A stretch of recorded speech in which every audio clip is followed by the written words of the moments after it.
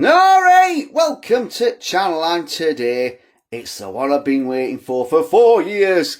Sticking in every single sticker for the Panini FIFA World Cup 2026 sticker collection. That's all 980 like normal stickers plus the 12 promotional Colt stickers, making 992 stickers. So it's going to be a long one. So sit your sins down, strap your sins in, get some snacks, get this in a cup of Yorkshire tea, or any other beverage that you want, but if it's going to be tea, it has to be Yorkshire. And let's get sticking in. So also don't forget to absolutely smash that like button, subscribe to the channel, give us a hype, and then let's enjoy. Look at that. So that's the first page of your hardback then. I think mine got a little bit of a nick on it, but you can't help that in post, can you? Then on to the first proper page then. Oh, look at that. So starting off then with the first sticker, which is actually sticker 00, the Panini emblem. Carlo Parola, the famous image of him doing that scissor kick. It's going in.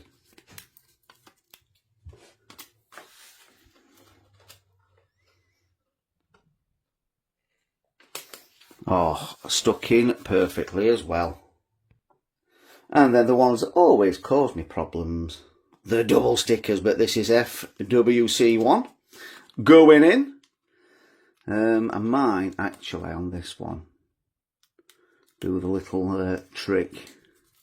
So because it's one of them, I'm going to have to do it this way, just to make it so it's in right, because I don't want it to be.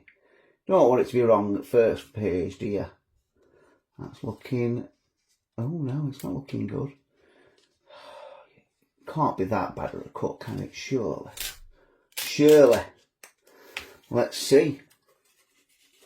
Let's offer it up there. I know people have been saying that they've not been cut very well, have they?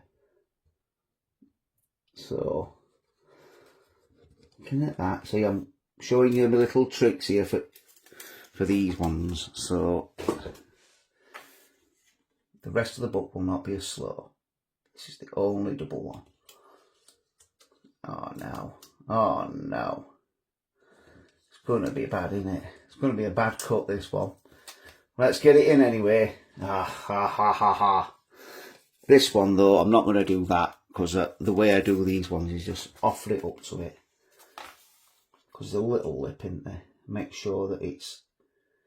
It don't matter so much how it goes in the book, it matters how it joins. Sometimes I even have to like angle your sen right to get it, but it does do it good. I think that is the best we're going to get. It's not very good cuts, and I am not happy with that. Look at that. And that was how I put it in straight and all, but the sticker's alright. That's what you got to look at, is the sticker's joined up good. So I'm happy with that one. Right then, on to number 3, the mascots. Maples, Ale and Clutch.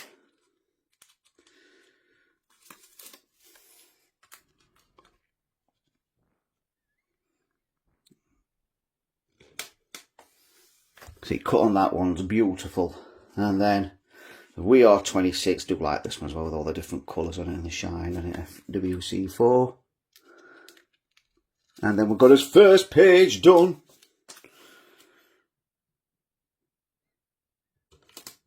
Look at that.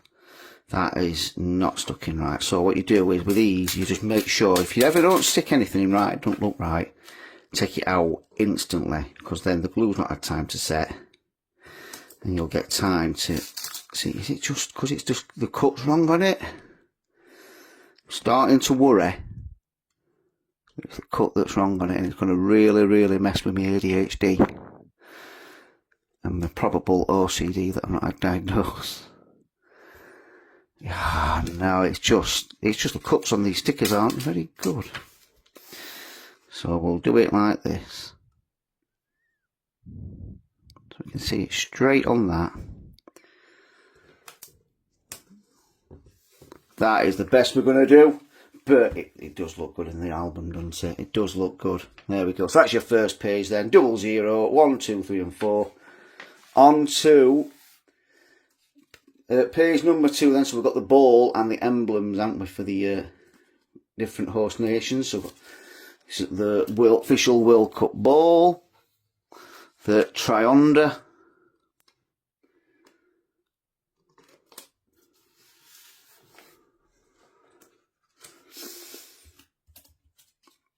then we've got the Canada one, number 6. So again, I'm going to stick this in. Like I say, we'll do this way, which is this page. See if we can't get it all level. If we can't, we know it's just the cut of the stickers. But that's looking almost perfect. I think it is just a cut of the stickers, you know. Mexico. So we are going to be a bit quicker for the rest of the album.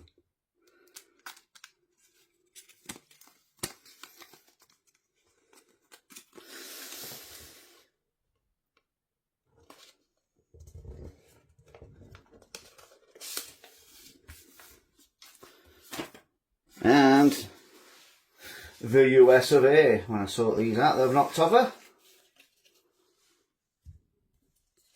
And the USA.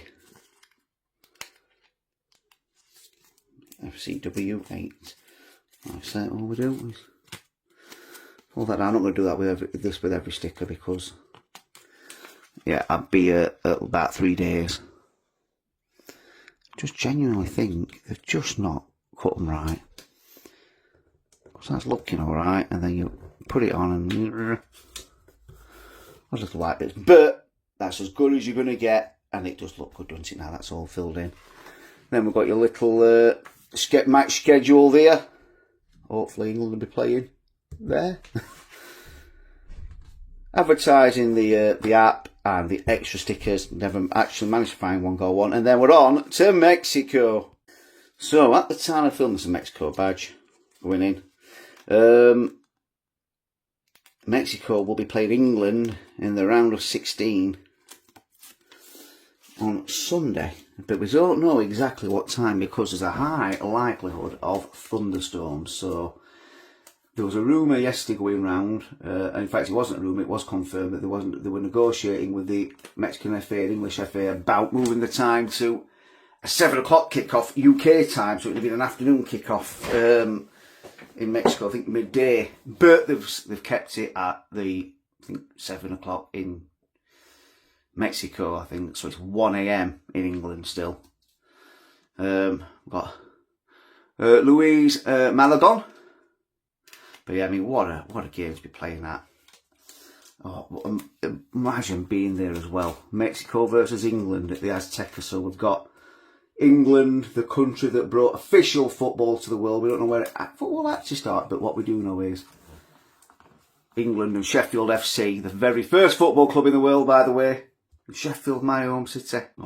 Johan Vasquez made it all official with doing the rules and everything. Against, arguably, the home of World Cup football, Mexico, and the Azteca. Because it's just so iconic, and what's happened in World Cup history at the Azteca. Well, it's looking good so far, these stickers, aren't they? You know, Pele winning his 3rd World Cup. Jorge Sanchez. Carlos Alberto scoring in that final when they won 4-1 at the Azteca. And then again, Mexico 86. Maradona's hand of God. And then a few minutes later, the best goal probably ever scored at a World Cup. Cesar Montes, just showing you what Maradona could do. He could cheat, and he could also produce absolute brilliance. And then for England to be playing Mexico there, yeah, like I said, the home of the, I like to say that the Azteca's like the home of the World Cup, isn't it? England's the home of football. So yeah, very iconic match for me. Jesus Gallardo.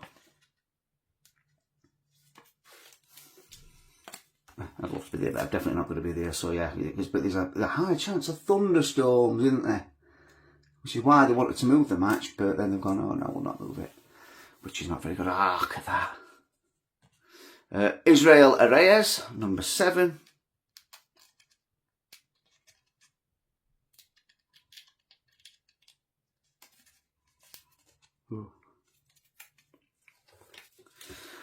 But Mexico's a host nation, so I think that with the altitude at the Azteca and England's quality, I think it's a very good leveller. I think it's going to be a very even match, and almost put Diego Lainez, almost put England as kind of underdogs. You know, Mexico, host country at the Azteca, used to playing at that altitude as well, aren't they? That's the thing. Their players have been there. They've acclimatised to it. They're used to playing at that. They've only lost 2 in 87 games yet. I know they've not played the best of teams, have they, all the time? Carlos Rodriguez. But yeah, what an advantage they've actually got, Mexico, to actually get through to the quarterfinals.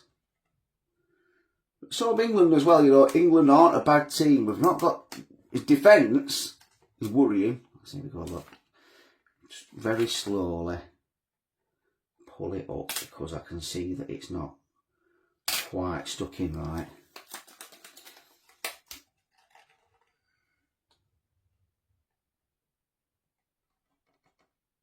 Sometimes you're getting it right and then just as you're sticking it in, it just moves slightly.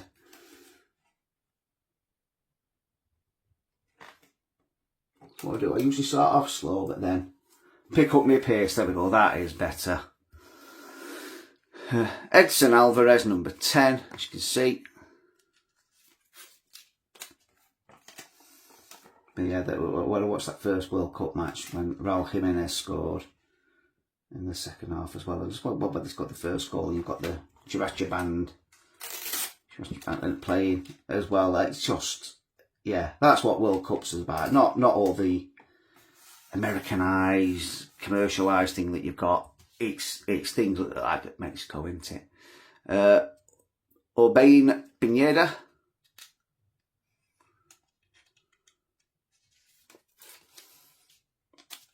Although, you know, to be fair, it's been a good World Cup. I have enjoyed it. It's just a shame I've missed a lot of it because it's been... I start work at 7 in the morning. I've missed some matches. I wake up and watch a bit of them. Marcel Ruiz.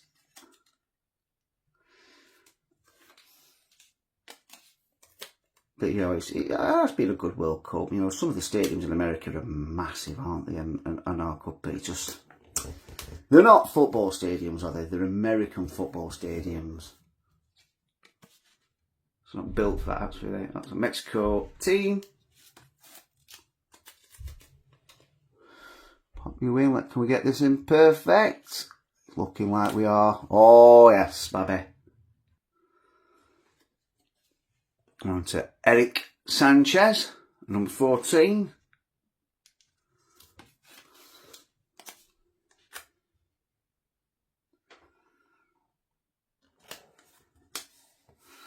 Yeah, I'm still loving this World Cup. And the longer the host nation's staying, Irving Lozano in the right place. The better it makes it as well, doesn't it? I mean, I'm hoping that this is Mexico's last game. Not because I don't like Mexico, because you're playing England. So, unfortunately, I want this to be the end of your World Cup hosting journey. Wow, look at just a little line there. Santiago Jimenez plays for Milan.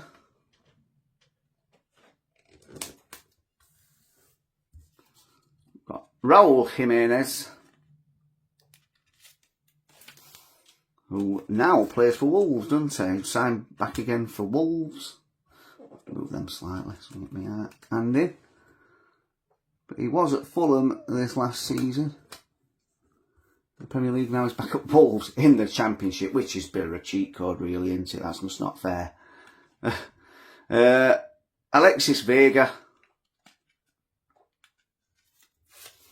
Because, yeah, Raul Jimenez is a good bagsman, isn't he? Roberto Alvarado. He's going to be like a cheat code in the Championship, isn't he?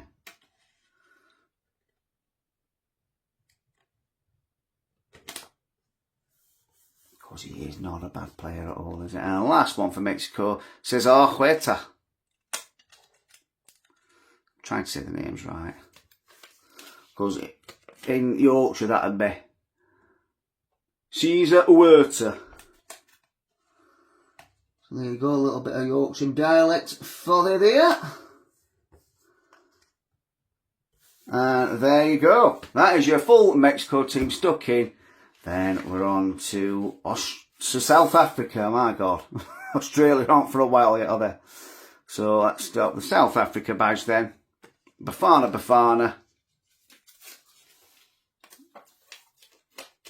Let's go, and I'll get a bit quicker now as well. Like I said, we'll just, because it was the first team in the album, and obviously because they got that iconic game coming up, Mexico against England. Ronvan Williams. Just needed a bit of appreciation. Will Mexico ever win a World Cup? I don't know. If all the games were at the Azteca, this would be their best chance, wouldn't it?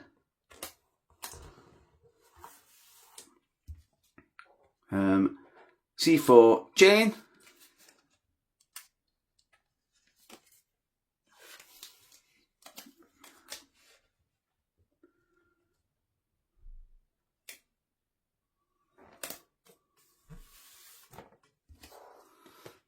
Aubrey Madiba.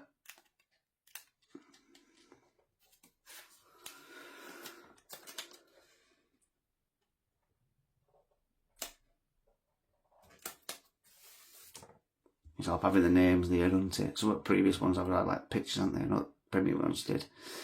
Samuel Kelly Cabine. So South Africa went out, didn't they? To, what was it, Canada in the round of 32. So they got through the group stage at least. First time ever they got through the group stage as well. Bekazele,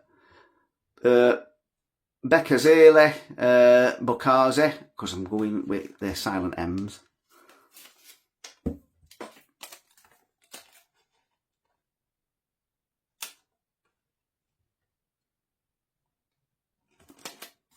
African countries where it's a silent M.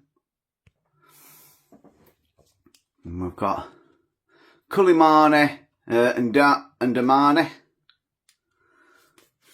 Nice little rhyme. Yeah, almost like a rhyming name.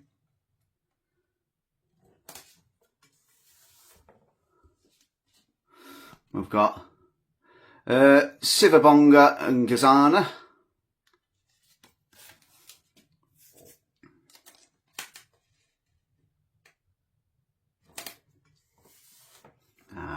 Yeah, just the cut is just not quite right, some of these. Kuliso Mujau.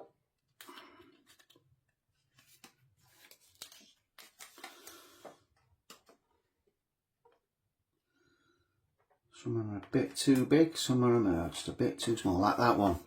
Oh, really? But it looks alright to me, it's just that one, it's annoying me.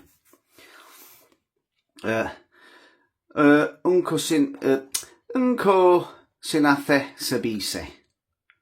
Unko Sinathe Sabise. I say I try where I can pronounce the names how they should be pronounced. It's just a little bit of respect to the player that I'm sticking in.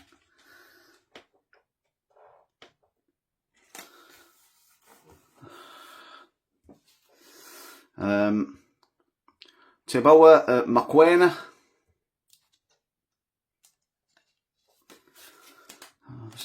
There was an Aaron McQuain, weren't there? A good few, well, 2000s, weren't they? But he played for Blackburn. I want to say no, they had Benny McCarthy. Delante and Batha, or Batha. So I'm not sure which ones are the silent M's and which ones aren't. I'm doing my best to tell the South Africa team.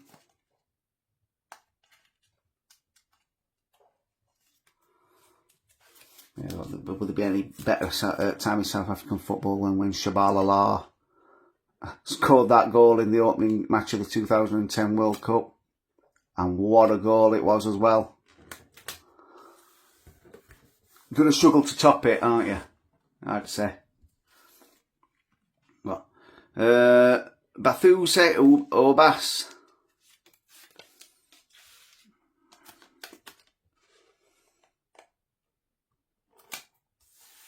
Beautiful. Yaya Sithole.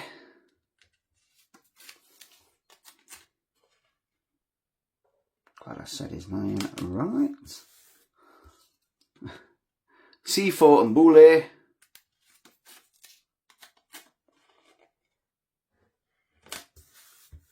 No, that is terrible.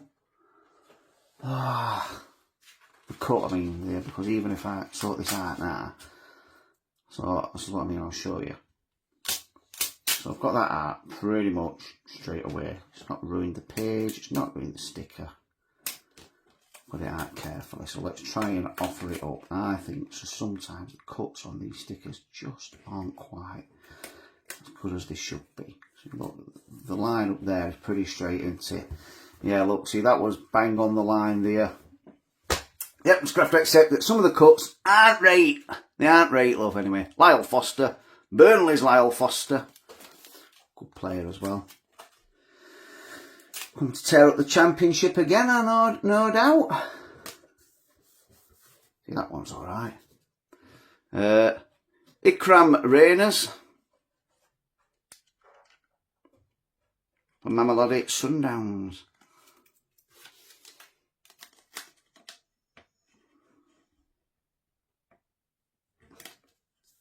Imagine if they thought, well, actually, we can get an extra sticker in there. And there were an extra 48 stickers in the book. Yeah, that would not have been fun. Mohu Nakota. Yeah, let's make it 1028. And then last but not least, Osvin Apollis. Or Oswin, maybe, because it's South African, isn't it?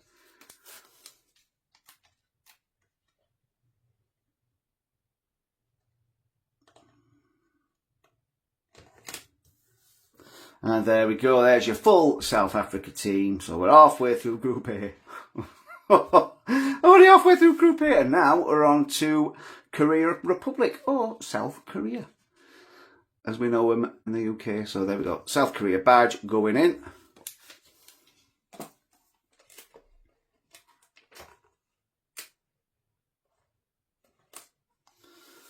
Stuck in beautifully. And then number 2, we've got Hyungwoo Jo.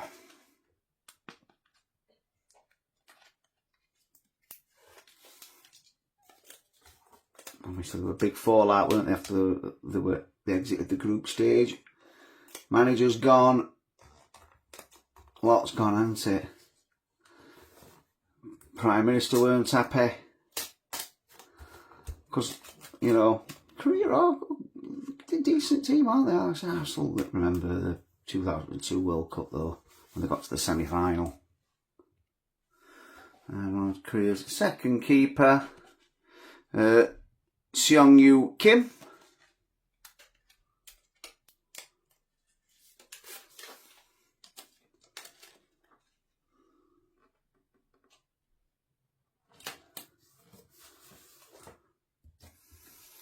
And Min Jae Kim.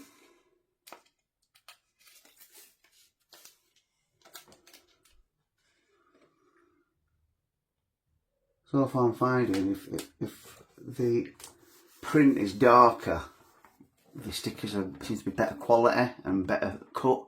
Got Yumin Cho.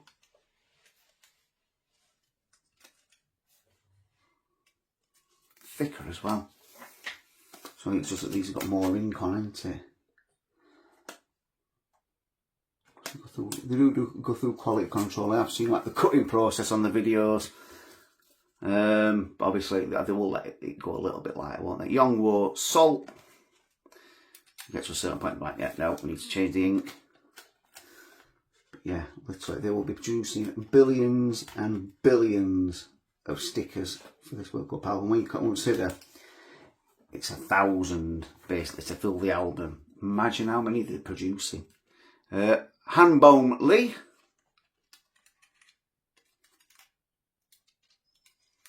It's just for 1,000 albums to be full. That's a million stickers, isn't it? That's just 1,000 albums.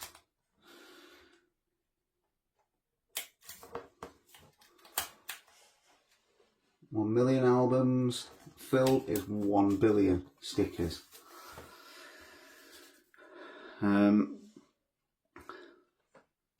Ty Sockley, could not see his name there.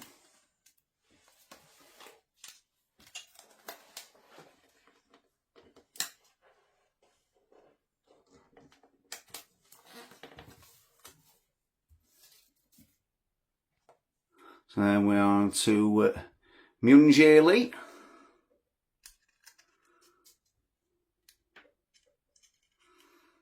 I think this is like a thick cut one, isn't it? It's not wanting to even come off.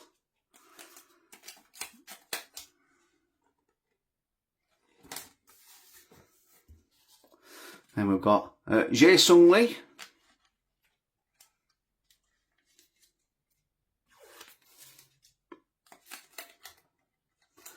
You see the tone of the colours are a bit different on this one compared to that one, isn't it? Only ever so slightly.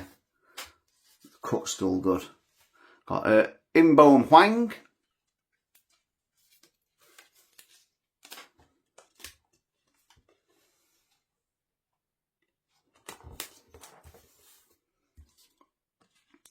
Kangin Lee, who plays for PSG, doesn't he? He's one of the better players, definitely for Korea.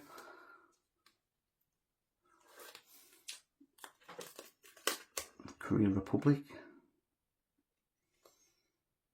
Last time North Korea was in. And then we've got the Korea team. North Korea and South Korea, isn't it? I want to say, was it 2010? Or 2014? I can't remember. Oh, they told them the fake results, didn't they? There we go. Got Seung Ho Pak, or Pike. Yeah, Korea has got a good long history in World Cup, like I said, getting to semi-finals in 2002. Jens Kastrup.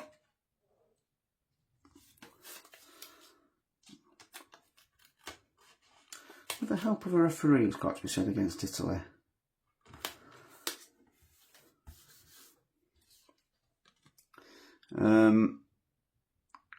Dong Yong Lee. I do remember that World Cup being a good World Cup. Obviously, we went out again, didn't we, at quarterfinals against Brazil, but when Brazil actually had a good team, but so did England. If Ronaldinho wouldn't have scored that goal, I think England would have gone on to win. Gui Sung Cho, but he did. You know, then Ronaldo took over the rest of the World Cup, didn't say that performance in final, getting those 2 goals. Heung-min Son.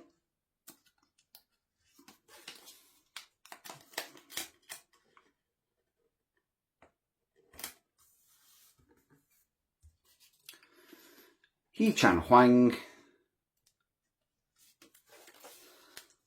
That's a lot of presence of Korean TV as well in the UK, isn't there, and America at the minute. I just see nothing but K-pop demon hunters at home for a long time. And Hyung-Yu Oh.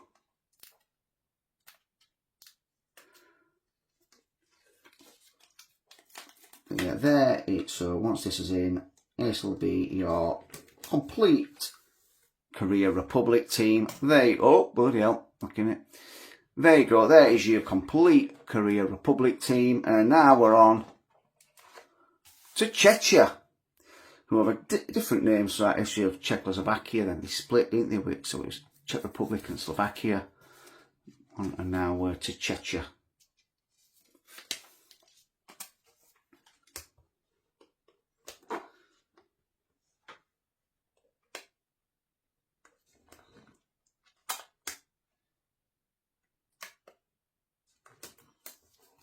Oh, stuck in beautifully. First keeper then, Matej Kovar.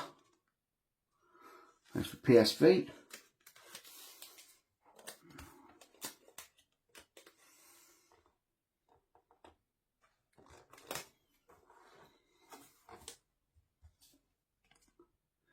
Jindřich Stanek.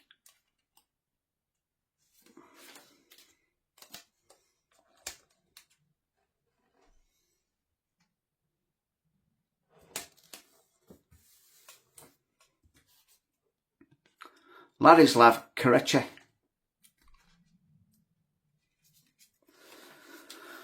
There's the last team of Group A as well. So we'll get quicker as I go along now. Now I've got into my groove. Vladimir Kufal. Can't be having half an hour group. It will be a very long video.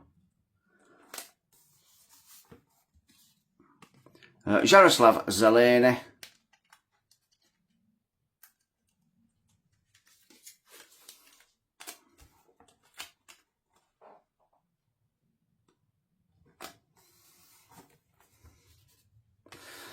Thomas Huls.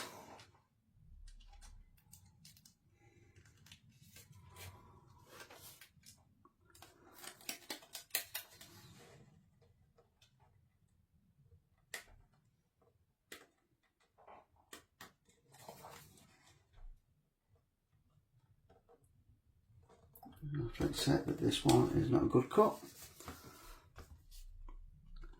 David Zima.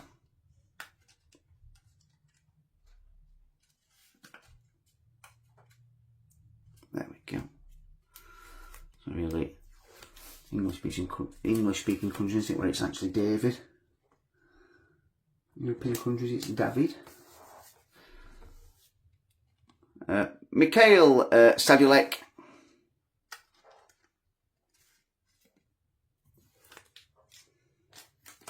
Or was it Mikhail?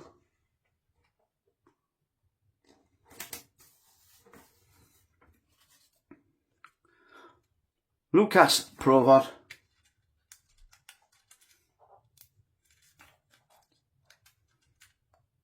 Come on.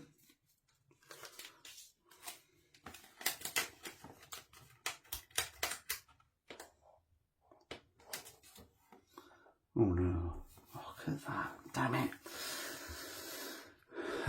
Lukas Chev.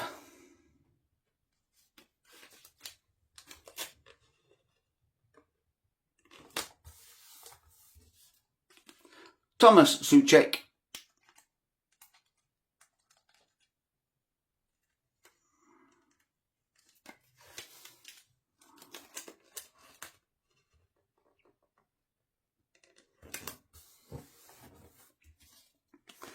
Chechetin.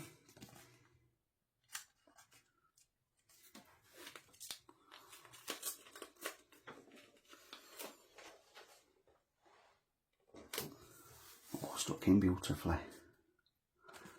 Pavel Sulic.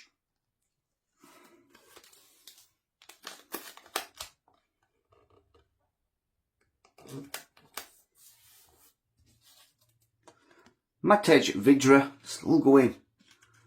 Actually, I say still going. Not that old, is he? Only 34, actually. I met Derby a few years ago. Bristol City as well, I think, was it?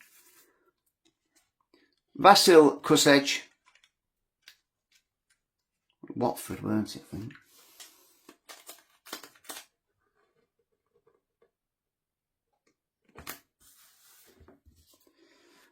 Thomas Jore. Yeah, they didn't have a very good, successful World Cup, did the Chechnya? I mean, they did qualify at least, didn't they? They got through the, I want to say they got through the playoffs. Vaclav Cherny. But I might be wrong on that one.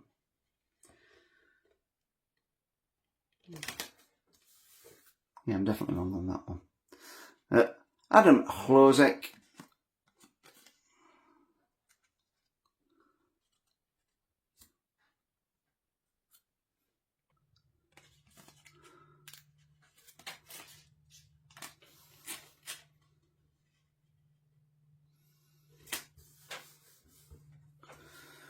And Patrick Schick.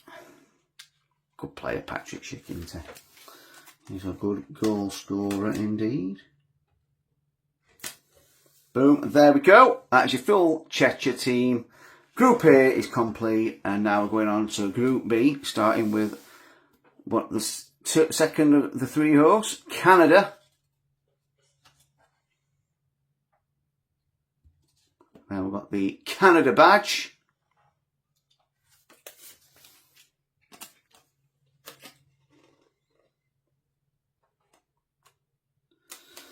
can already see the cut of this one is not the best. But we move on. Devine St. Clair.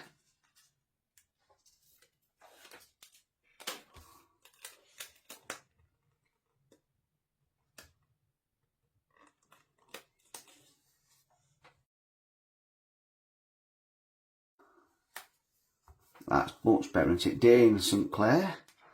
That's a Devine, isn't it? It's Dane. Alfonso Davies.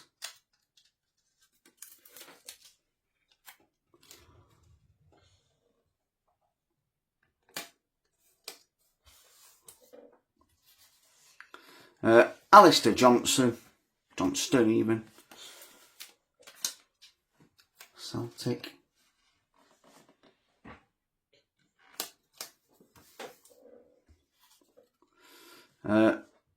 Samuel Adeko Kube.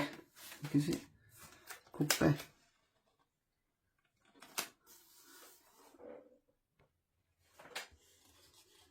I've got Richie Lavea.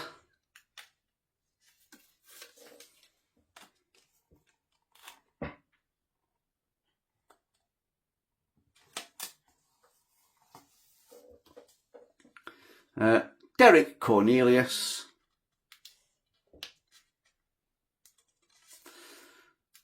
Always helps when the stickers come off easy. I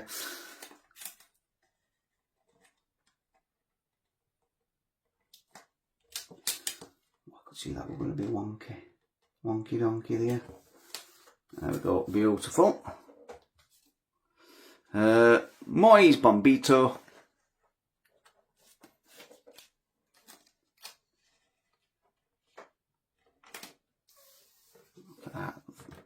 Darker colour, better cut. Camel Miller.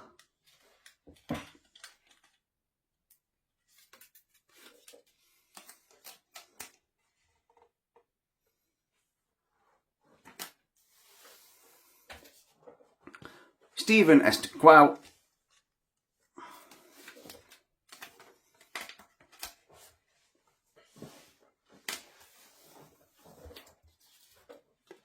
Ishmael Akone. Oh, had an awful injury, didn't he? That leg break was not nice, was it? He had actually signed for Sheffield United one bit as well, but we didn't sign our end. And didn't sign him in the end. Jonathan Osorio. I think it was based on selling another player, but we didn't.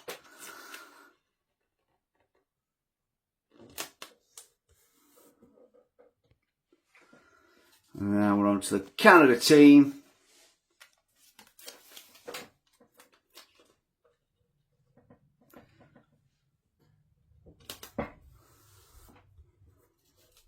And we're on to Jacob Schaffelberg. And in that massive opening that I did, I think I got about 14 of this lad. 10 boxes. Maybe more. I don't know. I've still got a lot of him. So if you do need a Jacob Schaffelberg, let me know. A lot's go around. Matthew Chonier. Chonier, maybe.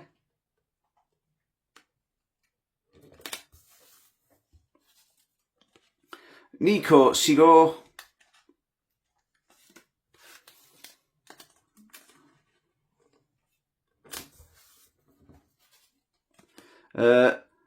Tyon Buchanan, or Tajon Buchanan, not sure how you would say it.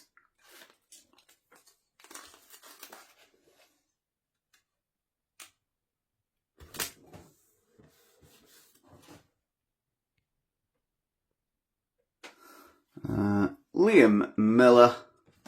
Got promoted by Hull City, didn't he? I mean, that were unbelievable, that weren't it? Hull getting promoted.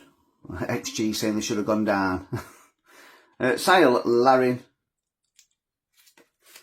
But yeah, I mean, it'd be interesting to see if Canada do get to the quarterfinals. I said the longer the host nations are in, the better it is, isn't it? And Jonathan David, he is a good striker as well, isn't he? So they have got some really good players. Obviously got Alfonso Davies, Jonathan David, Liam Miller as well. good. Ismail Kone, before he did get injured. Cannon, lots of good players here, but yeah.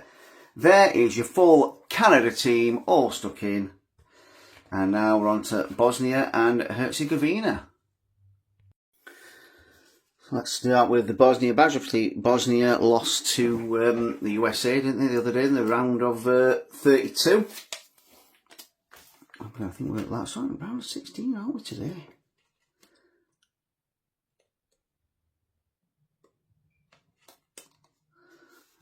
Bosnia's badge in.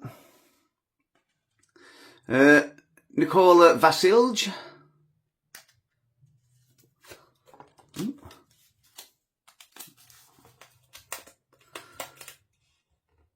Well, there's a lot of the names for Bosnia end in ich, don't they?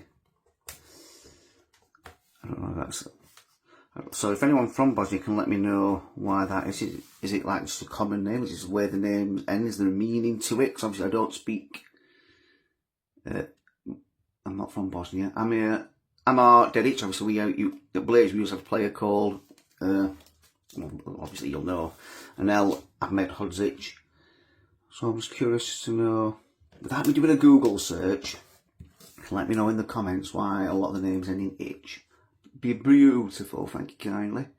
Saeed Kolasinic, not one of them that's going to like, oh God, they're all in ich. I'm genuinely curious to know as to why. I know there will be a cultural reason or a language reason. So Saeed Kolasinic going in.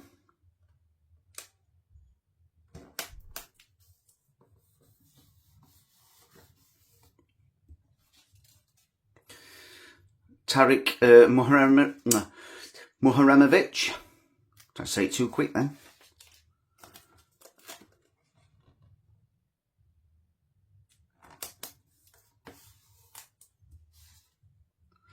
Got Nihad Mujakic.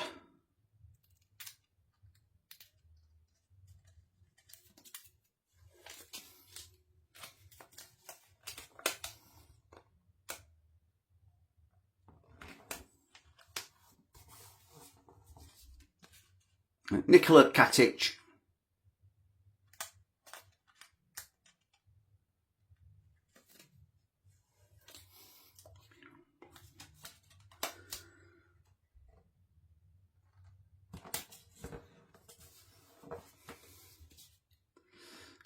Amir Hadjiamatovic.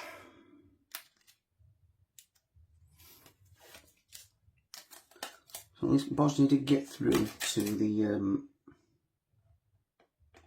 knockout rounds, didn't they? But when you're playing a host team, it's always going to be difficult, isn't it? Whether I find that out tomorrow. Benjamin Tahirovic. Well, UK time, actually. It's going to be Monday, isn't it? But it is going to be Sunday in Mexico. 1 o'clock in the morning at UK. Oh. Armin Gigovic.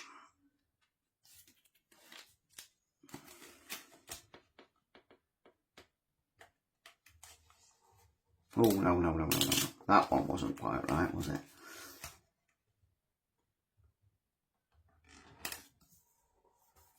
There we go. Beautiful. Oh. Ivan Sunjic.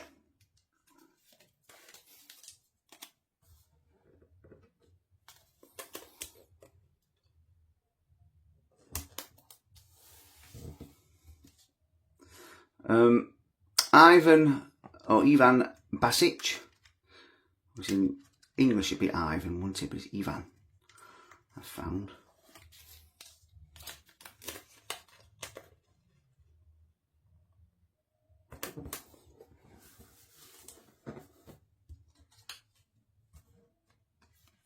Now we've got the Bosnia team. This is piles going down now, isn't it, as well? We're getting down it. We're getting down these stickers. Amazingly now. Zenis Bernic.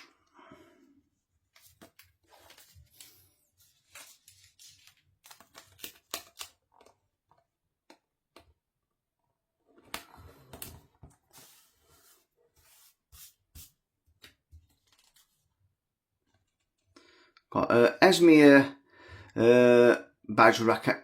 Bajraktarevic or Bajraktarevic. I know sometimes the J, it's not always pronounced, is it?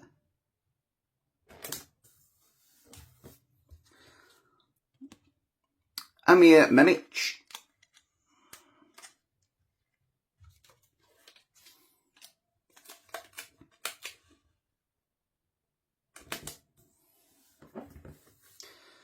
Oh, it's interesting to see all the countries around, like Bosnia and like the Balkans and everything. Ermedin Demirovic. Population-wise, aren't that big, but always have good footballers. Always in the major tournaments. You know, you've got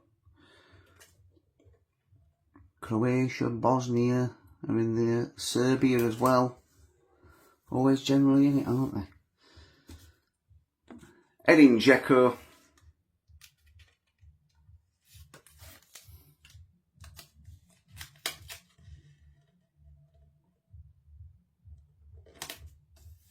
Anyone can hear something. Quite a way away, there's some sort of like gig going on. Samed Bazdar. And even though it's not right next door, it's happening. Oh God, is it sound travelling? And Haris Tabakovic. Or Tabakovic. That's what I would say, Tabakovic. But Borussia Mönchengladbach.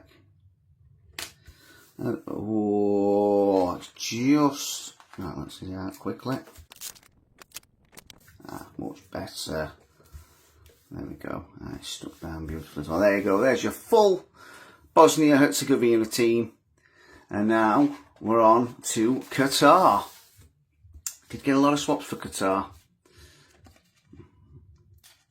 Also at the first point as well. Qualified for the first time as well, didn't they? But actually qualifying. Obviously they were host team in the 2022 World Cup, weren't they? But this is the first time they've actually qualified. Nah, mate. What has happened to here? These last two stickers have been poor. Poor!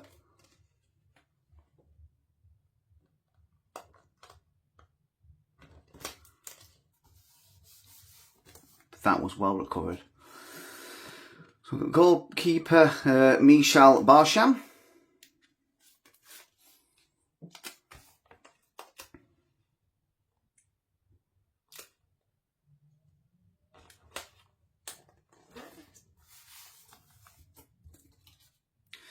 Got Sultan Albrake.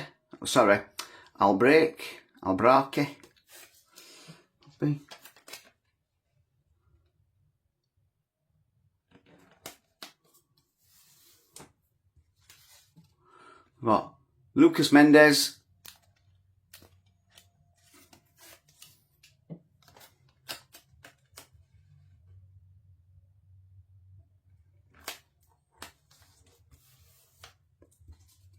We've got Homam Ahmed.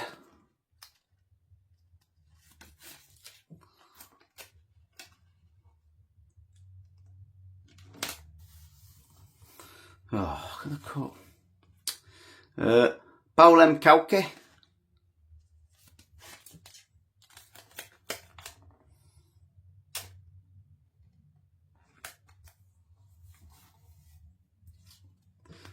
Pedro Miguel.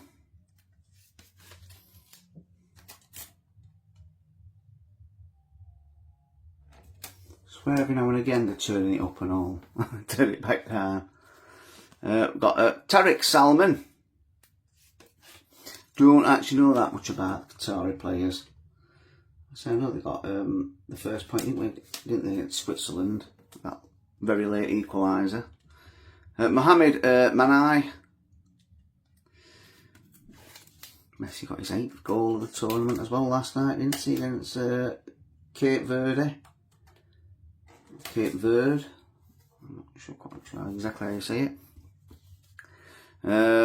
Karim Boudiaf. And they were unlucky as well, weren't they? Thought they were going to go to penalties and then they got, that was their own goal. But their second goal, Cape Verde's, oh my lord. That's going to be close to getting the goal of the tournament, isn't it? Asim Madibo, what a goal that were, what a goal. For him to cut inside like that, but then still being such a tight angle, having a defender in front of me, managed to get it over his head and just curl it into the top corner against Andy Martinez. Oof. Oof, I say oof. Hamed Fateh. That, some goal, and we'll take some beating.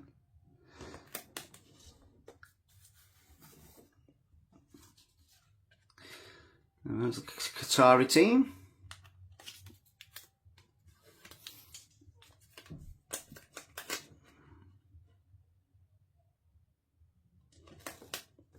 Oh, in Brazil's last match, if Vinny Jr. just scored that where he knocked it through players' legs, so good, and then ran round a few.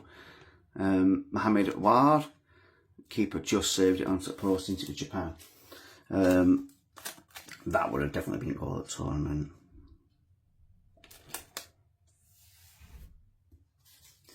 We've got Abdulaziz Hatem.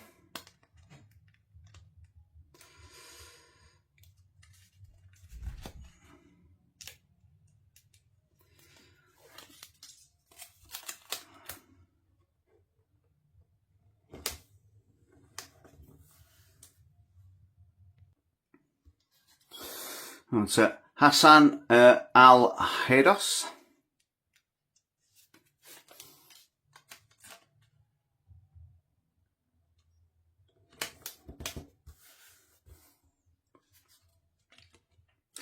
Edmilson Jr.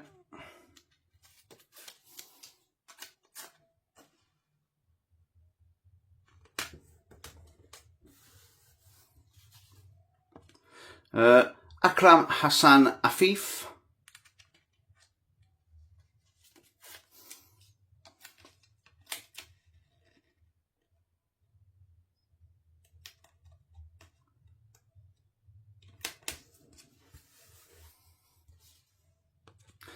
Ahmed Al-Ghaneye.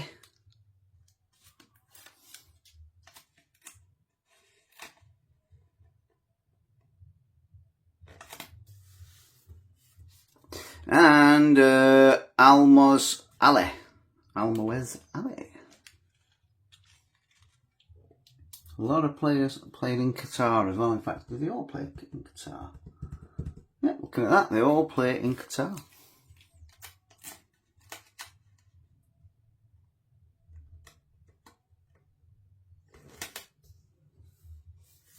There you go, that's your full Qatar team, and now we're on to Switzerland.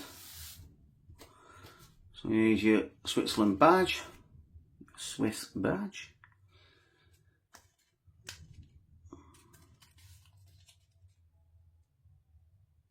There we go, got it. Got him!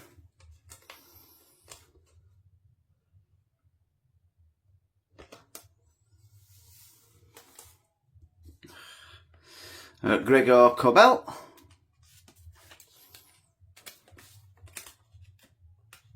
Oh no, don't you go there.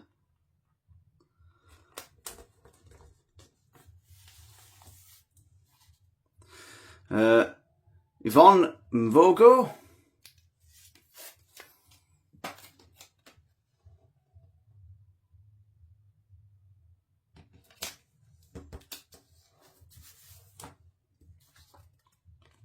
Manuel Akanji.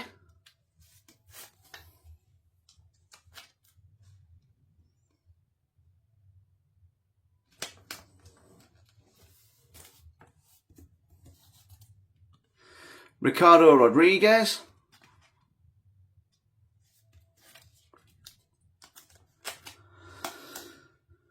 So, Switzerland have had a decent World Cup as well, aren't they? They're through to round of 16 as well, aren't they? Nico Elvede. Breland Bolo and Dan and Doyle scored goals in round of 32.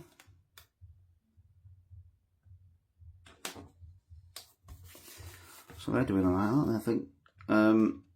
Orel Amenda, I think, are they up there like with the teams like Brazil and things with One of the only teams to qualify for the knockout stages in 4 consecutive World Cups, I want to say 4 or 5, is it? So not many. England, we're at 3 now, aren't we? Sylvain Vidmer. Obviously, because countries go in cycles of players, don't they? Germany have had a bad run at the World Cup. Spain, I didn't realise they had a bad run at the World Cups as well, haven't they? France, yeah, didn't they? And then all of a sudden, look at them now. Granit Xhaka. They were never truly bad, France, but I mean. Right, group stage, won it in 98, group stages 2002. Final in 2006, Denis Zakaria. So they did alright then, didn't they? Obviously Zidane decided to headbutt Materazzi, didn't he? Well, he decided to headbutt. Materazzi said something to him, so he stuck nuts on him, didn't he? Remo Freuler. Yeah, Switzerland. I've never scored many in World Cups, but and they don't concede a lot either. I remember at one bit, did they go something like for 2 or 3 tournaments without conceding? Fabian Ryder were at like 94, 98, 2002, something like that. I know it were a ridiculous amount of games without conceding a goal, weren't it? They just didn't go through because they kept drawing them all. We are Switzerland team there.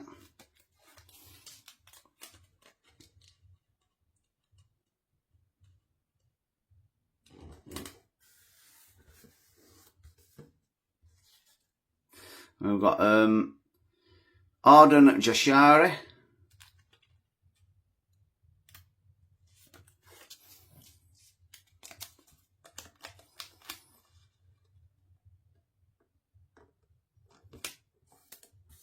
Obviously that's by FIFA's base as well in Switzerland, isn't it? We've got Johan Manzambe. It was a World Cup in 1950, I want to say, held in Switzerland. It was sometime around then, weren't it?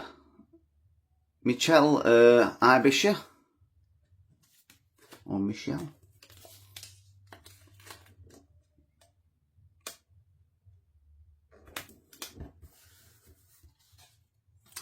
Briel Mbolo. Or for anyone on FIFA, Briel Donald Mbolo, isn't it? As he started off as. I'll just get him on career mode. Ruben Vargas, obviously being Sheffield United, I had to go for some younger players. And the younger players that I could afford. Dan and Doy. What a good goal he scored the night, wasn't it?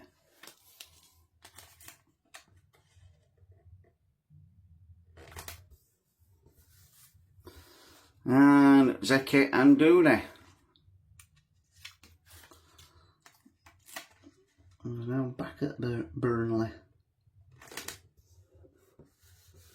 There you go, that's your full Switzerland team. And now we're done with Group B.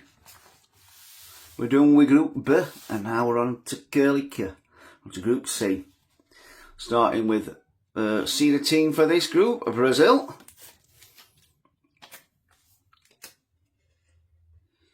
Who, should they get through to the quarterfinals, will play the winner of England and Mexico. So could be a decent semi-final for us if we get through. Alisson, one of the times where we're going to have a better chance of beating Brazil. I'm not saying we're going to beat Brazil. Got to get past Mexico first as well, haven't we? But one of the better chances we'll have, I will say.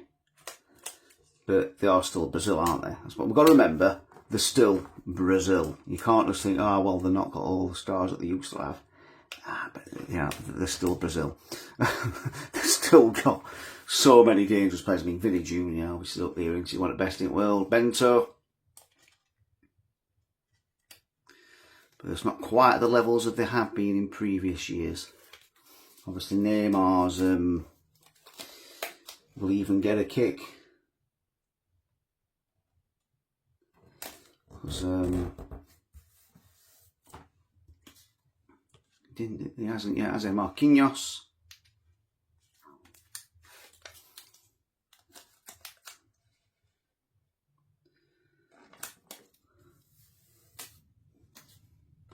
Eder Militao, although I just think any team at minute, England are so weak in defence, aren't we? Because that right back situation was ridiculous, isn't it? Gabriel, and Brazil hasn't exactly got a poor defence, have they? Gabriel and Marquinhos as the two centre backs. Not a bad centre defence, is it, that? Although Danilo's 35, is he? What's 34? Danilo going in. Looking like same age as when Kyle Walker stepped away from, started making his last appearances for England team, isn't he? Wesley.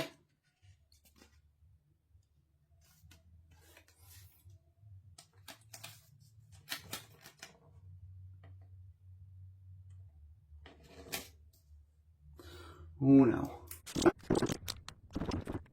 Don't know what happened when I was sticking that down, but it did not go straight, did it?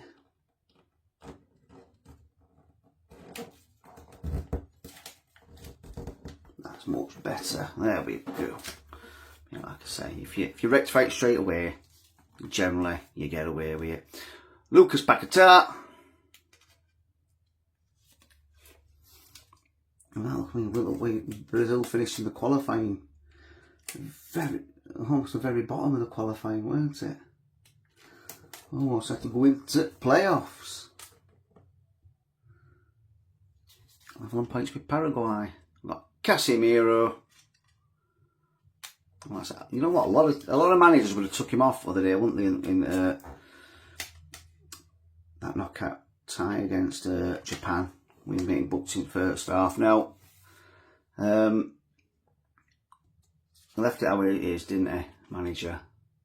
Bruno Guimaraes outsold Ancelotti, and obviously, you know, Casemiro scored, didn't he? Sometimes he's very good at that, isn't he, Ancelotti? Just trusting the players and doing nothing. That could sometimes be a lot better than doing something. Luis Enrique, trusting that the good players will get themselves out of it. And they did, didn't they?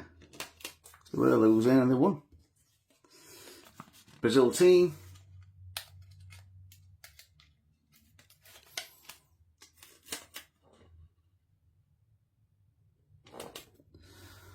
Brazil's biggest player at the minute, absolutely, isn't he? Vinny Jr. Most important player as well.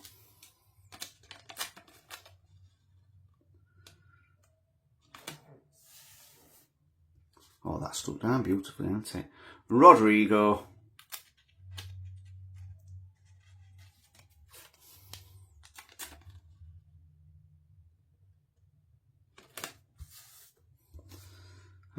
João Pedro. We're unlucky to not get in team, I feel.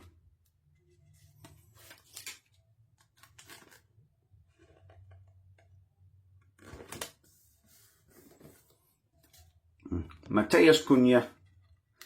Be a danger, isn't he? I certainly think he's a good player, and it's fast as well, isn't he? Powerful. Gabriel Martinelli, obviously. Not that good years for Arsenal.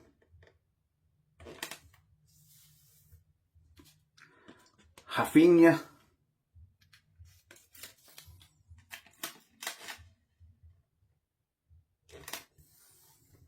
So it was absolutely good. It looks like it turns into a massive world star, doesn't it? Estevao. Just unlucky that he's injured. Hamstring injury, I think, weren't it? It's ruled him out at World Cup.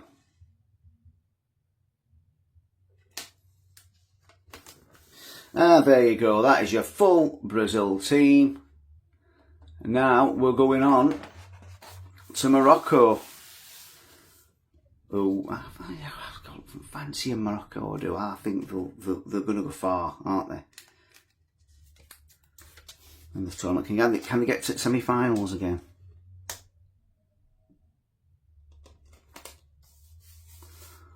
Because they are a very, very good team, aren't they? Yassine Bonu.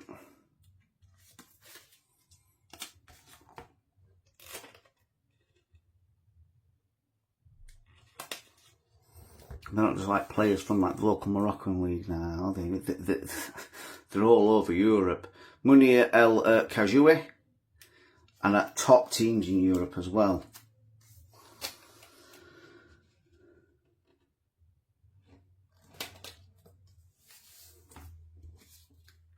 Ashraf Hakimi.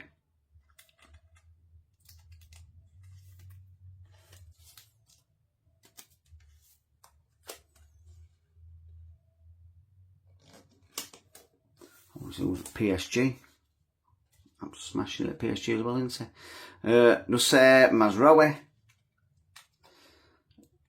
And later on, when we stick him in, Ismail Saibari. Signed for Bayern now, isn't he? Or signing, definitely. What a goal that were against Brazil. I think it was Saibari who scored against Scotland as well, weren't it? Nayef Egard.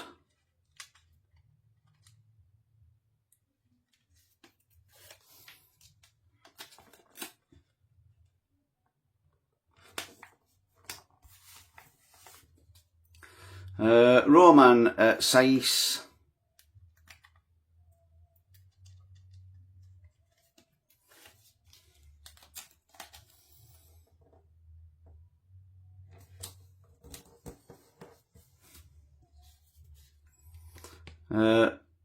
Jawad El Yamik.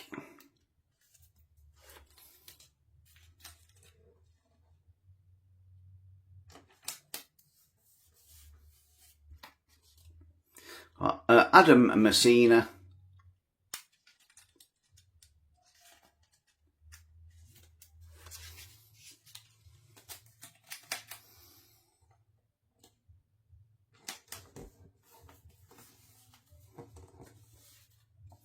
And we've got Sofian Amrabat.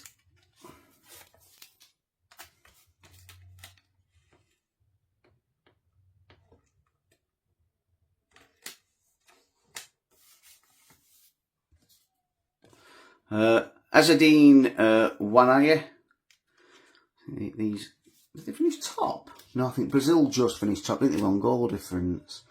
But they were both 7 points, Brazil and Morocco, weren't they? Elise Ben Sagia.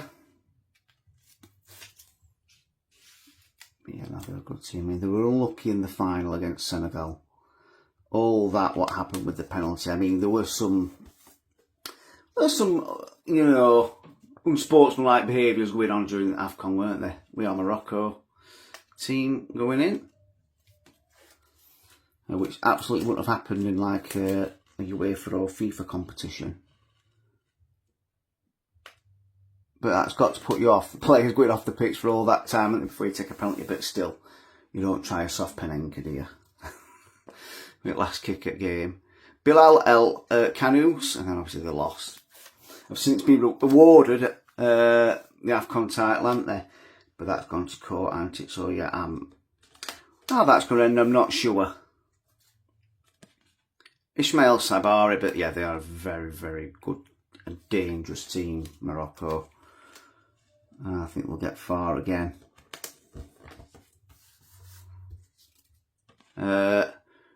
Youssef Neseri. I say Saibari signed for Bayern, isn't he? You can tell it's quality and all, can't you?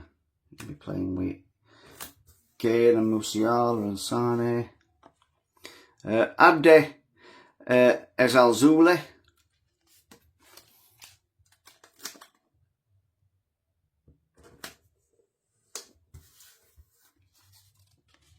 Sofian Rahimi.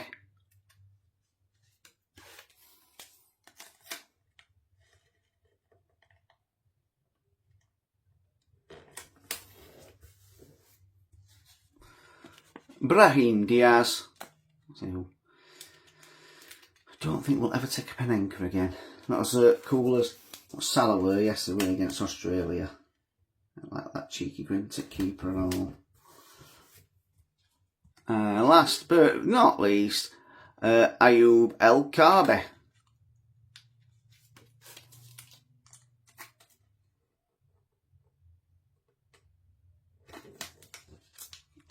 Oh. There you go. That's your full Morocco team. Some people's like dark horses to couldn't even get to final, couldn't they? For the World Cup. And now on to the third team in Group C, which is Haiti. Obviously they finished bottom, lost all the games, but it was what was expected for Haiti, weren't it? I don't think they were expected to get any points really. The only chance was against Scotland, and Scotland beat them 1-0, didn't they? But they did score against Morocco, didn't they? They scored 2 in fact, I think, didn't they? Johnny Placide.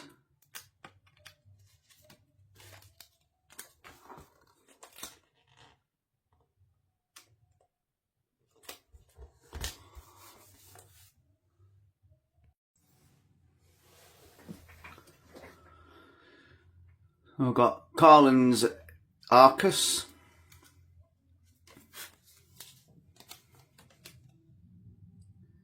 I don't think there were many teams that got no points, were there, in the World Cup? I don't know, Haiti one of them. I'll have to check. Between Martin Experience.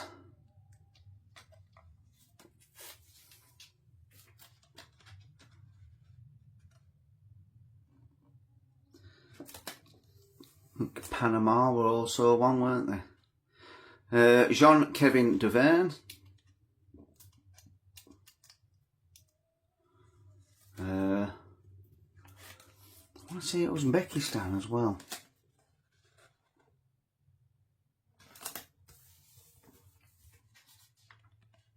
Ricardo Ade.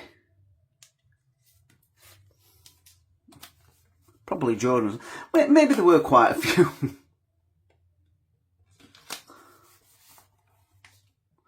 Got Duke Lacroix.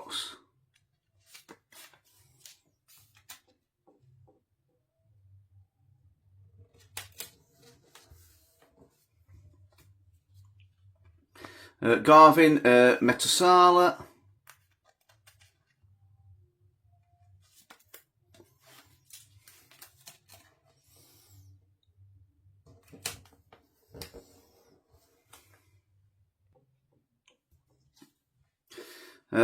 Hans Delcroix.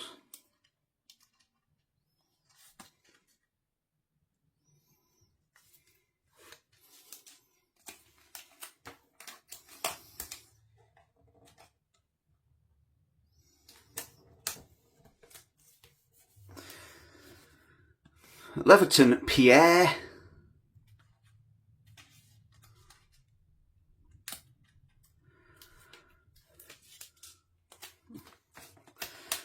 I've done this, I've only done groups in, I've only done 12 teams. Oh, so many more to go. Danley Jean-Jacques.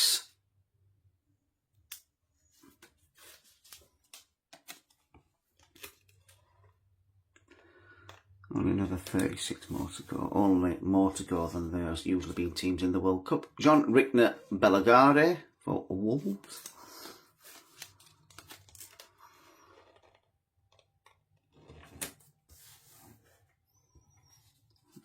Haiti team.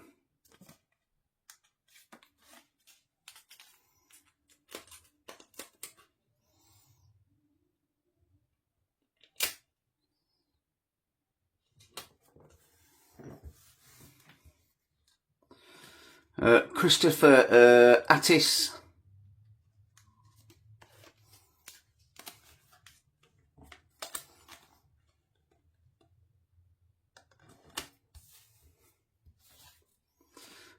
Derek Etienne Jr.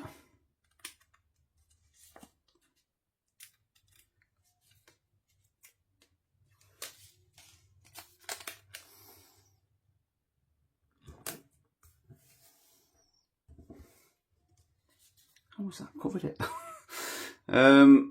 Josu Casimir.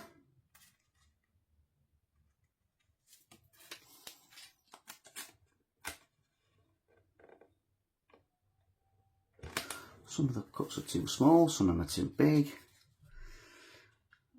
Ruben Providence.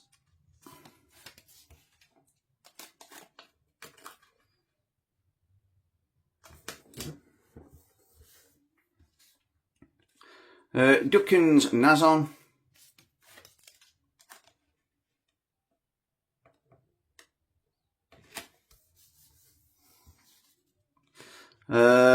Lucius Deedson.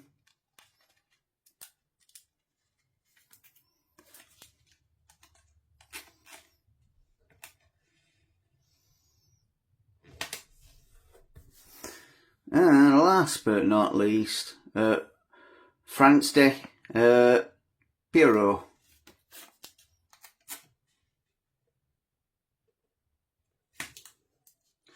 Oh no. Oh no. Was it stuck on very badly? Better. There you go, that is your full Haiti team. Now we're on to Scotland. One of only 4 teams who finished third in the group to go out at the group stage. Sorry, Scotland.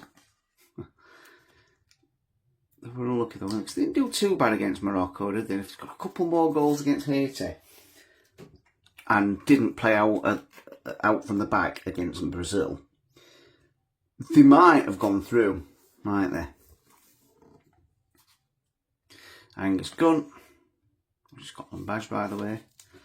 But yeah, I wouldn't recommend playing out from the back against Brazil. When Brazil are a far superior team, as we saw, they took advantage straight away.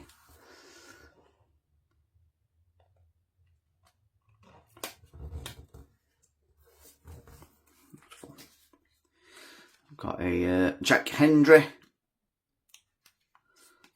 Al Etifak. That's what Stevie G used to manage, isn't it?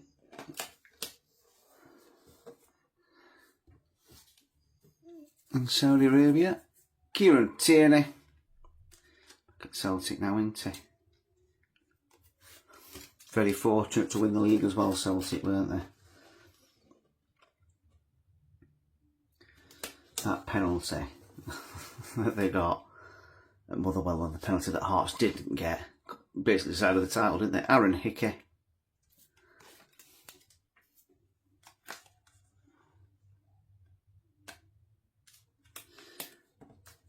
Being at home to your title rivals as well in the last game of the season helps massively, doesn't it?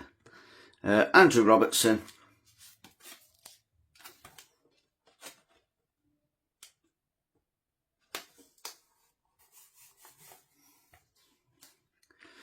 Scott McKenna. And our poor old Hearts have been decimated, haven't they? Shankland's gone to Rangers and so has manager.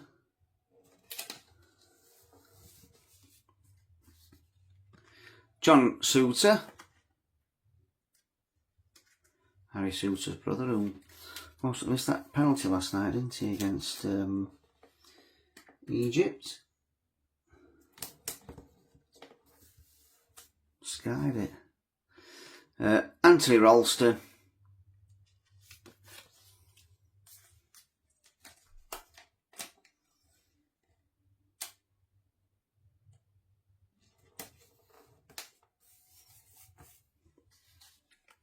Grant Hanley. Still picking up them Scottish caps, isn't he? I just think Clark, obviously I know he's gone now. If there were just some other players, I know he could have picked, I know he wanted to stay loyal to the players that got them to the World Cup, but not taking on him at Burnley. Criminal. Scott McTominay, you know, he's a better striker than any of those strikers. A better goal scorer. And he didn't take him. Maybe the next manager will start picking him. Billy Gilmore.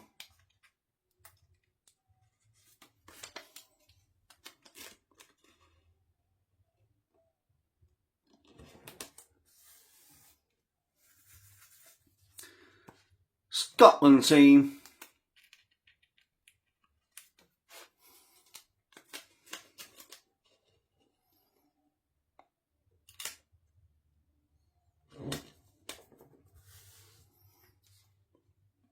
Lewis Ferguson.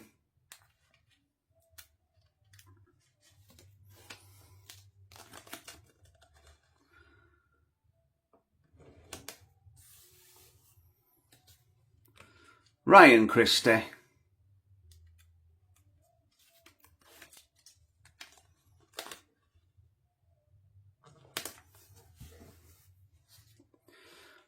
Kenny McLean.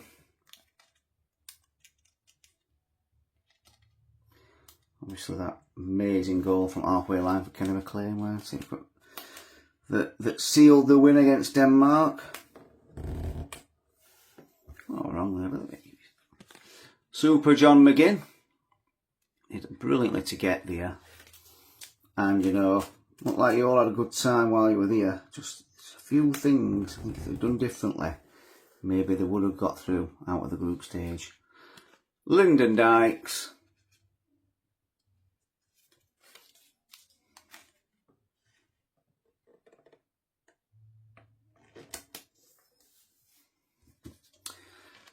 Che Adams, another former Blade, when he were, oh, were he 18, 17, 18, weren't he, when we signed him? Non-league. First 2 goals, it's Tottenham, in semi-final of a League Cup. And we were a League 2 side as well. League 1 side even. Ben Gannon-Doak. In that match as well, Christian Eriksen scored one of the best free kicks I've ever seen. Absolute top bins it were. And there you go, there's your full Scotland team stuck in. Nice to see them back in World Cup after all that time. Maybe next time they might get through group stage. Anyway, now we're on to Group D, and we're on to the USA. And as I'm filming, it's 4th of July as well. So there is USA team badge. Not to be stuck in like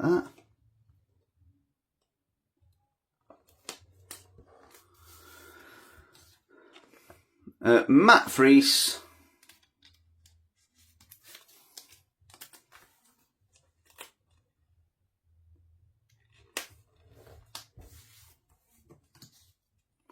Chris Richards.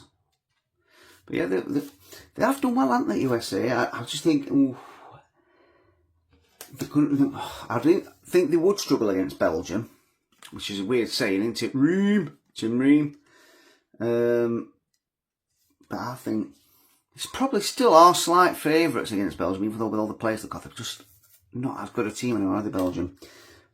But they've not got Balogun, have they? Mark McKenzie.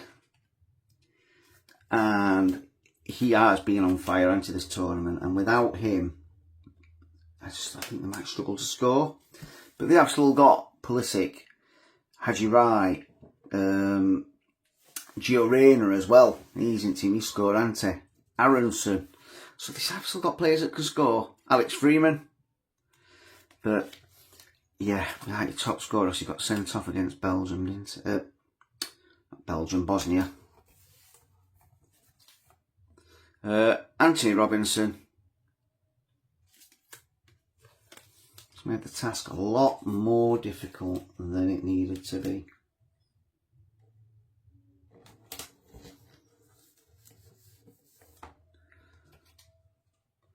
Tyler Adams.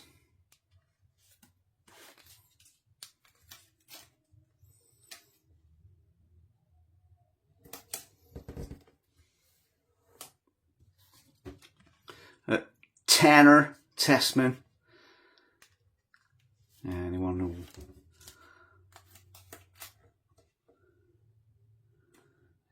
on TikTok or Instagram, Facebook as well. Follows Goran. Is it Goran? I forget his name. Weston McKenna. Wendy's American. Like Impressions absolutely loves the name Tanner, doesn't he? When he says it, hey Tanner. He's like, just like one of them names where you like that. It's such an American name, isn't it? I bet he's very good at football though. Christian Rodlin is good, better than I would ever have been, and would love to be as good as him. And he plays for Lyon as well. So obviously he's not bad, is he? Timothy Weah.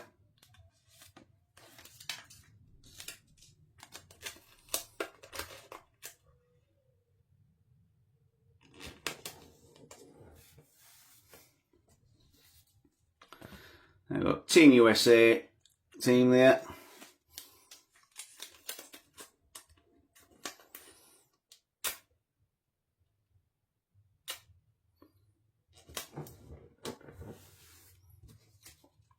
And we've got Diego Luna.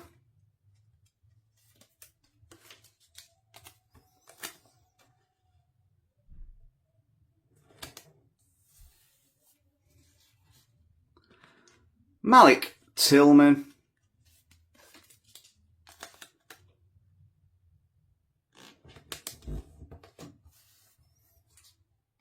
Christian Pulisic. I always said Pulisic, but then I heard him saying his name and he said Pulisic, so we'll go with the man himself. Brendan Aronson.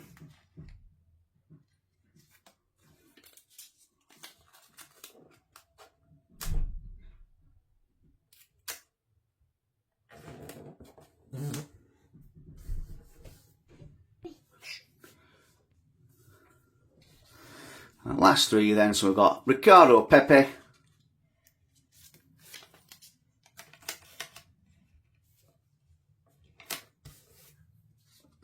Haji Wright. Been on fire for Coventry this season, hasn't he, in Championship. I can see him doing it in Premier League as well. And then, last but not least, Following Balogun, who nearly did sign for Blades for about £3 million. And then Arsenal all of a sudden pulled out that deal. And we signed Ryan Brewster instead for 24 million. And the rest, as they say, is history.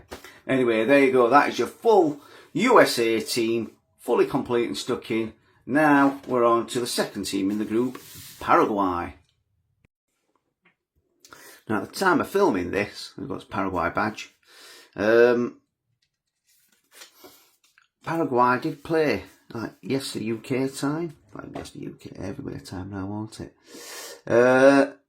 Against France in the last 16. And I think, obviously, you know, Paraguay know they're not as good as France. Not going to beat them playing football. Roberto Fernandez. So decided just to beat them. I've never seen a team just do so many fouls. Oh my God, and be so aggressive and dirty and not get one booking. I don't know how they managed it. But yeah, I think what we thought is right. We can't, because, you know, it's not being offensive towards Paraguay. No team are as good as France. You've got to think of a way to beat them. There's no team in this World Cup that is as good as France, is there? Orlando Hill. So yeah, they thought of their way, and they were just, if that player wouldn't give away that penalty, who knows, it might have gone to extra time and penalties. Gustavo Gomez. But yeah, that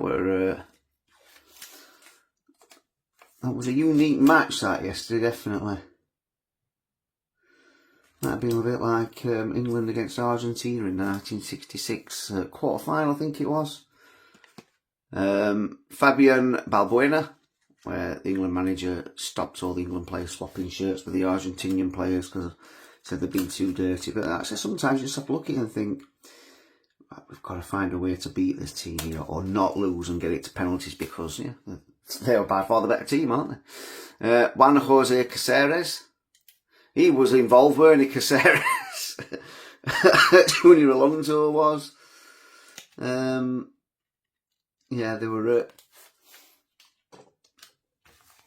But, you know, if it wasn't for the penalty, they did stop them scoring. And they were winding the French players up. So it's kind of working. But they give away a penalty, didn't they? Omar Alderete.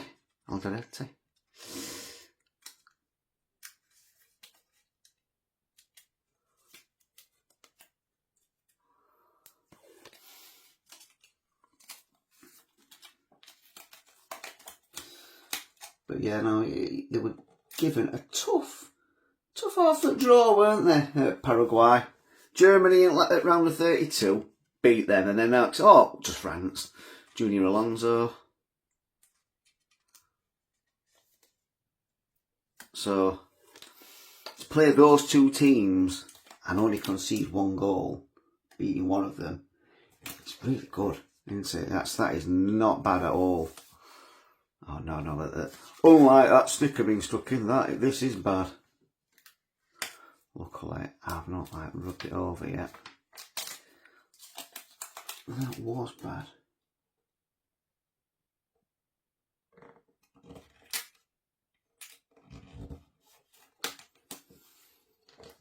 That better.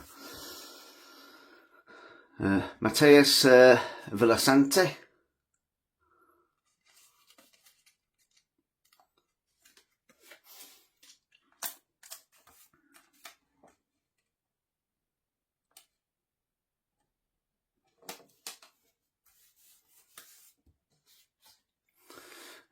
Diego Gomez, but it's to say, Paraguay lost the first match, 4-1 to the USA. I'd say they've only just went out to France 1-0. Not bad, is it? You know, you had a terrible start, but actually, not had a bad tournament at all, Paraguay. Just like I said, just unlucky on the side of the draw that they got. Germany, then France. Damien Bobadilla, and nobody can take away from the fact that you were the first team to ever beat Germany on penalties in a World Cup. Because the Germans don't lose on penalties, especially in a World Cup. Paraguay were the first team to do that. Andres Cubas.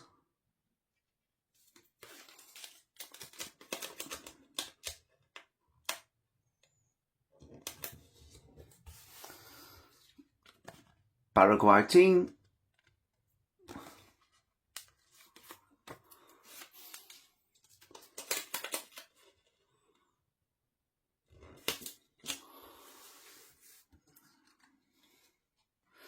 Got Mateus Galarza Fonda.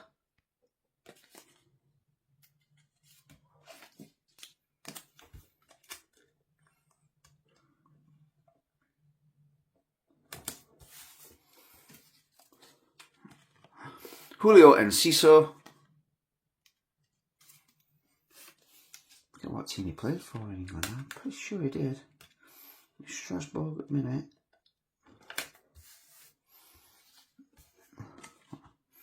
Alejandro Romero Gamara.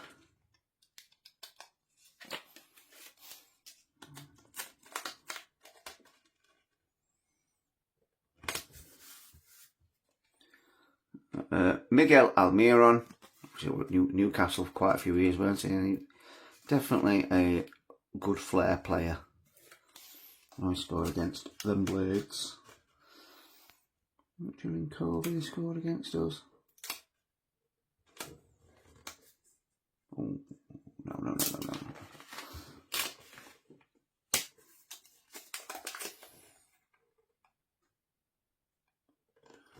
No, certainly a very, very good player, Almiron. There we go. Ramon Sosa. I'm not sure he's played in Europe as well.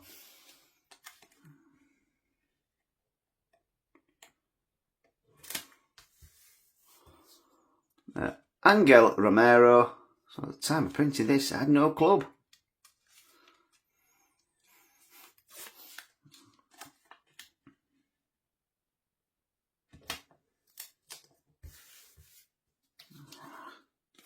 And last but not least, Antonio Sanabria.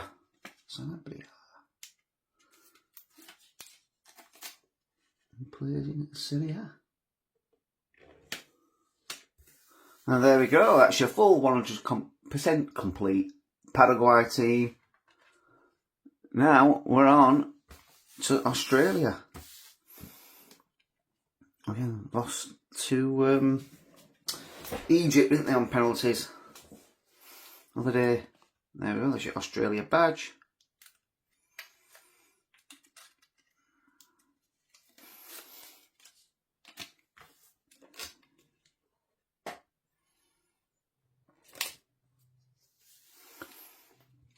Some lucky Matt Ryan, who only came on for the penalties and didn't save one. But they were lucky when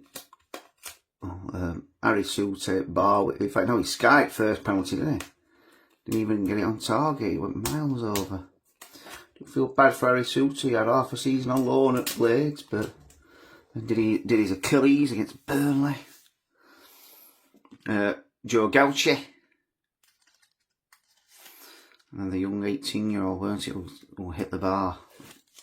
So unlucky, but you know, when you've got players in the opposite team like Salah, who's just going to do such a just laid in a penalty shootout, such a laid back Penenka as well, weren't it? Just wait for the keeper's goal, just chipped it down the middle and smiled at him. Harry Souttar. Only player like Salah can do that, because he's not got the best record with penalties, has he, Salah? He has missed a few. It's amazing, isn't it? Like players like Salah and Messi miss penalties. Can't believe it, can you? Alessandro Ciccacci.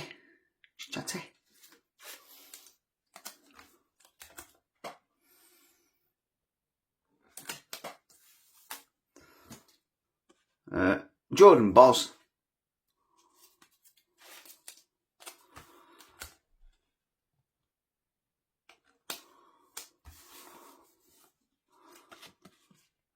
Aziz Behich.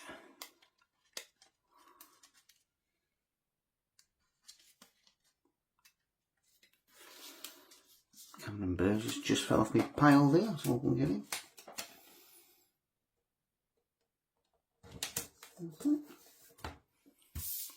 Cameron Burgess.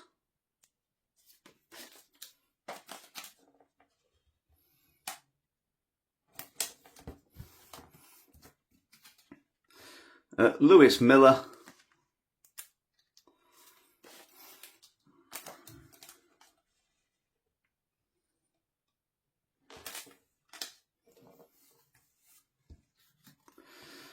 Milos Degenek. Did they beat Turkey and draw with Paraguay, I want to say? Australia. Almost in the round of 32 against Egypt. Oh, cut on that. Yeah. Jackson Irvine. Irvine. Jackson Irvine. Could he have a more Australian name and Australian haircut and moustache? Don't think he could he? Riley McGree.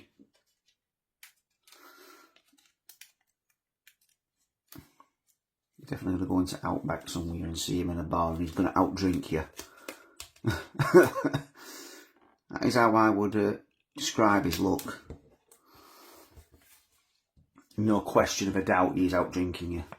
Australia team.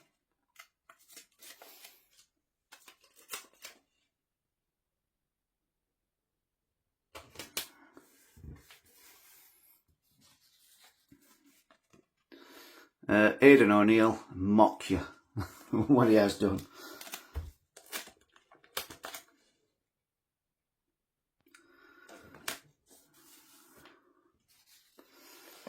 Connor Metcalf.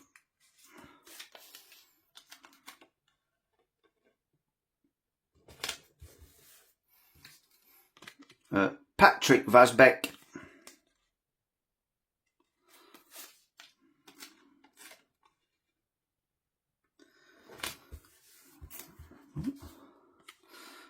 Craig Goodwin.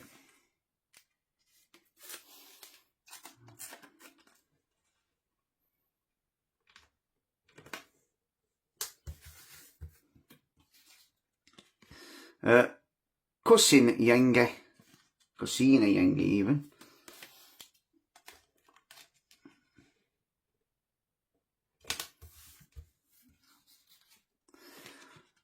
Nestroy Iran Kunda. He's a good player, isn't he?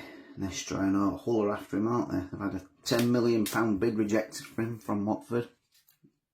He's worth more than that. And Mohamed Toure.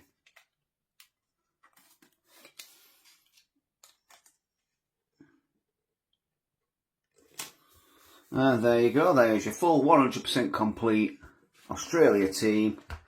And now we're on to Turkey. Onto the Turkey badge.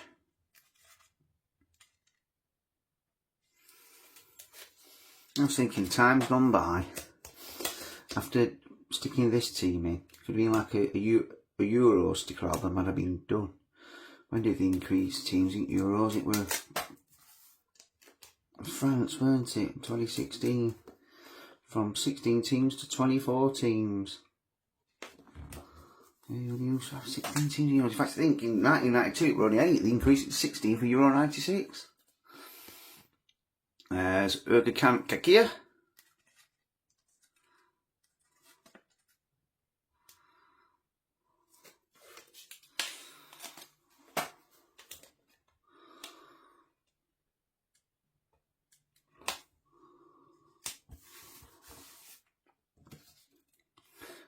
Mert Mulder.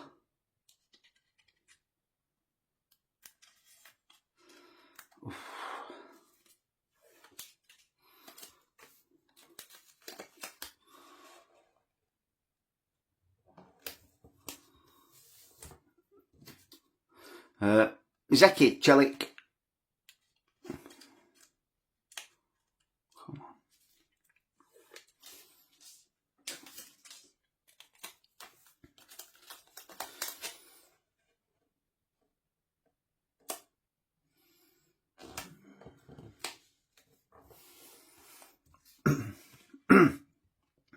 Abdul Karim Bardaki.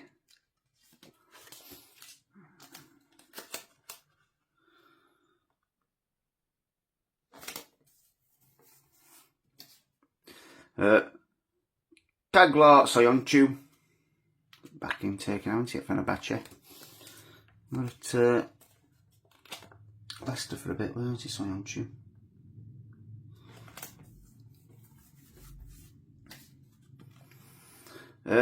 Merit Demeril. I know they were for a while we were linked with Kakia, the keeper, the Blades were. So we've got some links, haven't we, with, in Turkey. I think, I'm going to say the links we've got are with Fenerbahce. It's our old owner, Prince Abdullah. Ferdi Karioglu.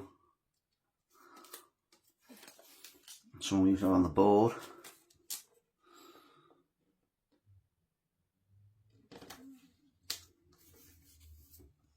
He's at Brighton, isn't he, Karioglu?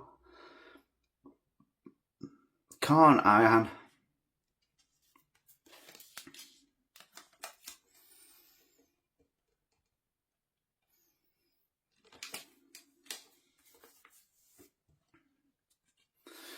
Ismail Yüksek.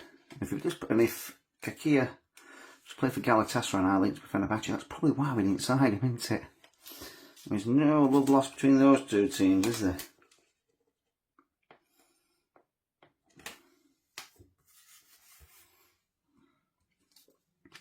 Hakan Çalhanoğlu. Good player, isn't he? Good player.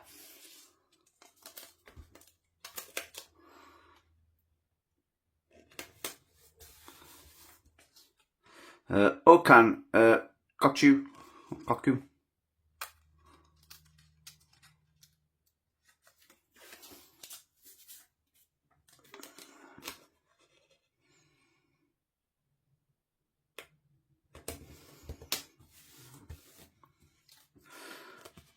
Turkey team.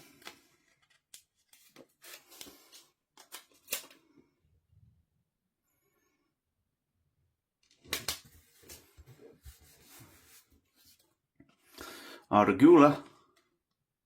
A good player, isn't he? I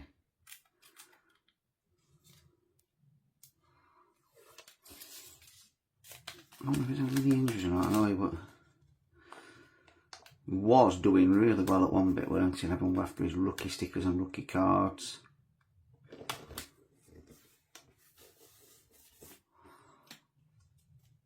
Irfan Can Kahveci.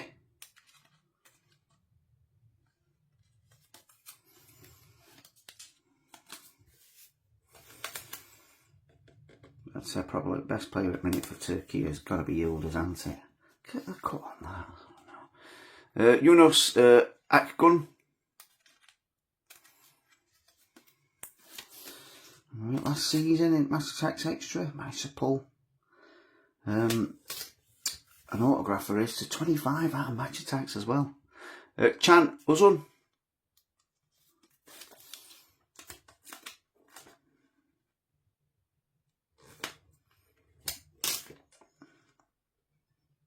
Certainly one of the best players for Juventus at the minute, isn't he? Baris Alpa Yilmaz.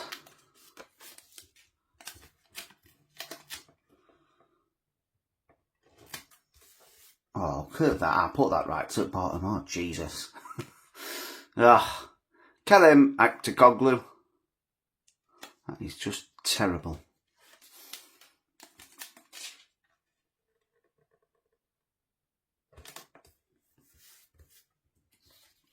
Right, last but not least, like I said, best player for Turkey in my eyes, Kenan Yildiz.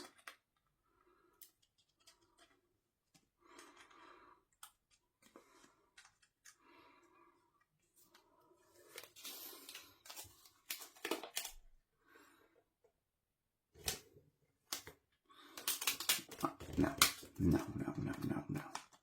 Surely the cut of that is not that bad. Oh, it is. It is. That is bad. Anyway, there is your full 100% complete team stuck in for Turkey. And there, we're on to Group E. And Germany, Deutschland. So it's Germany badge, obviously. Did not get as far as they should have at all. Losing to Paraguay in the round of 32 on penalties as well. Marc-Andre ter Stegen, which has seen the axe wielded, hasn't it? So Nagelmann's gone. I think it's pretty much odds on that Klopp's going to come. The fact that everyone's clamming around Klopp. Klopp's German. He said he didn't want to manage at club level anymore, so he's just not got the energy after Liverpool. Perfect job for him, isn't it? Which makes it makes Germany, in my eyes, a dangerous team again.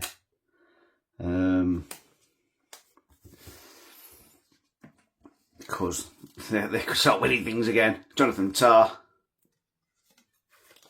We got over our hoodoo. What Germany seems to have over us, didn't we, at Euro 2020 when we beat them 2-0 at Wembley. Thomas Muller missed that chance when he went clean through one-on-one against Pickford, didn't he? And Kane and Sterling scored. David Raum, I think other than final of 1966. First time we beat Germany in the knockout rounds into any competition.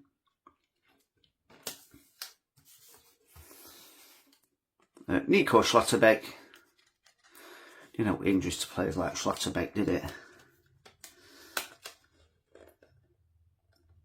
And some senior players not taking a penalty and leaving it to a centre-back. Antonio Rudiger.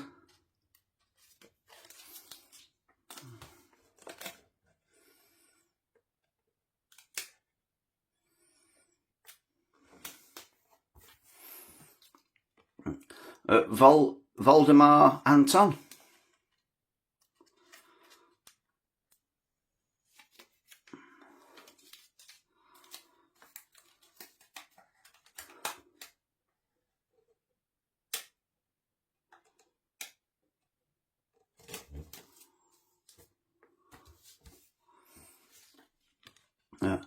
Ridley Baku.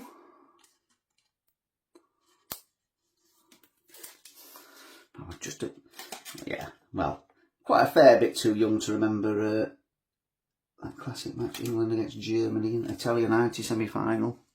I've seen the highlights and stuff, and the one thing that sticks out for me, Maximilian Mittelstadt, is when Chris Waddle misses that last penalty and Germany win and all the players go off to celebrate. Lothar Matthäus went over to Chris Waddle first to commiserate him, and I just think things like that shows you the class of the player, doesn't it? And, you know, we all know how good player Lothar Matthäus were for club and country and captain. It just shows you how much of a leader he is. Germany have won. went on to win the World Cup as well. He had time to celebrate, but he also had time to just go over to the player that had missed that penalty. You know, commiserate him, say a few words. You know, I think that shows you the class of a player and a captain, doesn't it? A leader. You know, we don't need to rub it in. We've won. Commiserations. You know, it could have been anyone that missed that penalty, but it was you. All that. Florian Wirtz, and that one Joshua Kimmich. And that is what I want my captain to do as well. Celebrate, but first, you know, go over to that player that's just missed penalty. Felix Nemecha. So Marquinhos did that with Gabriel, didn't he?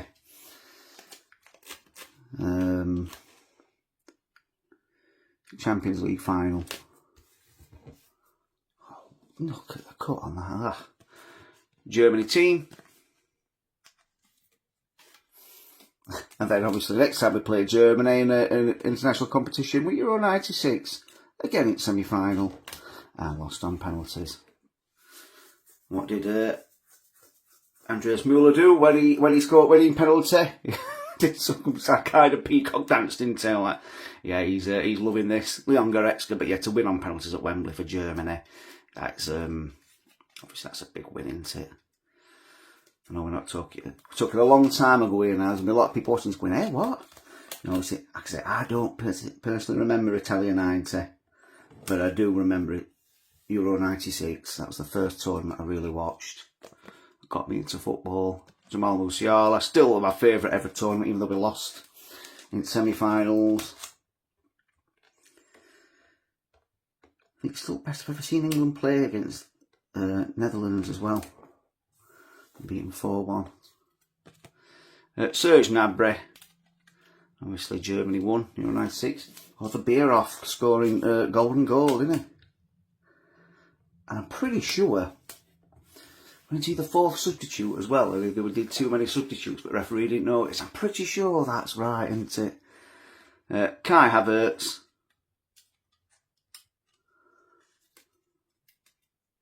But yeah, Czech Republic keeper just couldn't keep hold of it, just parried it into net, didn't he? Czech Republic at the time, obviously now it's Czechia, but at the time they were Czech Republic. I'm pretty sure Pavel Nedved played in that game as well. Yeah, he did, didn't he? Pavel Nedved did. Karol Poborski. Patrick Berger.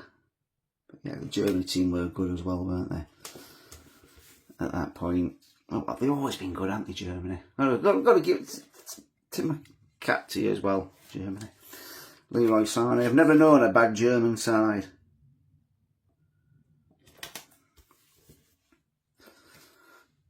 Karim Adeyemi. I'm just very surprised you went out when you did in this World Cup. And to who you did. Last but not least, Nick Voltemade.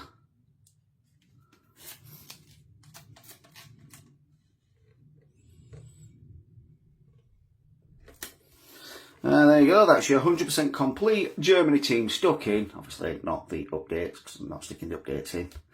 And now we're on to Curaçao. Obviously we didn't get any points, but we did score some goals. So Curaçao badge.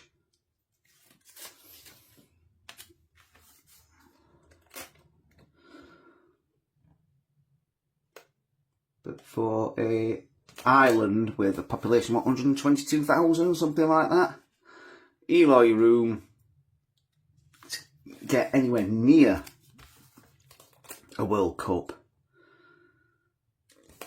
is good. To actually qualify, unbelievable, isn't it? Armando Obispo.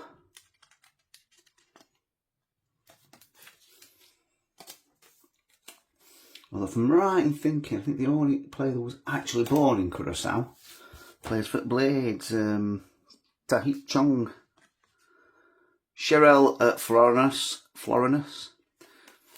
Oh, he did well. I've got to say he did well for Curaçao in World Cup.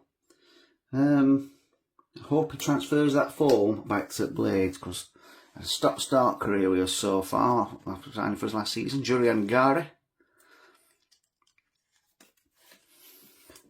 But I think even like smaller nations like this, if you qualify, obviously they've got a lot of links and heritage with the Dutch, with the Netherlands. So there's no bad teams in the World Cup anymore, is there? Joshua Brennett, you know, they're all professional players. All play for decentish teams, decent leagues. So it's not been no real easy games. I know Germany did beat Curacao 7-1. Roshan van Eimer. Possible beat Uzbekistan 6-0, but still, there were still some teams that didn't do that to those teams. Sharandek Sambo. I just think more and more it's going to get where there's less and less easy games in the World Cup. But I just think it doesn't need extending any more than 48 teams. It does not need going to 64 teams. That'd be too many. Livano, Comencia, they'd have to order it over a whole continent, wouldn't they? I mean, because the next World Cup's going to be held in 6 different countries. Obviously, the main countries are going to be Portugal, Spain, and Morocco.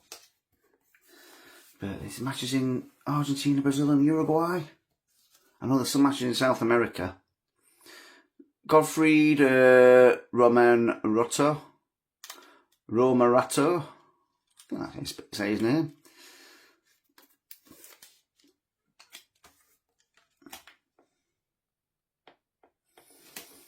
But yeah, they've got to all the World Cup in, I would say Britain and Ireland. It'd be alright, wouldn't it? Jorginho, Bacuna. Because, like I said, with 48 teams, it'd be too much just in England. Spread it out into Scotland, Wales, Northern Ireland, and Ireland as well. Jorginho Bacuna, if I didn't say his name. I think the next time that'll be able to happen is going to be 2042, isn't it? But yeah, it's due, isn't it? Leandro Bacuna, brothers, aren't they? These two. All the infrastructure we've got on the stadiums, obviously the heritage, you know, first ever team, yeah, making first ever set of rules. Curacao team, it needs to come back. 1966, last time we had World Cup. And I think when we show what we do with Euros in 2028, it'll show we're ready. Tahit Chong.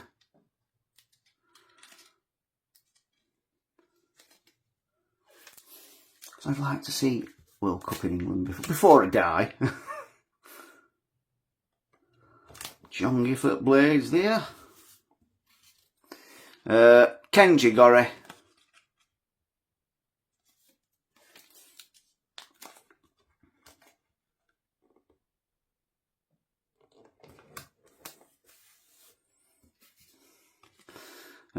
Gerald Margarita. So I'm going to try and get to some Euros games in 2 years' time. Don't mind what games they are. I want to try and get some England ones. Jurgen Locadia. Definitely going to go to a Netherlands game. Can't miss out on that. Doing the left-right. Links Rex. I'm not missing out on that. Wherever they're playing. Unless if it's not in England, then no. Jeremy Antonis.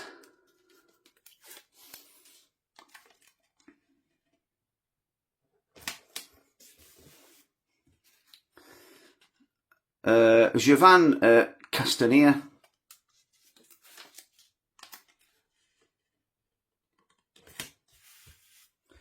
And last but not least, Jonte Hansen.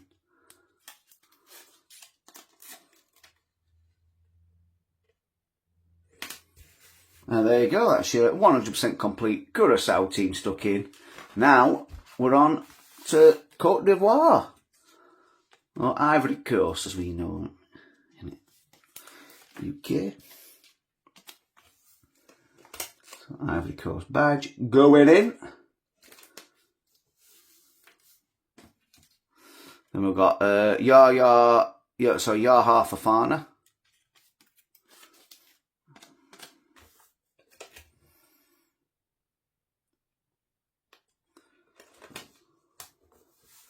Tell you something, you know, sticking these stickers in at this colour on that background with that green bit there, if you were colourblind, you'd be struggling, wouldn't you? I'm like struggling here, looking at this and thinking, what? Not an easy thing to stick in that. Wilfred Singo. That were Gislan Conan. The last one that went in.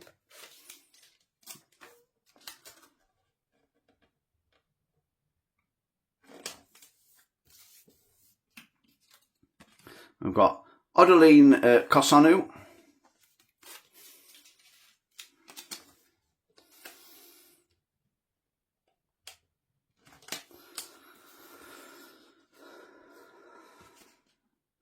Evan and Dika.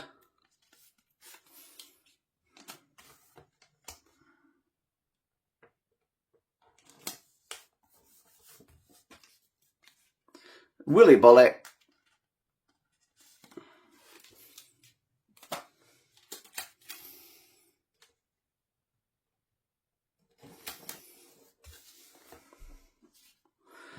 Emmanuel Agbedu.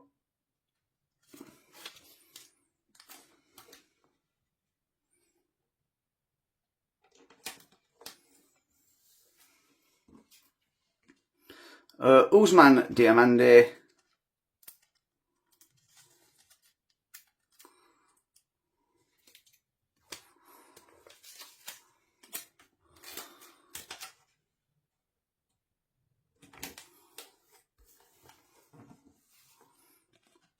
Frank Kesse.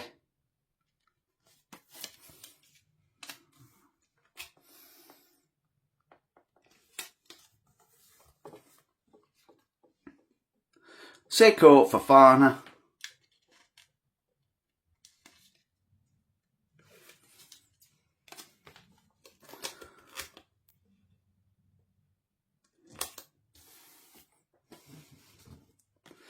Ibrahim Sangare.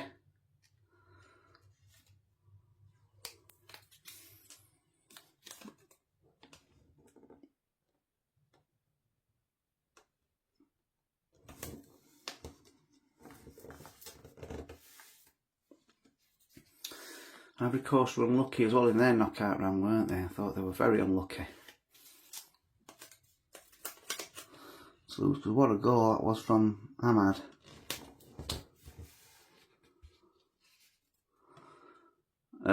Jean-Philippe Gabamin.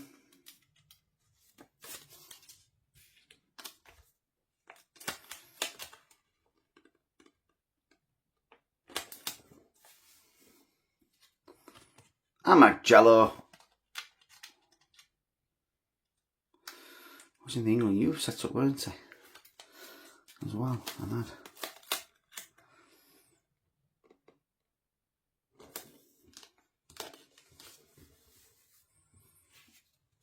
Sebastian Allaire. Is it Utrecht now, isn't he? He was at West Ham, weren't he? Then he went over to Dortmund and was unfortunately diagnosed with cancer, but luckily he's recovered from that. He was a good player, weren't he, for a few years at Dortmund, weren't he? Simon Adingra.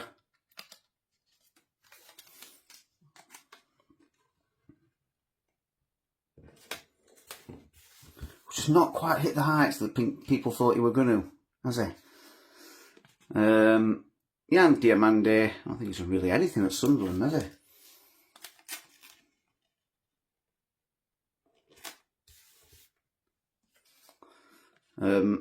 Evan Gisand.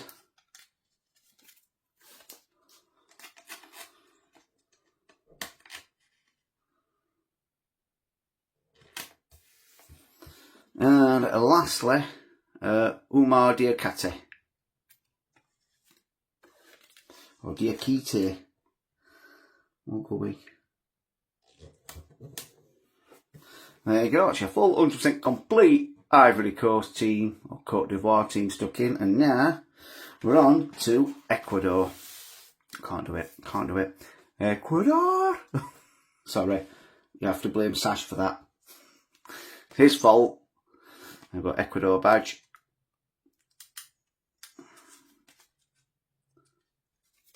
Now for the World Cup in Ecuador, England are moaning about the, well, quite rightly we're moaning about the altitude at the Azteca. And if ever was a World Cup match at Ecuador's stadium that they play at, that's 4,400 and something metres above sea level, isn't it?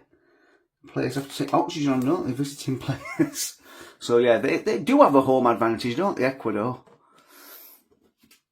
And we've got Hernan Galandes.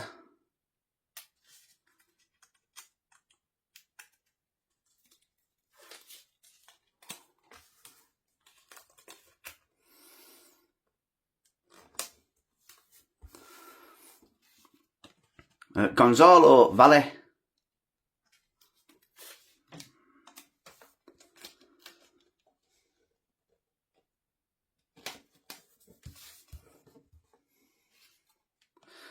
Piero Inchape, who was sent off, weren't he? Against Argentina.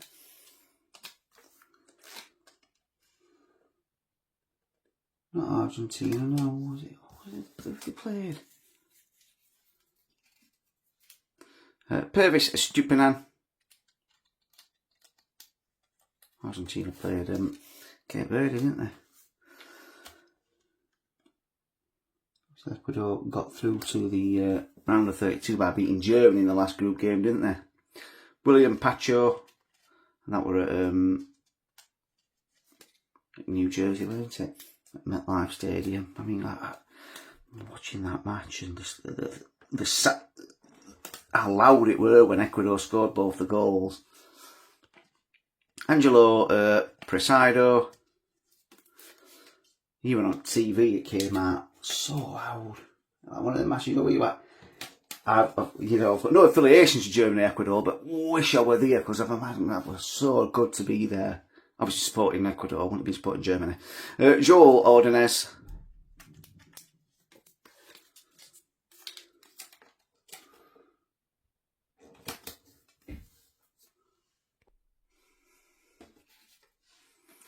Moises Caicedo.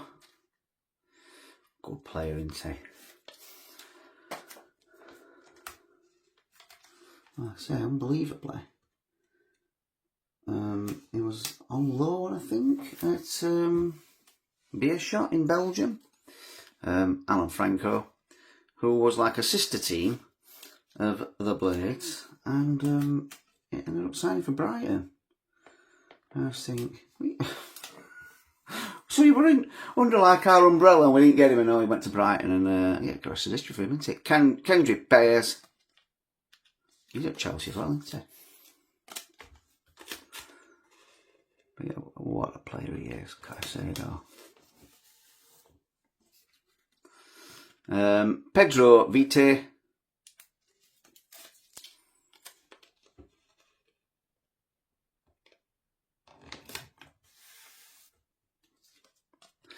Ecuador team.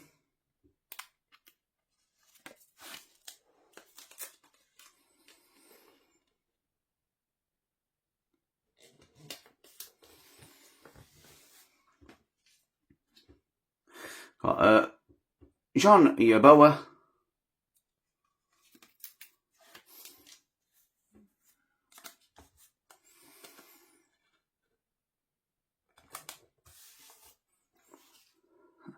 Leandro Campana.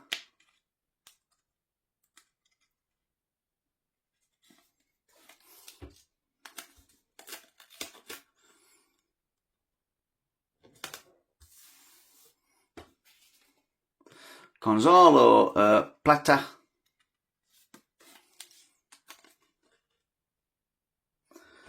Oh, as we would say, that name in Yorkshire, Plata. Nilson Angulo. Nilson.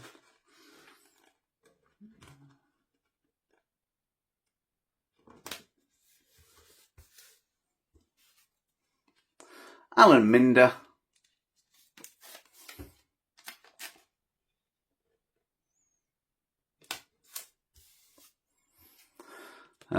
Kevin Rodriguez.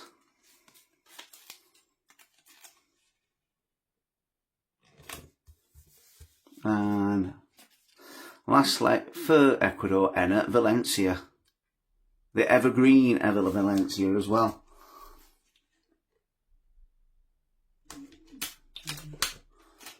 What did we play for in Premier League now? Was it Wigan? What is that, Wigan? I may be wrong with that, but hang on. Just come over like a little bubble. There we go. That's better. So there you go. That is your full 100% complete Ecuador team. Now we're on to Group F, and the senior team for Group F is the Netherlands. Starting with Netherlands badge then. So again, disappointed with how the Netherlands performed, to be honest. Would have expected them to have got further. Deprived us of more scenes of joyous scenes of the Netherlands fans going from left to right to links right. But Bart Verbruggen. I always call him Verbruggen, it's Verbruggen.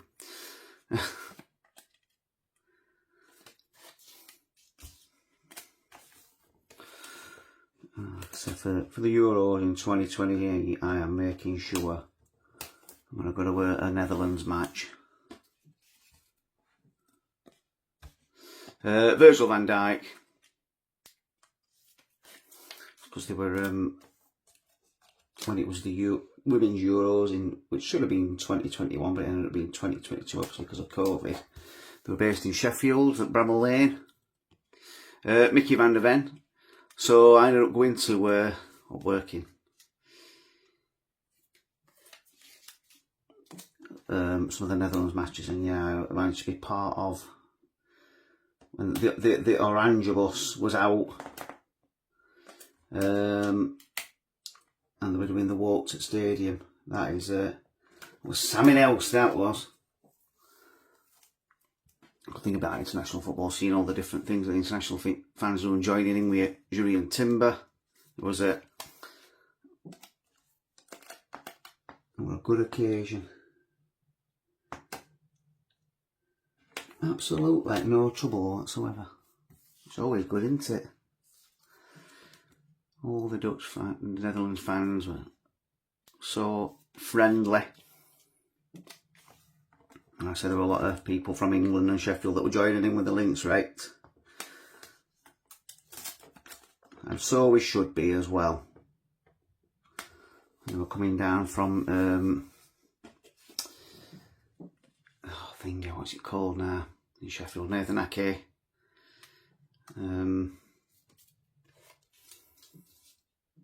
I completely forgot the name now. Anyway, some gardens they were in.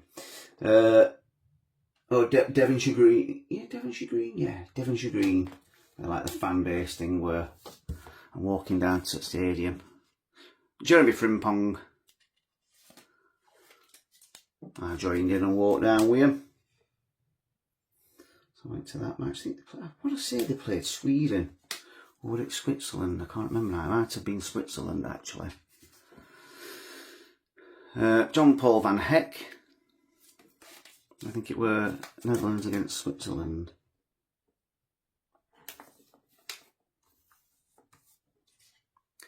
Tijani Reinders.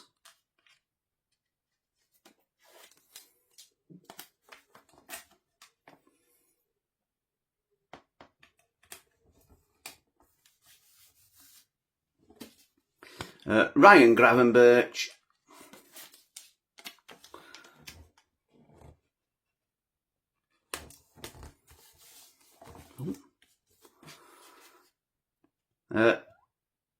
Tion Koopmeiners.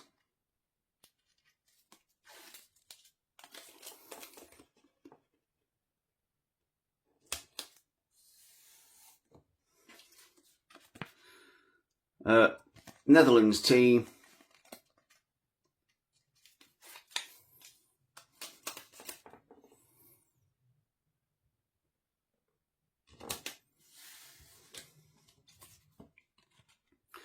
Frankie de Jong.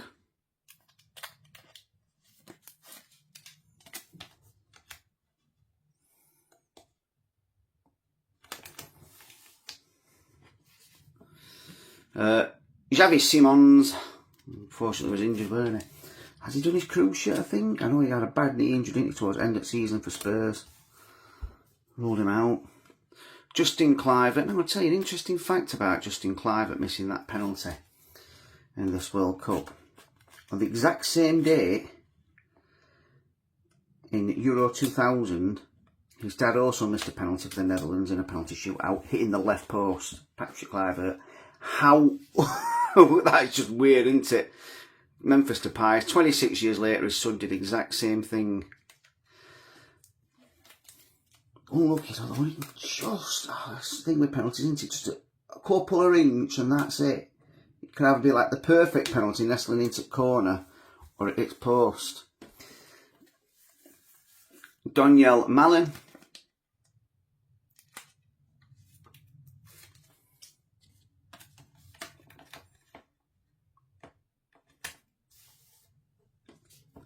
Wout Weghorst.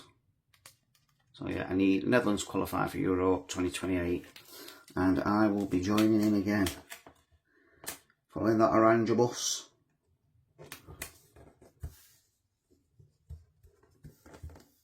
Living my best life. Hope I get some England games as well. And lastly, Cody Gakpo.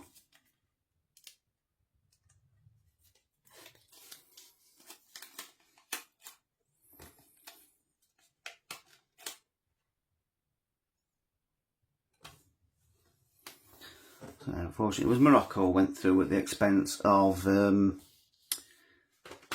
Netherlands, but there you go. That is your full 100% complete Netherlands team all stuck in. And now we're going to go on to Japan. But before we do, if anybody does get the update set, please don't stick the stickers there. There's someone on Instagram, Sticker Lad Hull. It's hurting my feelings sticking the stickers there. Now you can do whatever you like with your album. If you feel you want to do that, you can do that. But yeah, it just makes your album, for me, worthless because it's not how it should be. If you want to stick the update stickers in over the place where it sells you stick them, that is up to you. But please don't do that. Please. Anyway, Japan badge. Again, unlucky, weren't they, against Brazil? I thought they'd give them a good battle. Definitely. And what I found out, actually, in the run-up to that match is Zion Suzuki, the biggest, the largest settlement of Japanese people outside of Japan is actually in Brazil, so it would have been like a big match for him. Did not know that. Henry Hiroki Mochizuki. Somewhere where I'd love to go, Japan as well. My brother's been. Came out for about a month.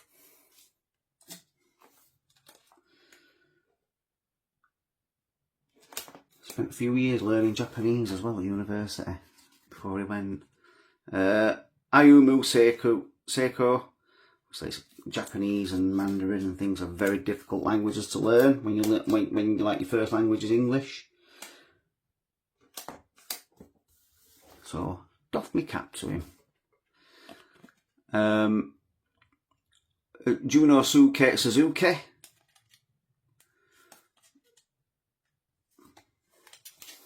But yeah, I don't think it'll be too long till a team like Japan will get really... obviously I know South Korea in 2002 got to the semi-finals, but I don't think it'll be too long till one gets to the final. Shogo Taniguchi, obviously fitness-wise, Japanese players are always very fit, aren't they? We're going at altitude and stuff. But also really good players. Well, they were really unlucky against Brazil. Tsuyoyoshi Watanabe. Likewise, I don't think it'll be too long till an African team gets to the final. That team at the minute will probably be Morocco. When it'll be, I'm not sure. It could be this World Cup, could be next one. Kaishu Sano, but they seem to be the outliners at the minute, don't they, for teams in Africa. Senegal, I like Senegal as well. Yuki Soma, we're unlucky. I mean, again, I like Senegal, probably a bit biased because I like Iliman and Jai.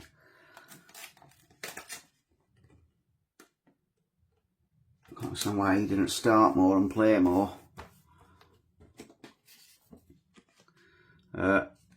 Tanaka. He was an absolute cheat code for Leeds in Championship. Scored against us at Bramall Lane. What were I doing? I got distracted there. That would have been good job. It shows you that, isn't it? There you go. That's your first page done. Right. Daichi Kamada.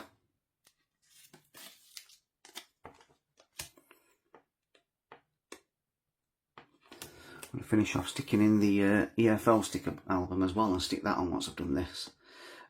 Takifusa Kubo. Messed up somehow a little bit on it, so I've left it for a bit. It's just going to annoy me sticking in them League 2 stickers. We Are Japan team sticker.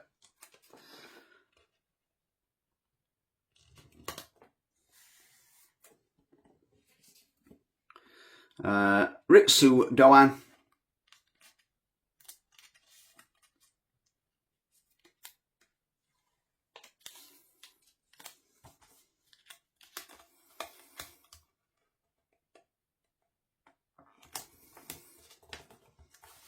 Oh, I thought it was stuck in beautifully. Just to end, it's veered off a little bit. Kaito Nakamura.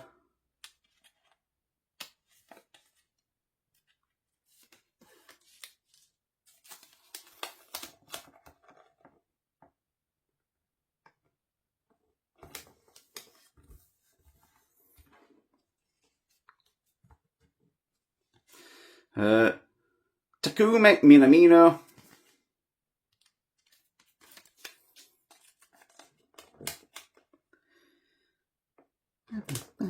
Oh, that's stuck in right good, isn't it? Shuto Machino. Obviously, if you just want to skip along and go to the country that you're from, country sport, the players that you want to see, absolutely. It's your choice. Do whatever you like with this video. Junya Ito, as long as you watch some of it and you like it, and make sure you subscribe and give us a hype, I'm happy to do for you to do whatever you want to do. If you want to watch it all, please do. Like I said, send down some snacks and a drink. Koke Ogawa, and it might have to do it in 2 sittings, but they'll get there.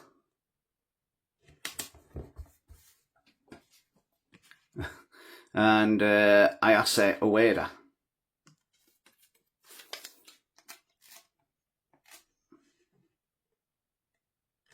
Sometimes I keep looking at this pile here, my Belgian pile. I'm like, nope, no, don't need that yet. Anyway, that's your full 100% Japan team complete, or Nippon if you're actually from Japan. Still don't know where the Japan translation came from, because it's Nippon, but hey, it's Japan now, innit? There you go. Anyway, on to Sweden. So here's your Sweden badge. Who did they play in round of 32 now? France, weren't it? Annihilated 3-0, weren't they? It should have been Moa. Shame, because Sweden have got some good players, haven't they? Especially the forwards, Isak, Langer and Gyökeres. So Victor Johansson, he is a good keeper. He was at Rotherham, weren't he, before he went to Stoke. And there was a lot of rumours about Blades were going to sign him up. In the end, we went for Michael Cooper, who after his first season was definitely the right decision. But this season he's dropped off, so hopefully he picks back up. Let me just move this a little bit. There we go. Isak Hayen.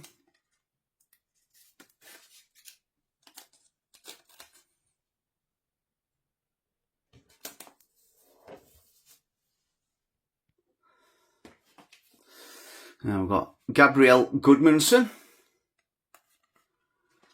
Dirty Leeds.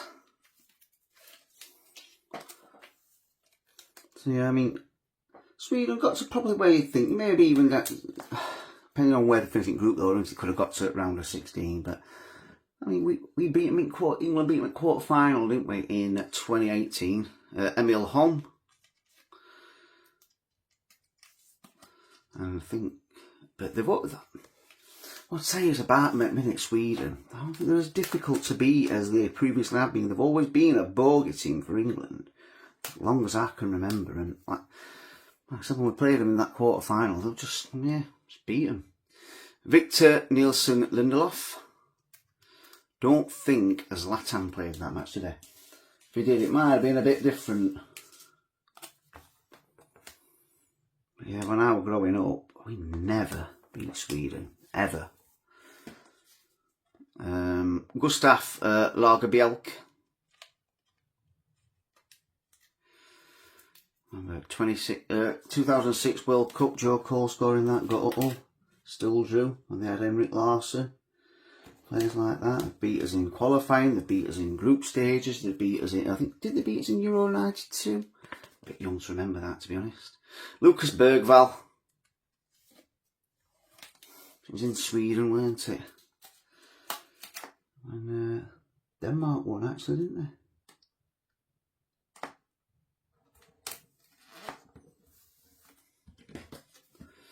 Hugo Larsson.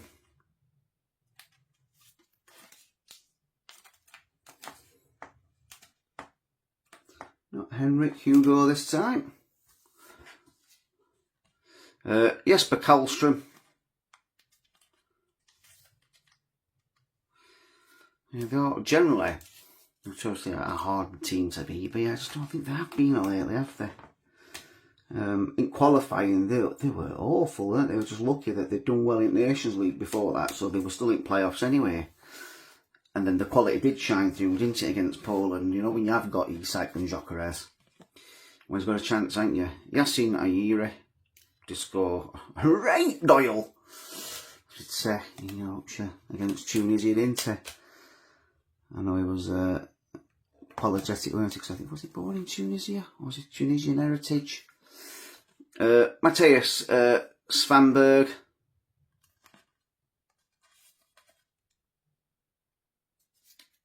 But what a good goal.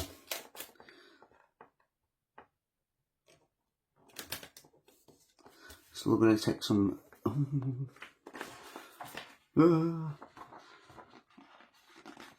Cape Verde goal against Argentina is going to take some beating though, isn't it? Oh, no, no, no, no, no.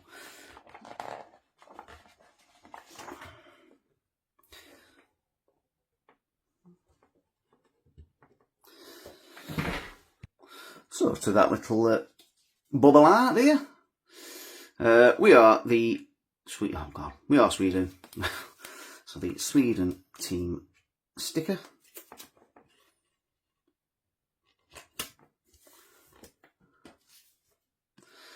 Daniel Svensson.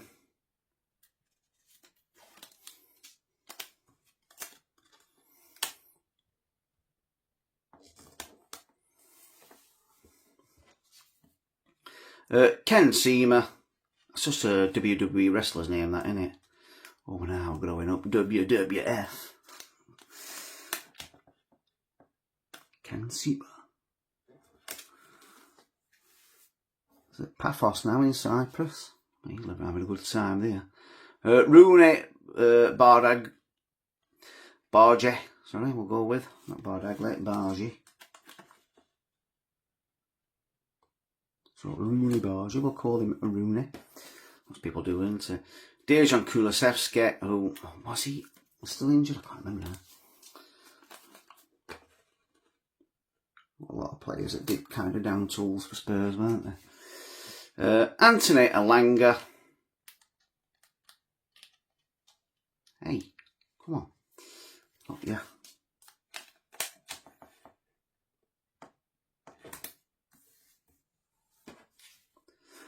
Alexander Isak.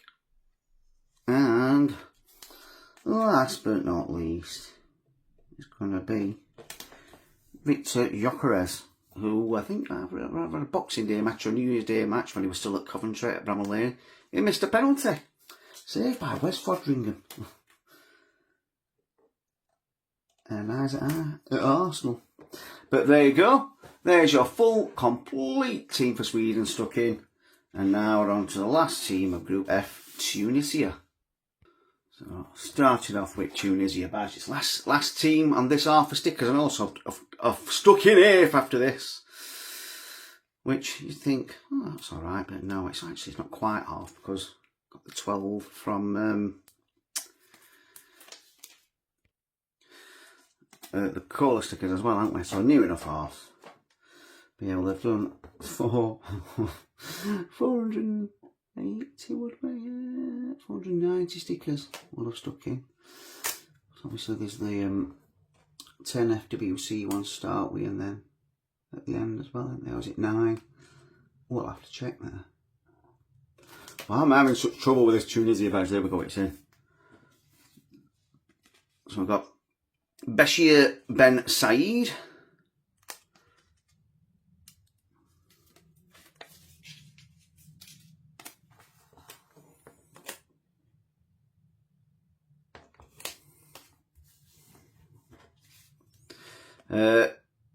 Eamon Darman. Darman.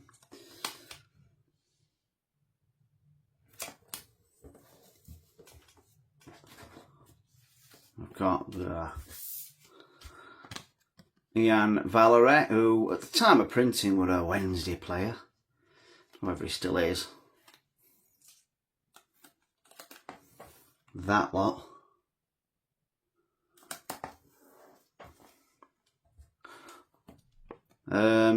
Montessor Talby.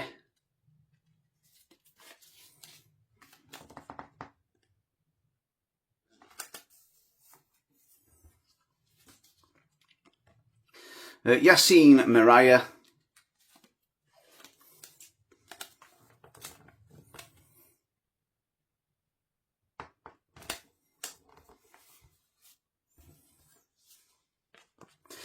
Ali Abde.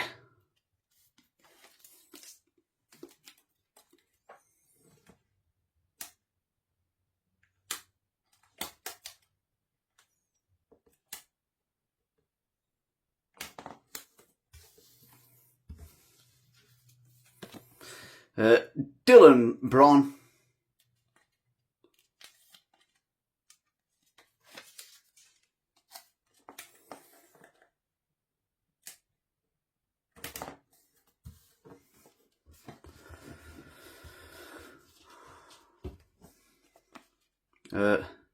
Elias Skirry.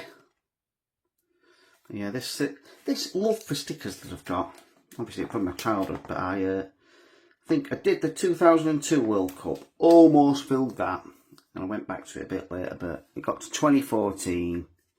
I think my daughter was coming up to her first birthday, Aisa Ladouni. I thought, you know what, I enjoyed this when I was younger. It's her first World Cup, let's get this sticker album. So I did, and then I did that, and I started going back, getting previous World Cups I missed. So I missed 2010 and 2006.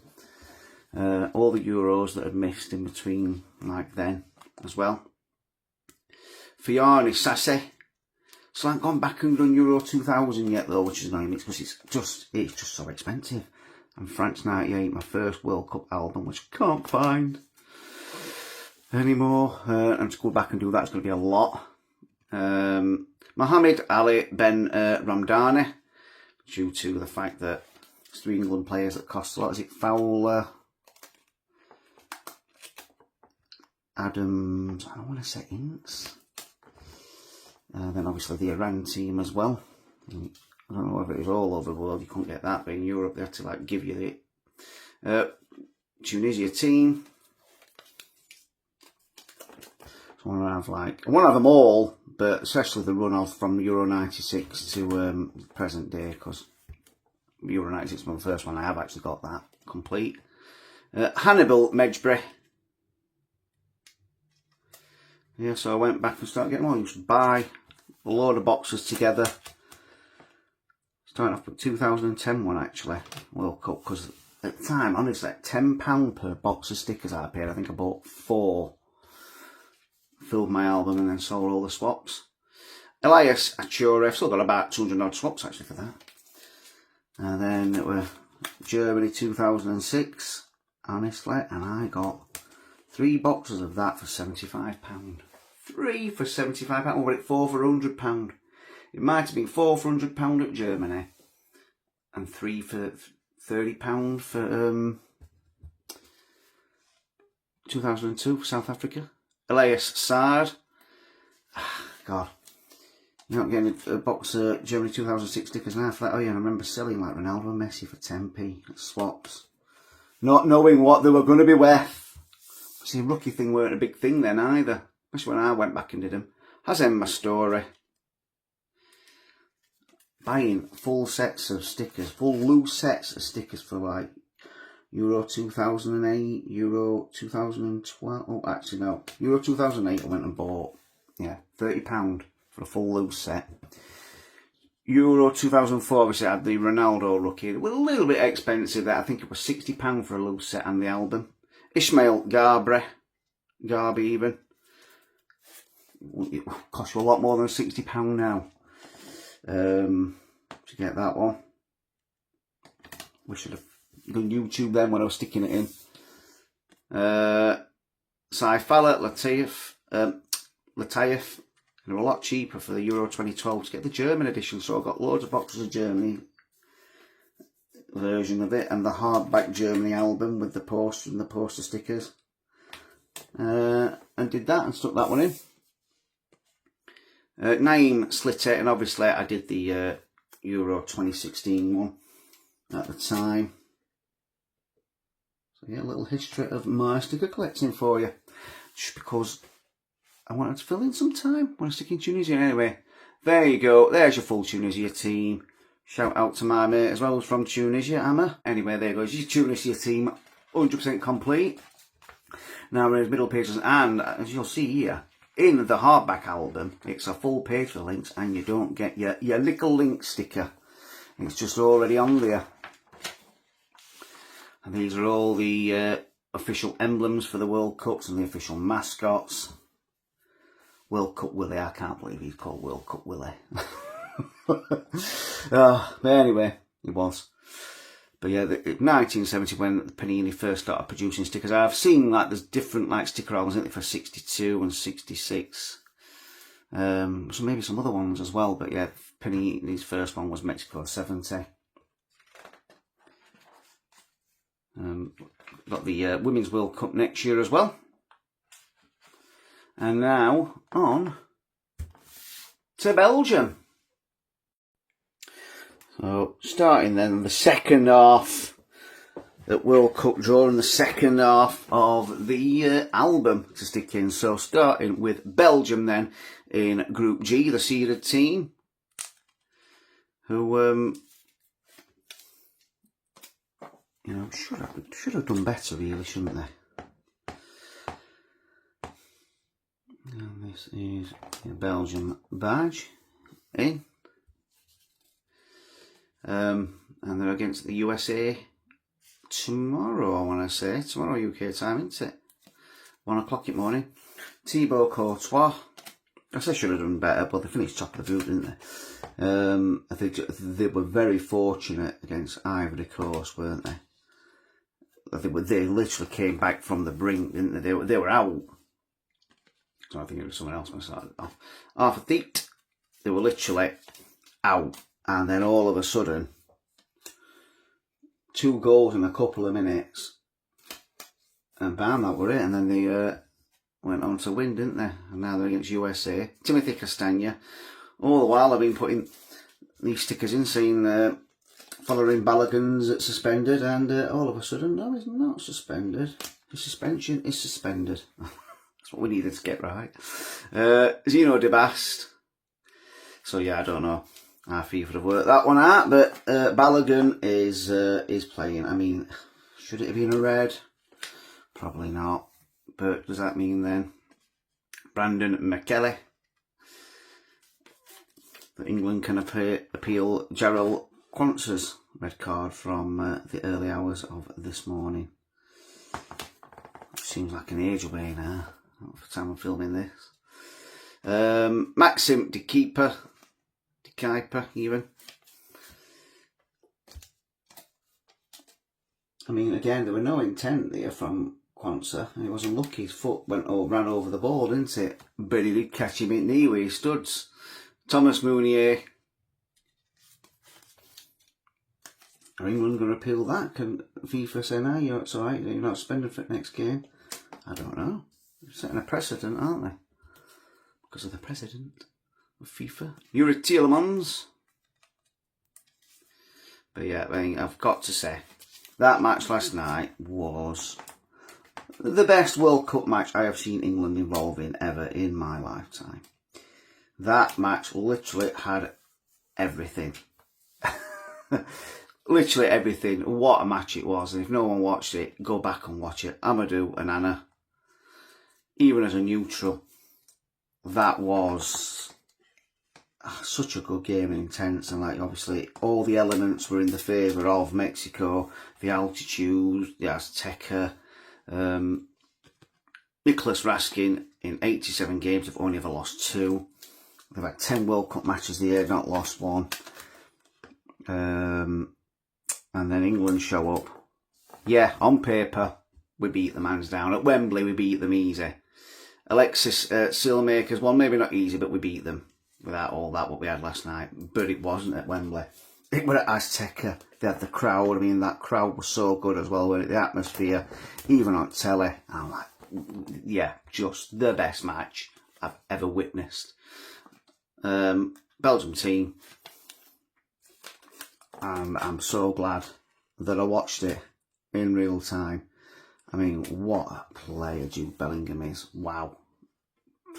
Probably best midfielder in the world at the minute, hasn't he? Without a shadow of a doubt. Hans van Aken. And Kane. It's going to be a good match in it. England against Norway on Saturday in the quarter final. Kevin De Bruyne, Haaland against Kane, Odegaard against Bellingham. I think England just well, definitely edge it with Odegaard and Bellingham. But I think Kane just edges it at the minute against Haaland. But the season is out. Jeremy Doku.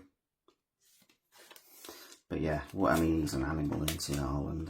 That game yesterday against Brazil, he's just an animal, isn't he? How do you deal with him?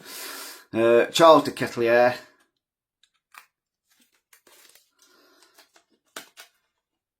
Well, we've got to find a way. He scored in 14 consecutive competitive matches, scored 27 goals for Norway, so we've got to find a way. Leandro Trossard, but going back onto Belgium and USA match. Any other year I'd say, yeah, Belgium win. But with the US being at home, it's a home tournament, Lois Openda, they have got Balogun now. I just fancy US to win. Belgium aren't the team of 6 years ago in 2018 when that was their time to win the World Cup, weren't it? And if they didn't play France in the semi-final, they'd have got to the final. And lastly, Romelu Lukaku, another goal-scoring machine, certainly at international level. Yeah, and there you go. That is your full Belgium team stuck in, 100% complete. Will they still be in it this time tomorrow? Let's find out later, won't we? And now we're on to Egypt, who are playing Argentina tomorrow at 5. Egypt badge.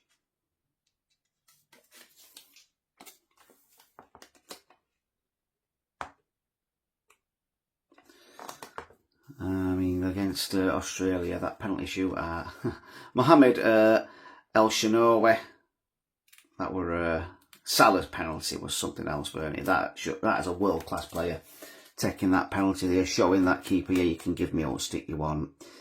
Here you go. Have this nonchalant Panenka. Now I've seen you dive. A little smile at end of it. Mohamed Hani.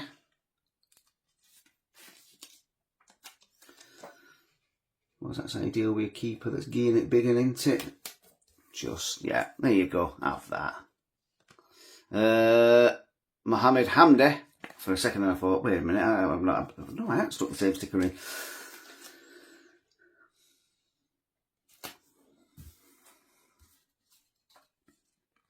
Yasser Ibrahim.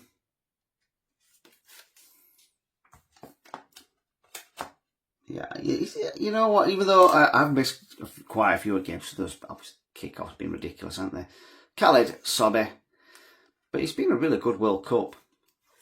Always better when your team's still in. So obviously at the minute I'm still well into it. We're not until at least Saturday. And again, we should beat Norway. We should. But games aren't played on paper. Rami Rabia and Norway have Erling Haaland. While whenever you've got a player like Erling Haaland, you've got a chance, ain't you? Let's be right. He just dominated Brazil, didn't he? Hossam Abdelmaguid. And that's what we've got to watch out for. Either get Mark Gueye or John Stones on him. You know, club teammates. Ahmed Fatou knows him inside out and just annoy him, keep him out of the game. If we can do that, we've got a real chance. We've just got to make sure we get Kane and Bellingham involved. Or maybe just concentrate on his own game. Make sure that we're up top at pitch with ball and not defending. Get Kane and Bellingham on that ball. Up front with Gordon and Saka down wings, because Anthony Gordon played so well last night. So did Saka until he had to go off. Marwan Atiyah. Come on, England. Come on, England. It's coming home. Hopefully. First time in 60 years it'll be. But yeah, I mean, for me, still, favourites are still France. They're the team to beat. Zizou.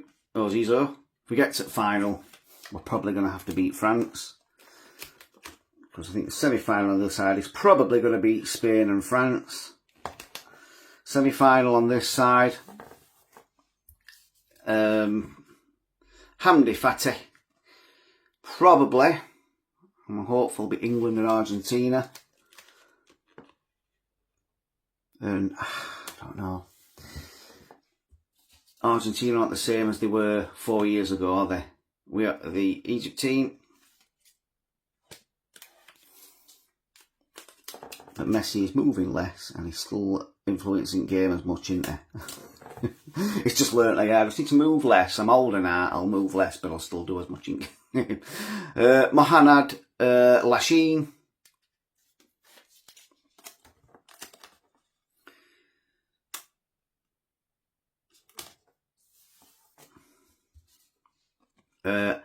Imam Ashur. Yeah, I'd be highly surprised if France aren't in the final. The only team that I think will be able to stop them getting to the final, well, yeah, the only team who can stop them getting to the final is Spain. Osama Faisal.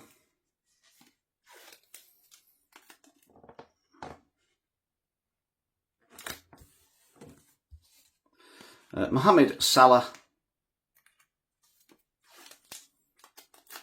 I think Spain will beat Portugal tonight. I think the US will beat Belgium. Mustafa Mohamed.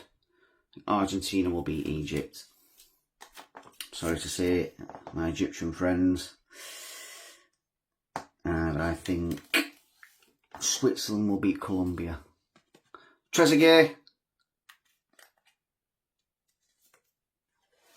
Doesn't always go the way the favourites in the World Cup, but it just feels like Switzerland on a good run. And they've got a good team, Switzerland, as well.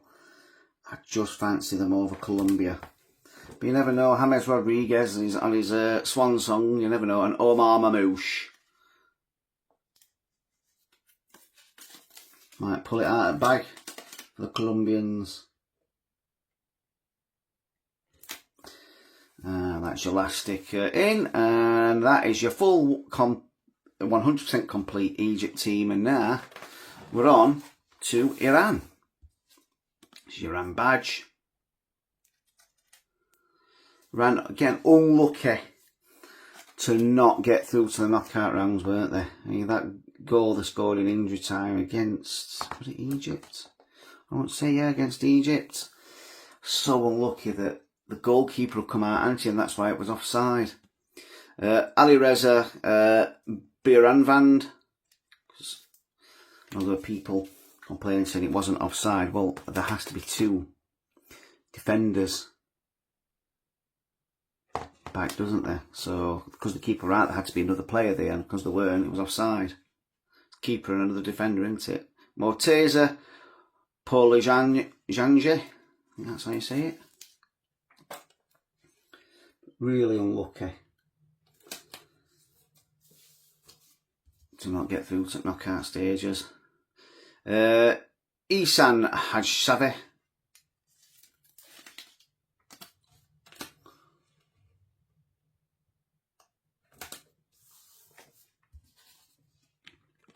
Milad Mohammadi.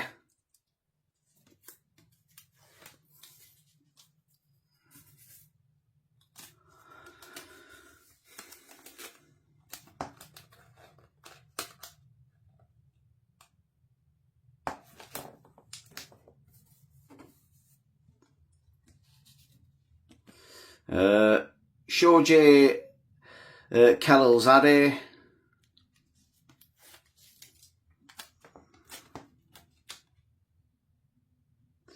But with how the draw's gone for like the latter stage of the World Cup, it is Ramin Rezain.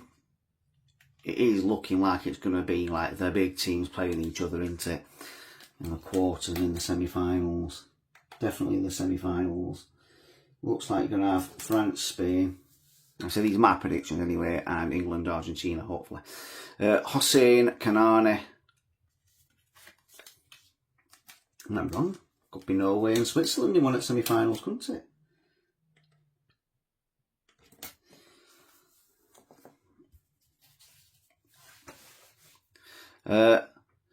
Sadegh Morame.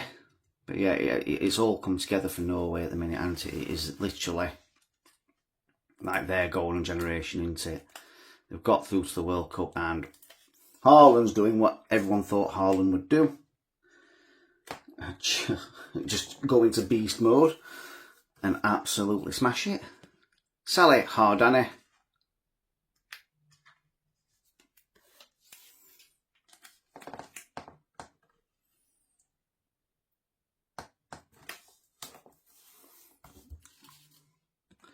Saeed Ezatolai.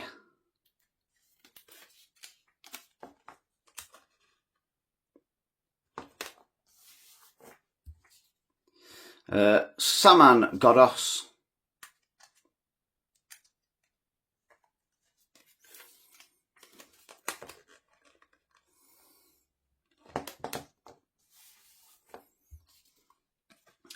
Iran team.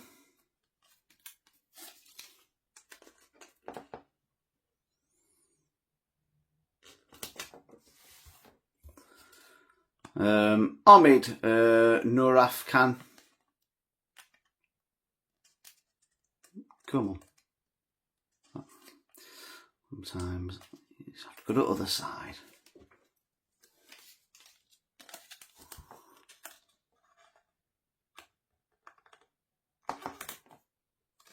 Oh no. Oh no. I was sticking that one in terribly. Ashley. There you go. It's that straight this time. Roosba Cheshme.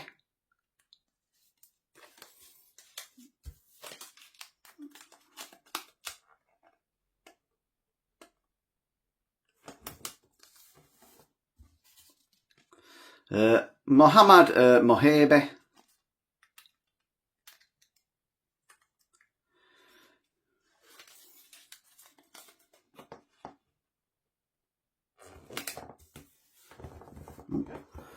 Finger caught on the bottom bit of that sticker there.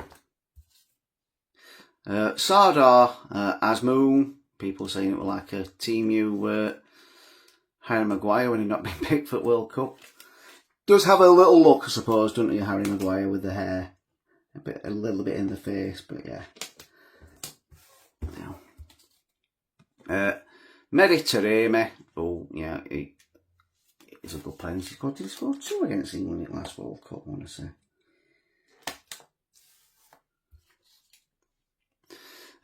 Ali Reza Jahanbakhsh.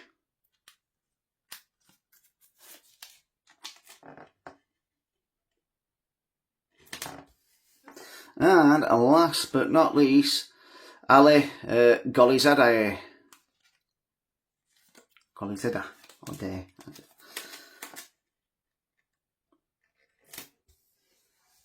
And there you go, that is your 100% complete Iran team, all stuck in. And now we're on to the last team in Group G, which is New Zealand. Did they finish with nil points?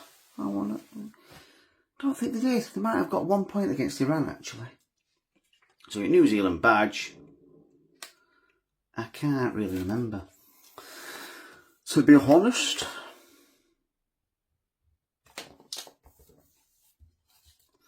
Got Max Crocombe, who he was the player I got the most of. Him and there were one player for Canada as well. I kept getting swaps of the most. I got must have been 15, 16 swaps for him in that 1,000 pack opening. Alex Paulson.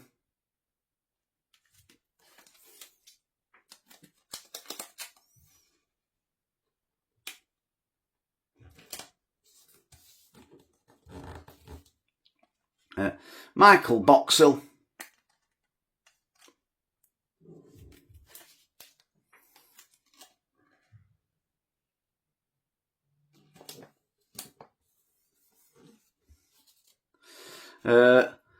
Liberato Cachace, or Libby Cachace, for Jack of all trades. Jack of all trading even. Tim Payne, the GOAT. Tim Payne. Yeah, Jack. One of my fellow creators over on Instagram and TikTok. Well, it's on all platforms. It's on YouTube as well as a Wrexham fan. Oh. Tyler Binden, who at the time of printing this did play for Blades. Had a good season with us as well. Rough start, but then the season went on, really grew into his own and was best defender at one bit. And his mum liked one of my posts as well about him. Francis de Vries, when I first listed the first pack that I opened, or one of the first packs I opened, not on film, I had Binden in it, and I put a picture on the way back from the launch of the World Cup stickers by Panini that they invited me to at Wembley, which was a great night, I gotta tell you. Finn Sermon, get invited down to Royal Box as well. It was Royal Box at Wembley for the launch at World Cup stickers. It was a good night. A good night. Joe Bell.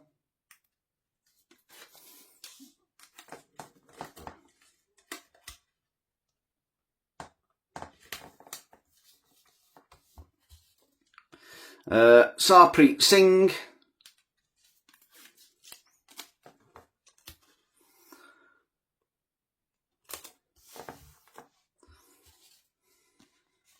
Ryan Thomas. It's a rate tash that, innit?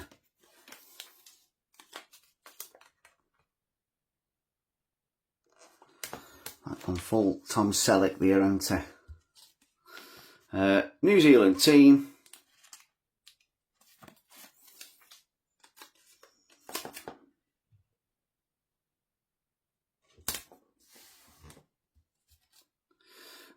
Matthew Garbutt.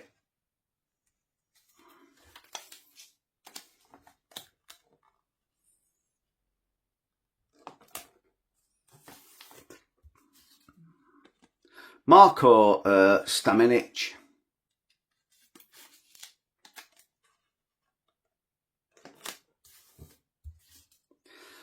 Ben Old. Although it says that's quite young, 24.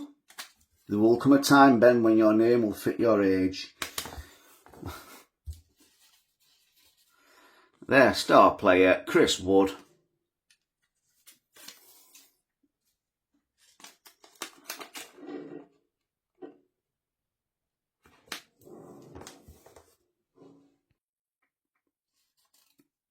Elijah Just.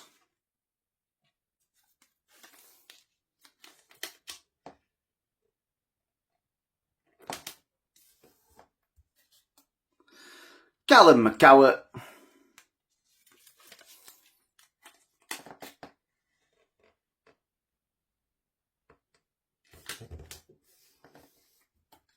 And lastly, Costa Barbarousas.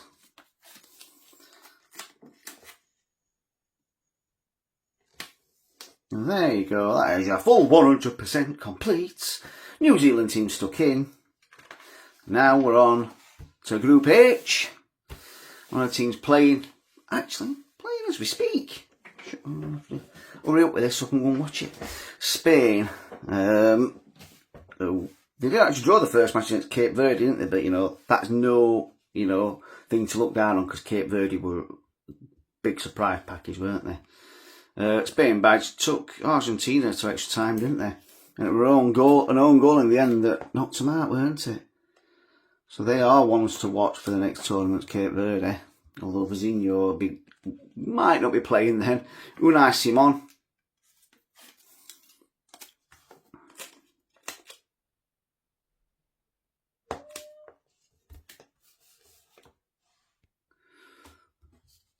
Robin Lenormand.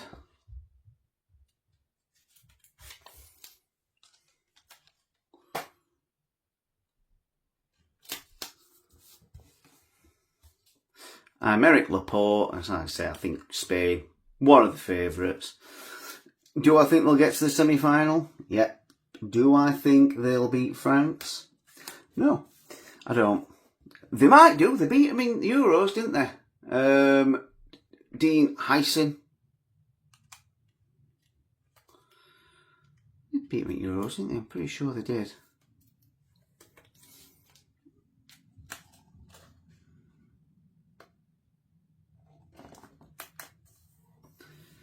But I just think France have just took over now, haven't they? Pedro Porro, that moved to PSG for Dembele, has done it world of good, hasn't it?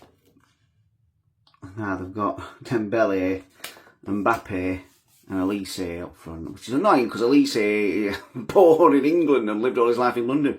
Danny Carvajal, but he qualified to play for France through his family and he was determined. Even when England tried to call him up to U teams, he would say, no, I'm going to play for France. And you're right, he did. Marc Cucurella.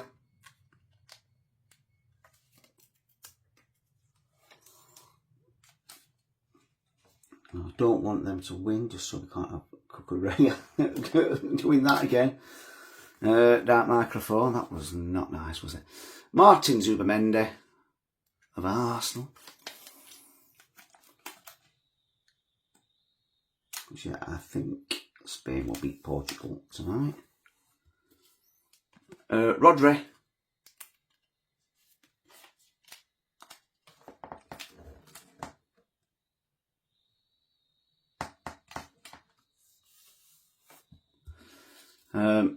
Pedri.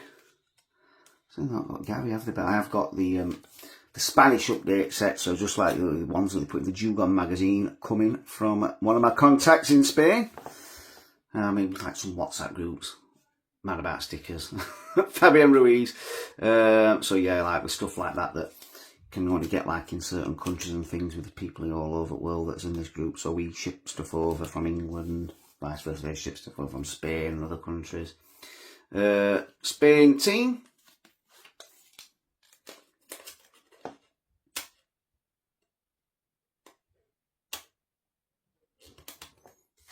Oh. Mikel Merino.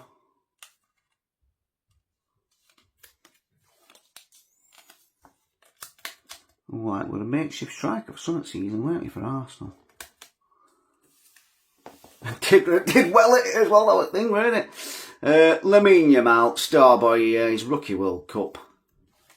Can he get to the final? Like I say, that's just my opinion, thinking that France are going to go all the way. Since the final anyway. Dani Olmo.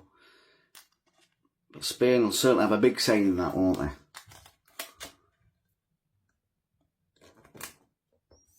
Either way, like I said, it's all the big guns playing each other, isn't it? With looks in the semis. Nico Williams.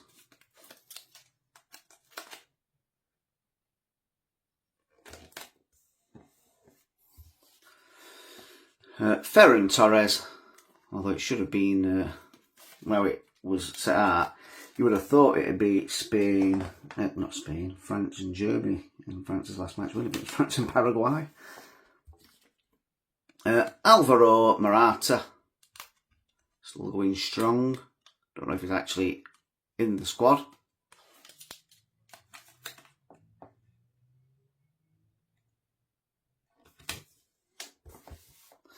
And last but not least, Mikel Oyarzabal. Yeah, I had to score that winner against us, didn't I? In Euro final.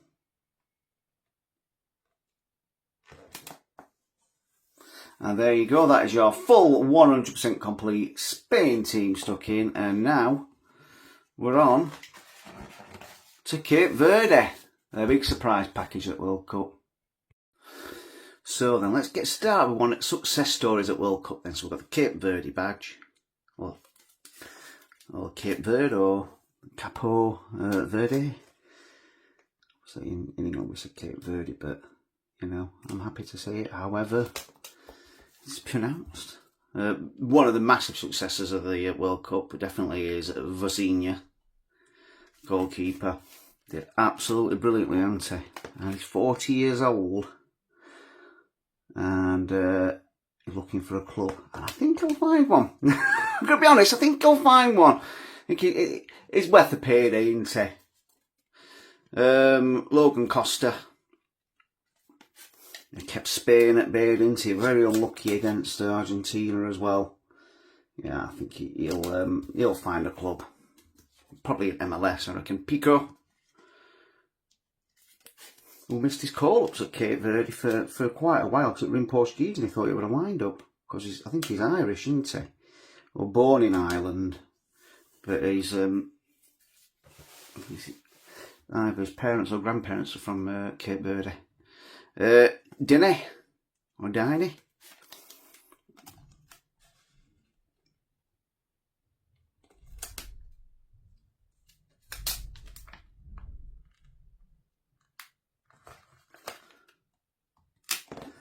Oh, I didn't stick in very good there, did I?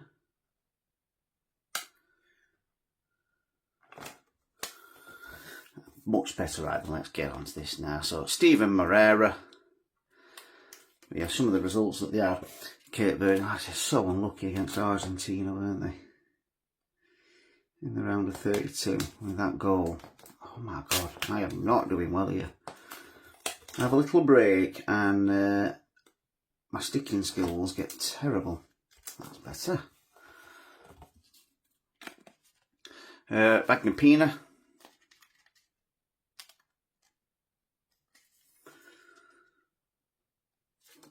So was it Cabral that scored that goal? Either way, what a goal it was. I think it was Duarte that was the unlucky person that scored the own goal, wasn't it?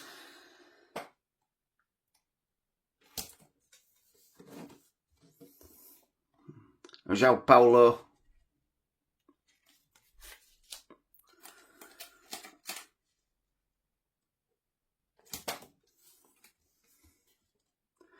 Yannick Semedo.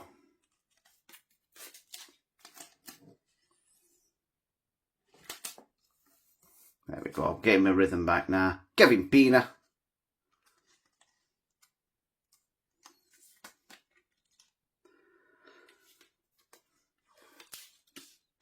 But yeah, they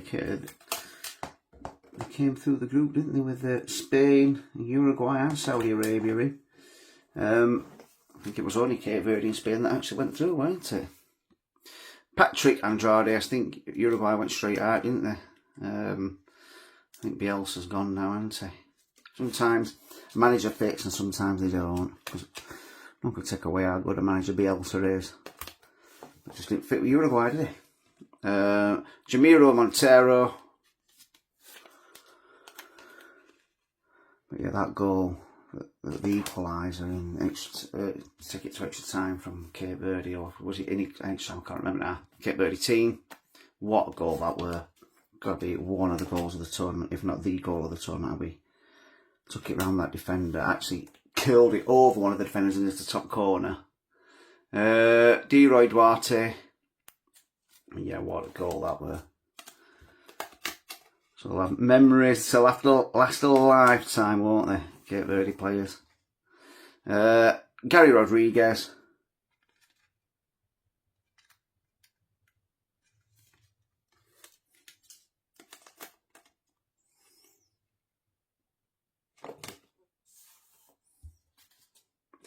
Jovan Cabral. Yeah, pretty sure it were Cabral who scored that goal. I guarantee I'll be wrong, but regardless. Not wrong about the goal. And what a goal it were. Ryan Mendes. Yeah, I'd be interested to see how they do at the next World Cup. Because the African teams probably the second best, obviously Morocco. Dialon Livramento against France. See, they're one of the few teams that, you know, I think possibly beat France as well. Morocco are a very good team. And if they do beat France, nothing's stopping them get to the final, is it? Willis Semedo.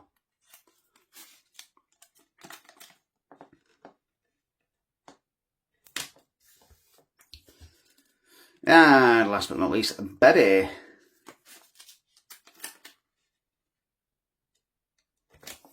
And there you go, that's your full 100% complete Cape Verde team. And now we're on to Saudi Arabia. So, as always, starting with badge. So yeah, Saudi Arabia, they do seem to improve as well each tournament, don't they, Saudi Arabia? Gone are the days where they're getting beat like 9-0 by Germany. It's close to score 5 or 6 against them. Yeah, they're not that bad a team anymore, are they? Nawaf Al-Akidi.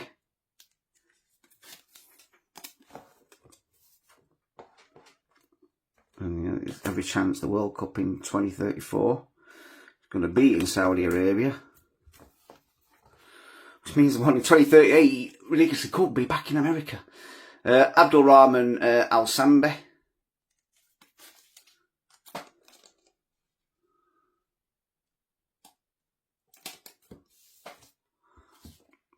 Saud Abdul Hamid. Because obviously it's going to be in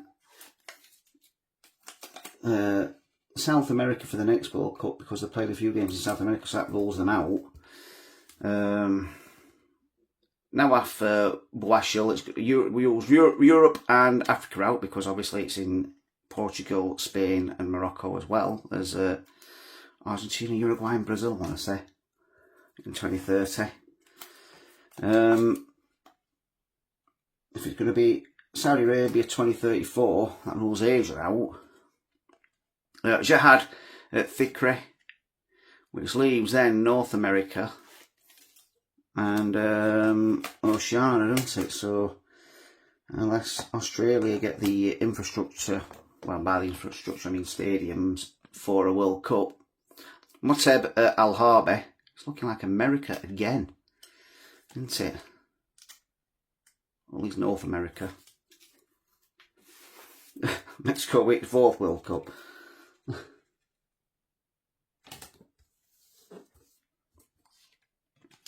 Hassan Al-Tambakti.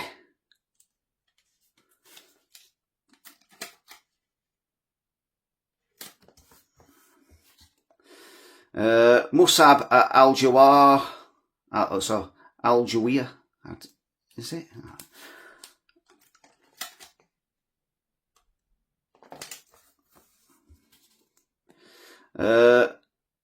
Zayad Al-Jahani.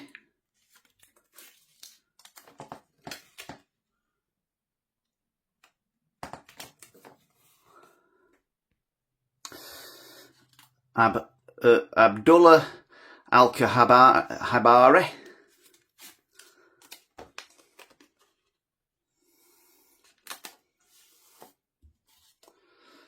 Nasser Al-Dosari.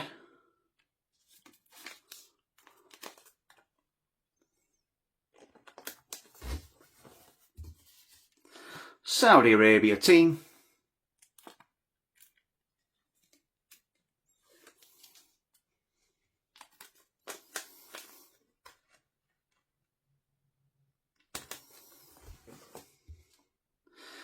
Saleh Abu Al-Shamat.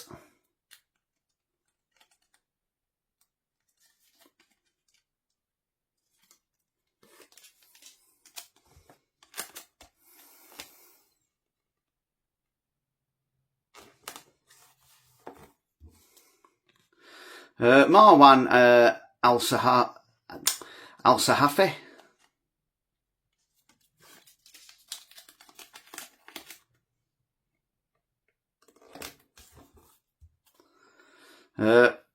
Salem Al-Dasari.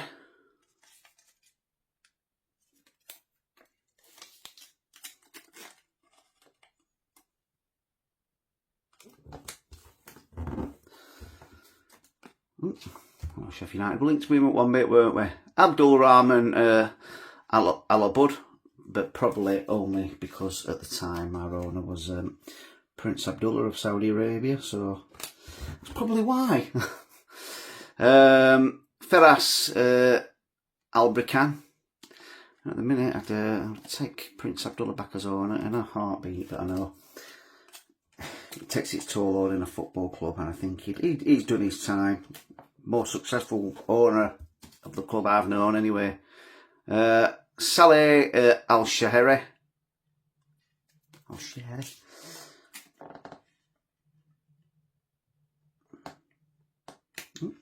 Definitely tell that brown.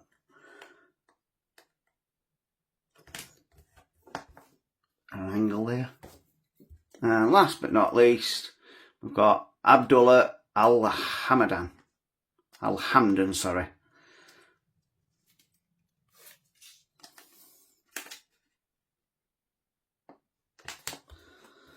And there you go, that is your full 100% complete Saudi Arabia team. And now our last team in Group H is Uruguay, who, yeah, I said didn't do as well as they should have did there. So Uruguay badge.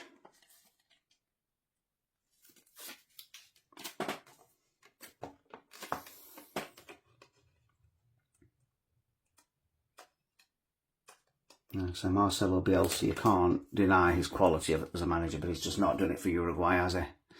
Sergio Roque, or Rocher. There was an English South American correspondent. Well, he's English, but lives in South America and does all the South American work in England for English telly and radio. So basically, it was the draw against England. So we also played a weakened side. Santiago Mele, that helped Bielsa keep his job in a friendly. So if we'd have beaten him, there's every chance he'd have lost his job. So it's like it's Thomas Tuchel's fault. Ronald Araujo. But yeah, I'm not used to seeing tournaments where Uruguay don't do well. So they're such a small nation. They're basically they're just a football mad nation, aren't they? The first winners of the World Cup. First team to host the World Cup. Jose Maria Jimenez, they've won it twice as well, I think, haven't they? I think they won first World Cup, then Italy won next two. And did they win the next one? I'm not sure. I know they won two. So like I said, they're a footballing nation, aren't they? Sebastian Caceres. So it will have hurt going out in the group stage of the World Cup. Quite rightly so as well.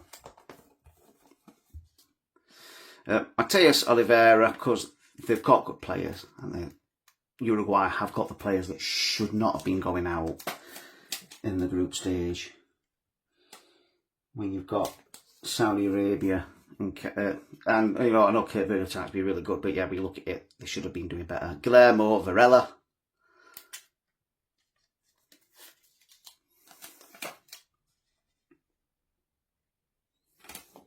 And then you've got Valverde. Ugarte, Araujo, Nunes, Palestre, Bentancur, so many good players. Nahitan Nandez.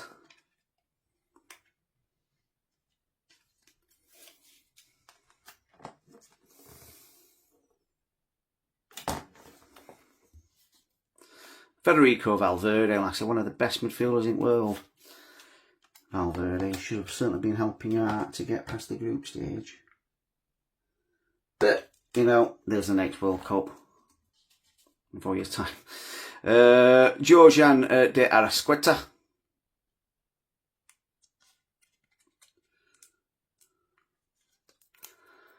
Oh, some stickers, like I said, a bit hard to get unpeel, aren't they?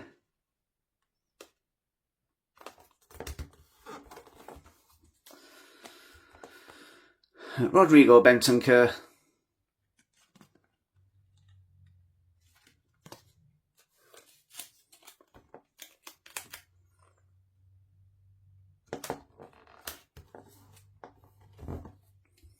Uruguay team.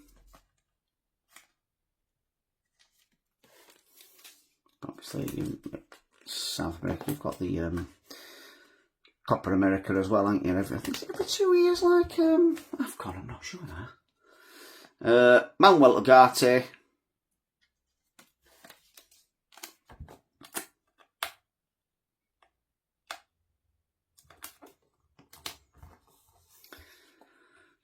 Nicolas de la Cruz.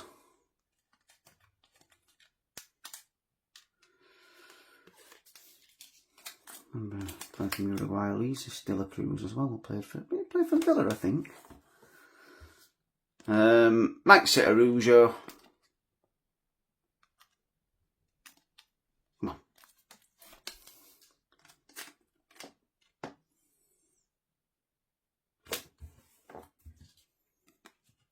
Darwin Núñez.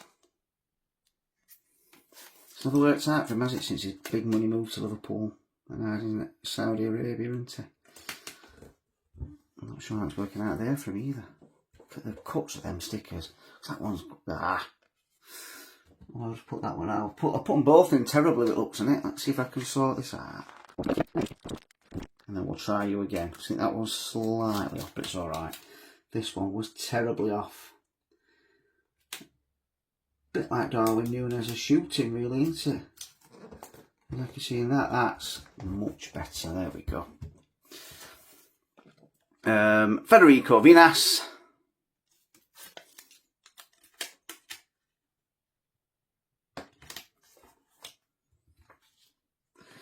Rodrigo Aguirre.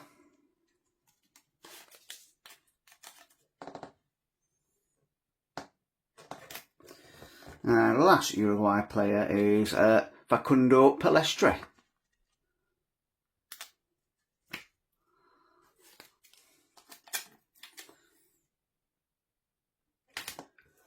There you go, that is your full 100% complete Uruguay team, and now we're on to a new group. We're on to Group I, and starting with France.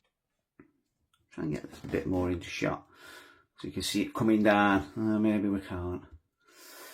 I'll put it back up there. Anyway, France badge.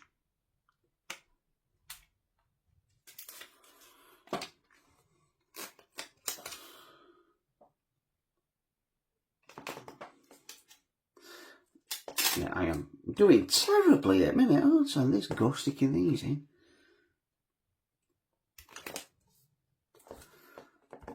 Slightly better. Mike Mignon, good keeper. But it's not, I mean, France's defence is good, don't get me wrong. But it's not the defence, it's the strength. You know, you've got a defence as good as France's. Oh, no, that's not the strength. No. Their strength is absolutely in the forward line, isn't it? That forward line is unbelievable that France got in it. Theo Hernandez, quite rightly the World Cup favourites. Still can't really see who's going to stop them. I said Morocco are going to be a decent game, don't get me wrong, but I just don't know who's going to stop France. I mean, hopefully if England gets the final, it's England. William Saliba. But yeah, that forward line of Mbappe, Elise and Dembele is just unbelievable, isn't it? You know what, I can't leave that one. I think what it is at the minute, actually I am leaving that one. There we go, sorted. Jules Koundé, what it is at the minute is we're going through another heat wave in the UK. And heat waves in the UK are, yeah, very sticky. And I'm in a garage. in my little office doing this. It's very hot. Ibrahim Kanate, so yeah. I'm going to blame it on eat. On eat! Like someone's got eating on full blast. And I'm wearing winter clothes. Day out on Meccano.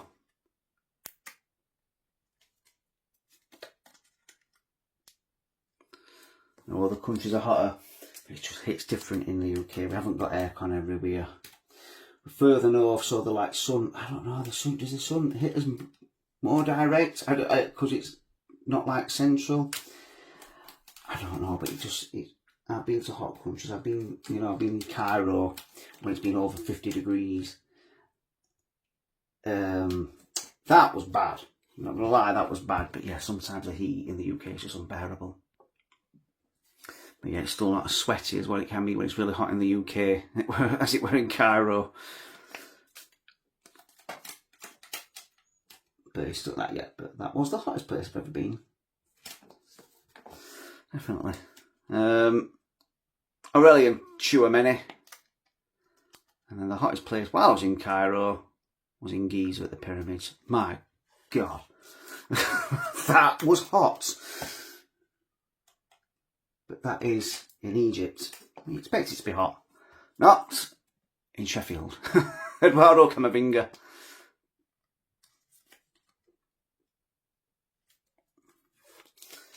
But yeah, I've never been to France. All over France. Many times. Never been to France, so I need to change that.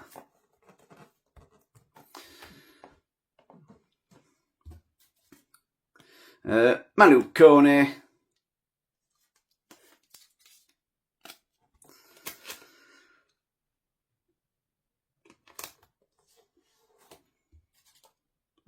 Adrian Rabiot.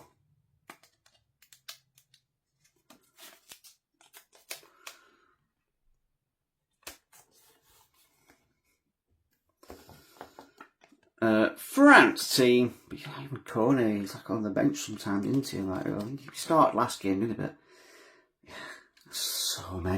so many good players of France got. It's untrue. They're just all good. Can all score goals. Michael Elise. I say from a young age decided he was going to play for France because, you know, he was born in London, raised in London, spent all his life in the UK apart from when he signed for Bayern. But he's got his heritage. He qualifies for France. Ousmane Dembele.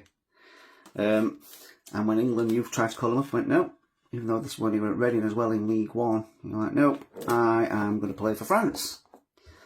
And here he is for France, one of the best players in the world, Bradley Barcola. So yeah, I mean, it'd be nice, wouldn't it, having him? I mean, can you imagine having him and say Erling Haaland, although, you know, I know he was born in Leeds, born in England.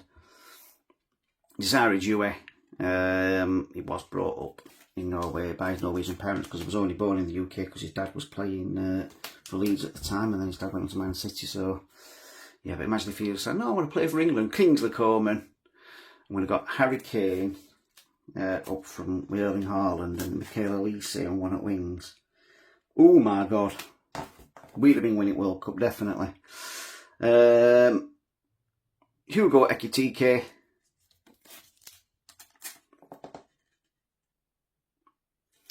And having watched it, probably the man who was going to be the top scorer in the tournament, Kylian Mbappe, as number 20.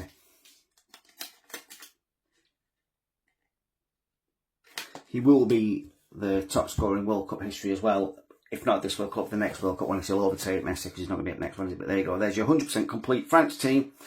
Now we're on to Senegal. Here is your Senegal badge.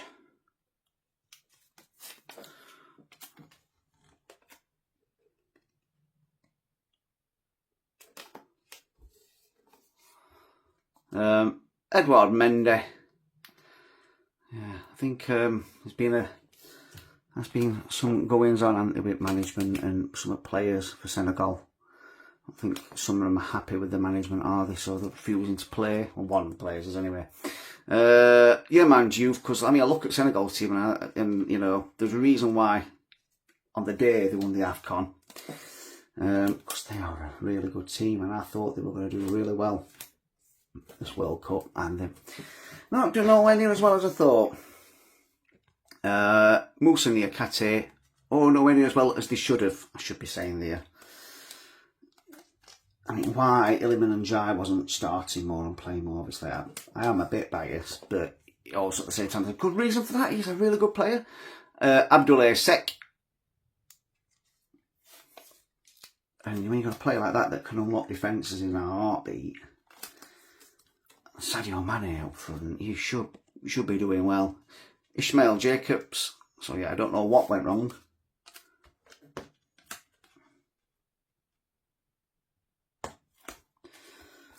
But it did, didn't it? El Hadji Malik Diouf.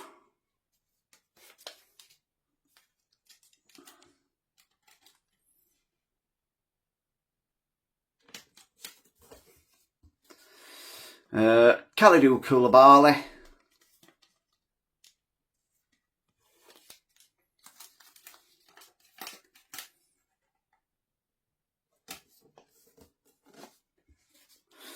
Idrissa Gana Gueye.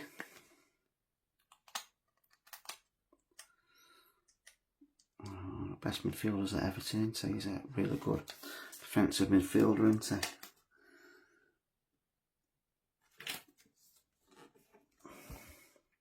Pape Matar, another good midfielder for Spurs.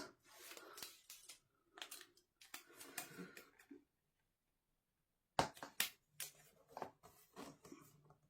a bad call, that one, isn't it? Pat Gay.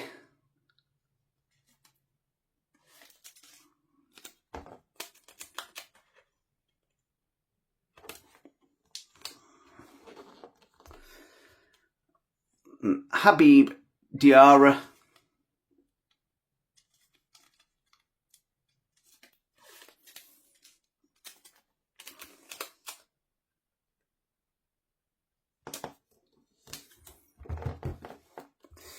Senegal team.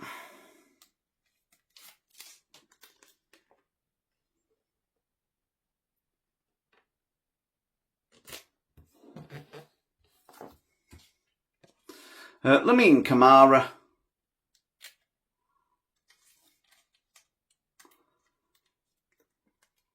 Cool.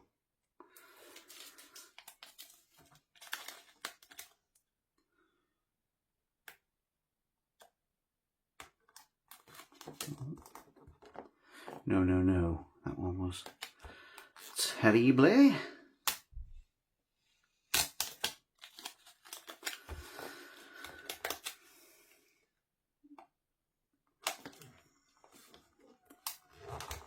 Oh, much better there, that one then. Sadio Mane, like I say, he should still be in the World Cup. Sadio Mane. It's could be like his. 92. He could do next World Cup, couldn't he? 38. He looks after himself, doesn't he, Sadio? Ismail Assar. Again, one of the better players in the Premier League. Certainly one of the better players for Palace. He should have been getting further with this team, Senegal, definitely. Boulaye Dia.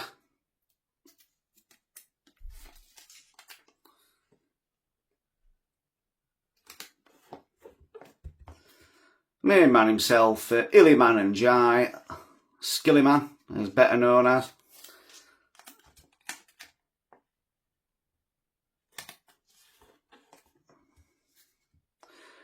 Nicholas Jackson, again another good player, Nicholas Jackson, isn't he? He's way back to Chelsea though, isn't he? Summer World Cup. And lastly, we've got Crepin Diatta.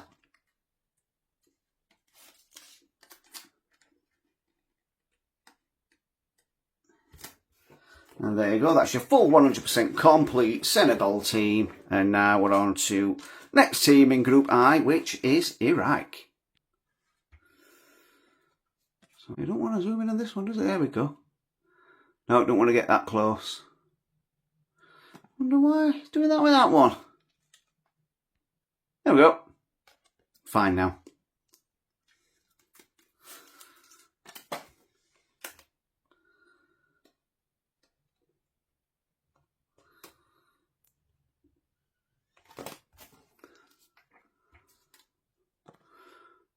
Jalil Hassan. Or Jalal Hassan.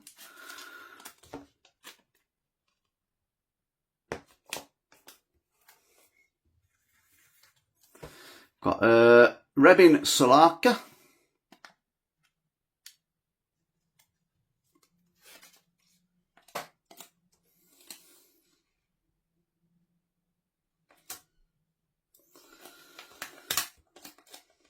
I could tell. How I struck that then, that was... Oh, that's straight, there we go. Hussein Ali.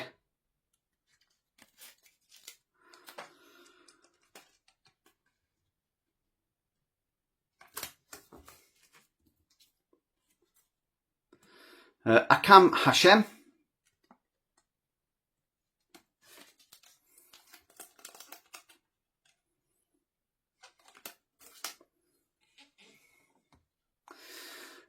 Merkas Doske.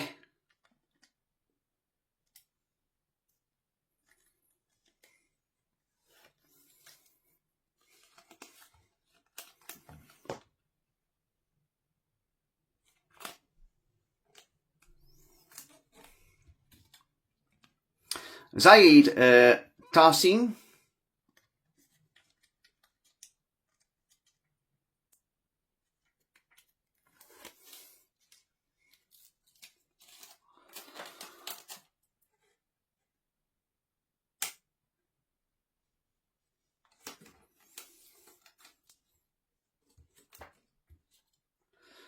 Manaf Yunis.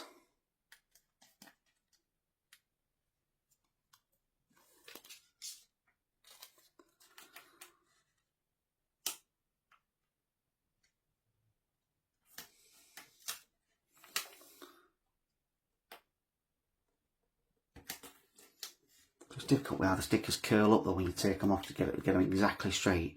Zidane Iqbal. He come from through Man U's academy. I seem to distinctly remember an Iraqi player called Zidane coming through academy at Man United. Please correct me if I'm wrong in the comments, but I definitely think he was at Man U. Amir Al Amare.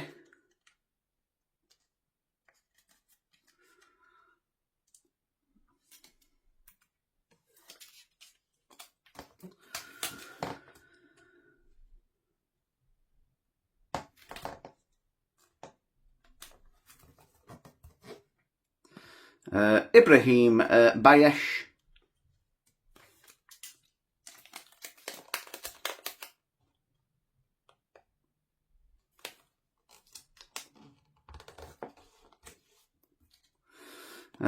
Ali Jassim.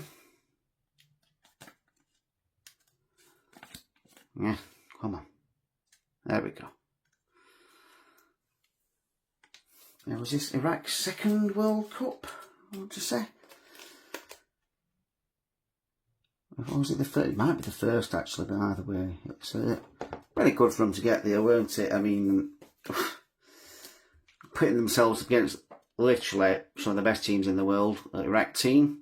I mean, to get this group is really unlucky, isn't it? You've got Norway and France. I mean, I'm hoping amongst all hope that England keep that absolute animal, beast of a human being and player, Erling Haaland, quiet on Saturday. Youssef Amin.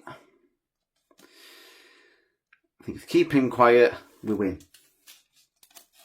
And we're through to the semi-finals against the 12 men of Argentina.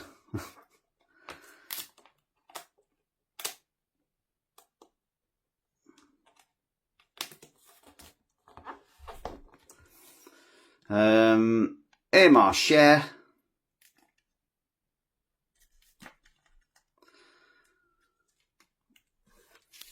And again, if they do that and Argentina beat Switzerland again, it's not just about keeping Messi quiet for Argentina, is it? He he is very good. He doesn't use that much energy, doesn't do a lot in the game. Marco Fargi, he walks a lot of it, but it's his intelligence, isn't it? That team's built around using Messi for his best. And his best is attacking. And if he's tired, well, he's not going to be at his best, is he?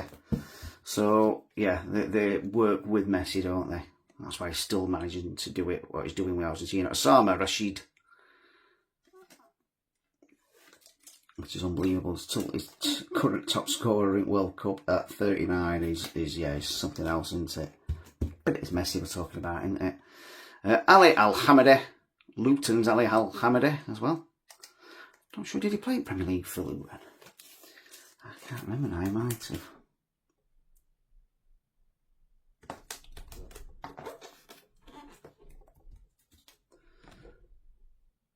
Amen Hussein.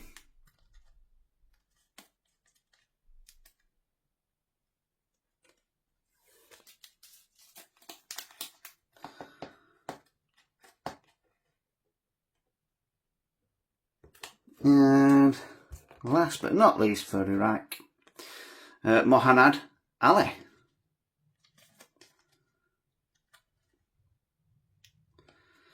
It's a good job I don't show my face in these videos, my God.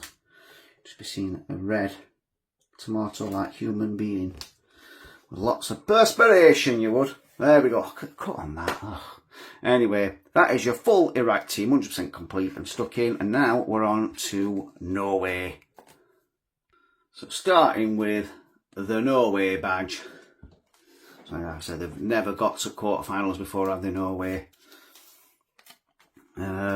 And they'll be facing us, England, Harry Kane against Erling Haaland.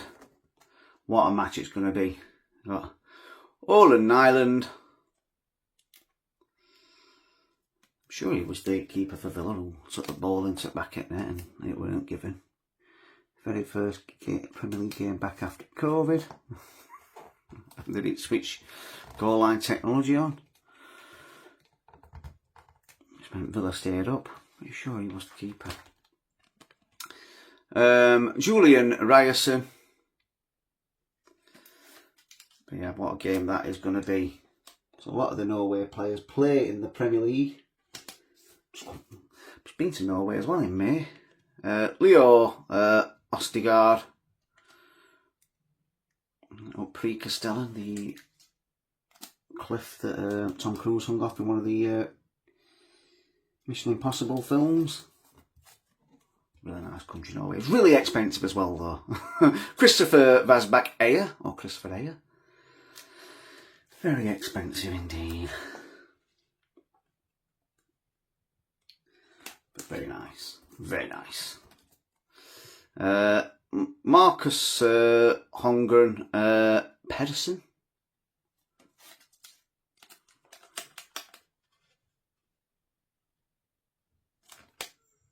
Oh, no.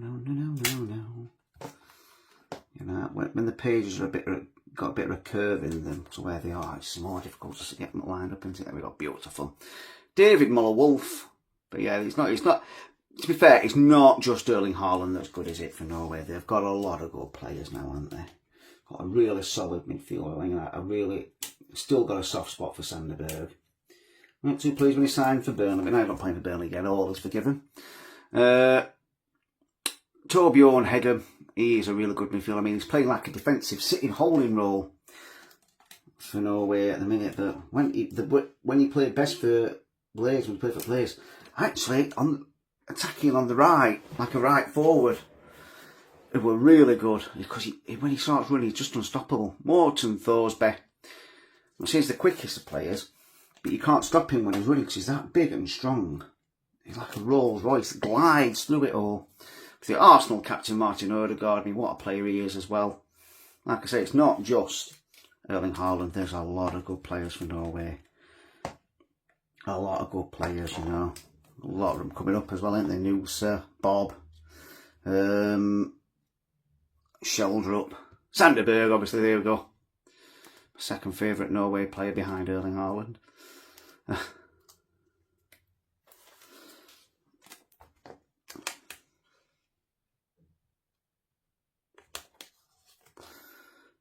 see, I can't leave him stuck in like that.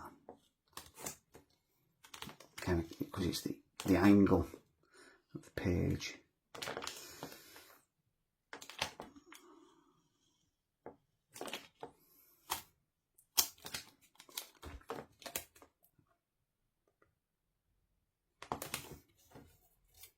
That's better. There we go. Andreas Sheldrup, like I say, a really good player, Sheldrup, isn't he? You're so impressed with him this World Cup. All right.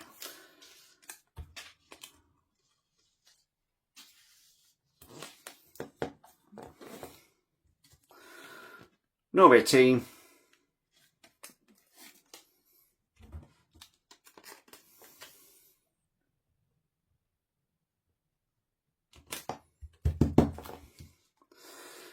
Patrick Berg.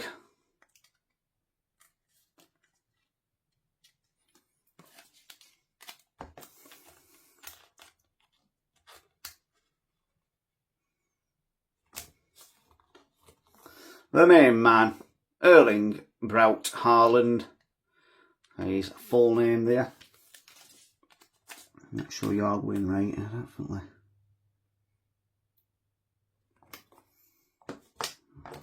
Beautifully stuck in. Alexander Soloff.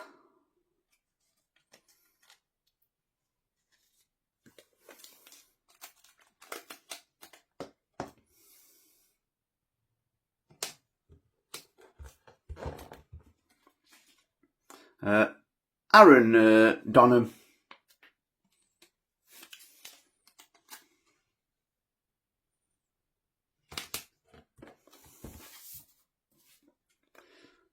Jürgen Strand Larsen. Another good forward, like I said. I think the next two that's coming up, Noosa and Bob. Really good players. Well, like I say, it's not just Haaland. There's a lot of good players for Norway. A lot of good players. There we go. Antonio Noosa. I mean, what a goal he scored, Noosa.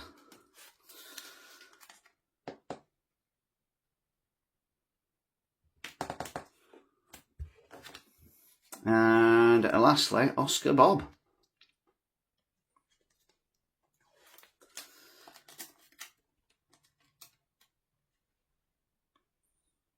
There you go. That's your full 100% complete Norway team. And now we're on to one of the favourites for the tournament, Argentina and the holders.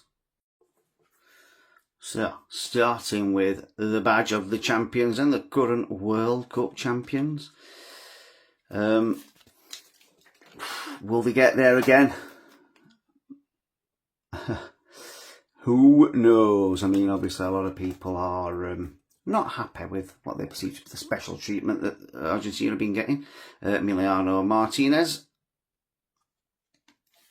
We've got the best goalkeeper in the world a few times, Argentina still at Villa. Got the Golden Glove, didn't it, at the last World Cup? Nahul Molina even. I mean, I do expect them to beat Switzerland. I really do. I can't see Switzerland causing them any issues. Christian Romero, but then they'll have the first real test of the World Cup, which will be in the semi-final against either England or Norway. Obviously, I'm hoping it's England. But obviously, Argentina have always got that one thing in the locker, haven't they? Nicolas Otamendi. They've got Lionel Messi. Regardless of how good I think the rest of the team is, they've got Lionel Messi, haven't they? Nicolas Tagliafico. But I think if you can keep him quiet, which, to be honest, he is quiet most of the game. He's just that good. He spends most of the game walking about and then springs into action when it's needed, doesn't he? And he's lucky. He has got a team that plays to those strengths. Don't particularly think Portugal did that for Ronaldo. Whereas Argentina do that for Messi, don't they? Leonardo Balerde. They know how important Messi is. They know what he can do. So they let him do it. They do all the rest of the work and work hard as well. It's not like they're not working hard, they are working hard, and they're working hard for the team, but also knowing how good Messi is. I don't think it was always like that for Argentina, but it certainly is now. They work for Messi, don't they? And he rewards them because he's that good. And so Fernandez, he doesn't need to run about that much. They need him at the top of the pitch with his little bit of magic, don't they? So I'm hoping if we do get past Haaland, we can keep him quiet. Alexis McAllister. You never know, I might be completely wrong. It might be a Norway and Switzerland at semi-final, which would be ridiculous, wouldn't it? But I certainly think it'll be an England and Argentina semi-final. Certainly open for it. Rodrigo de Paul. I think England will just have too much for Norway. And then anything goes, doesn't it? It'll be France, Spain in other semi-final. I think Spain will beat Belgium. Ezekiel Palacios. Even the stickers are sticking out slightly different because it is that hot. It is that hot in the UK at the minute, in England, in sunny Sheffield. I am literally just one big sweat machine. Oh, no. This one does not look a good cut of sticker. It's got to be said, it does not look good. No, it wasn't good. Leandro Paredes. So my little office and little garage with no aircon is yeah, a fun place to be. Not. Let's move that down a little bit. There's your Argentina team. There's Leo there, isn't he? But yeah, will it be a repeat of the 2022 final? It's set up for that. Can England finally be the party poopers and get to a second World Cup final, the first time since 1966, which was actually in England at Wembley? We did beat Argentina to get there, didn't we? That's what we've got to remember. We beat Argentina to get to the last World Cup final, didn't we? So you never know, we might do it again. Nico Paz, I think we beat them in the quarterfinals. I think it was Portugal in the semi-finals. Can't quite remember who it was. Obviously West Germany in the final. Nico Paz, I thought he'd have a better World Cup than he has. I'm not saying he's had a bad World Cup. Wow, that's a bad cut. Franco Mastantuono.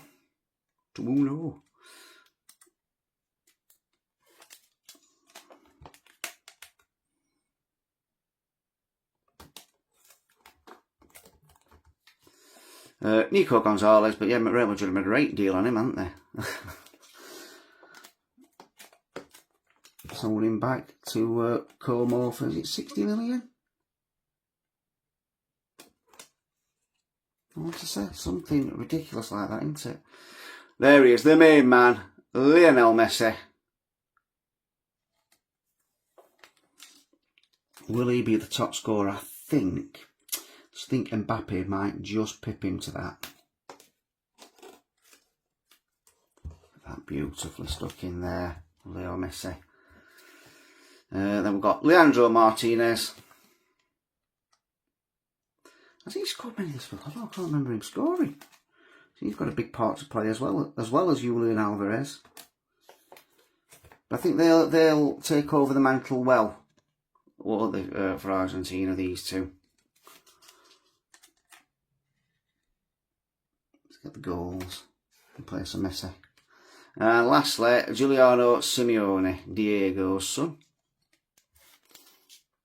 Diego Simeone, that is not, it's not Maradona. And there you go, that's your full 100% complete Argentina team stuck in, as well as the main man Leo Messi. Now we're on to Algeria.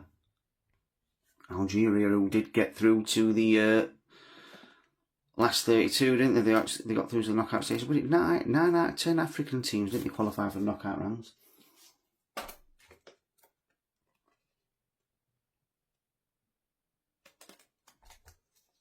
There's your badge. Got Alexis Guendouzi. Obviously the best player is Riyad Mahrez, but they've still got some other good players, haven't they?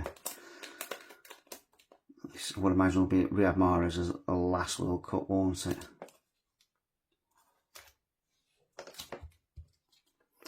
Rami Ben Sabani.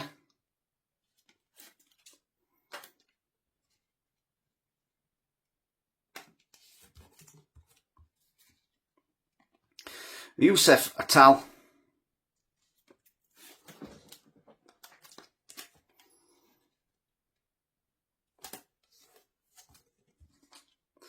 Rayan Nori. Oh, Man City now, isn't he? Doing well at Man City. He was at Wolves previously, weren't he? Mohamed Amin Tugai.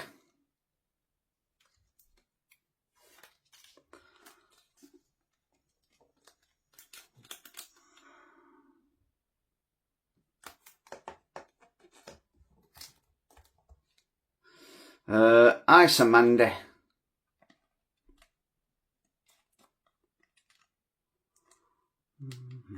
Come on. There we go.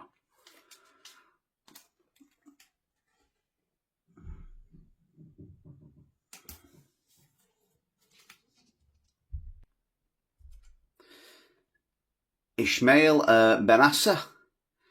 Yeah, got it a minute because it's 30, like 34, 35 degrees outside, which is definitely transferring into this little room. I feel like I'm like one of the tennis players at Wimbledon whenever I get a chance having to stop with sweat towel. Beautiful. So, you see, my hands aren't gliding over the stickers as easy as they were. Make sure that they're in. Hisham Budai.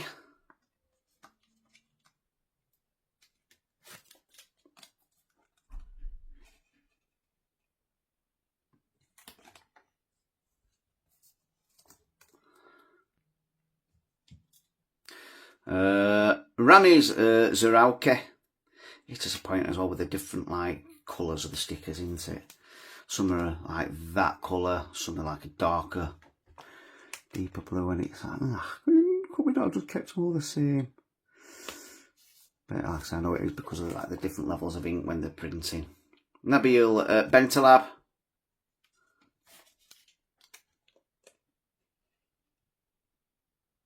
They'll have a certain colour code, won't they? When it gets below a certain amount, they're like, no, start again.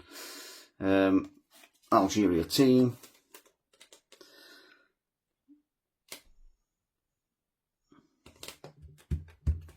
That's why you have different coloured stickers. Fares Chaibe.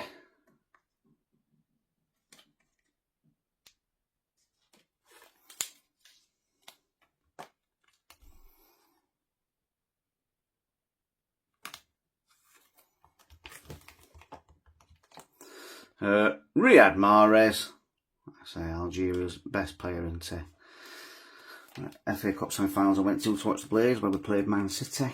He just ripped us to bits. We managed to keep Haaland quiet, but then they had Mahrez behind him. Look at that. That is at the same level. Stuck in there then. That one, that cut. Saeed Ben Rama. It's not because they're fake stickers. I've got them from, came out of an actual Panini case. It's because, like I said, that when they're printing and cutting into it, sometimes they're just not cut quite right. Anis Haj Musa. I know a lot of people have pointed it out as well.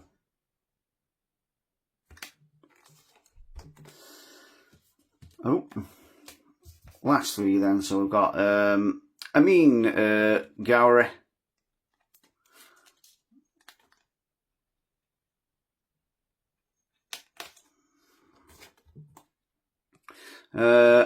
Baghdad Buenaja, sorry.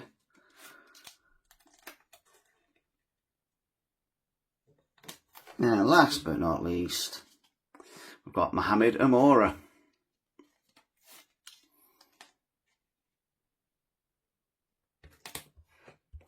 There you go, that is your full, complete, 100% stuck in Algeria team. Now we're on to the third team beginning with A in Group J is Austria. So on to the Austria badge then. Again, I think it was the 3 teams anyway who got out of this group, weren't it? Because Jordan, yeah, they were quite an unlucky group. It's only Argentina that got further than the round of 32, weren't it? Alexander Schläger.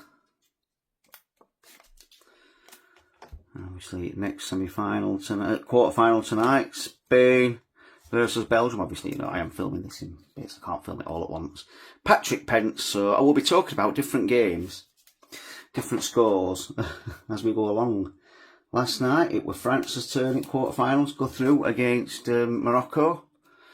David Alaba made Mbappe wait about 5 minutes to take a penalty, and it was a very bad penalty, to be fair. But then he showed his world class, didn't he, by scoring that goal from outside box, and then Dembele as well. Kevin Danso, so just shows you can stop him in box, you can stop France in box. So what they'll do is they'll just shoot from outside box and score. And there's pretty little you can do about it. Like that front three at minute, and Elise didn't even have that good a game yesterday, I don't think. Philippe Leonard, but it's okay because Mbappe and Dembele took over, didn't they? Rabiot played well as well for me. Stefan Posch. I think the only way really you're going to beat France is by attacking them, because people have tried defending and they lose. So, what have you got to lose? To just attack them. Philippe Mwene.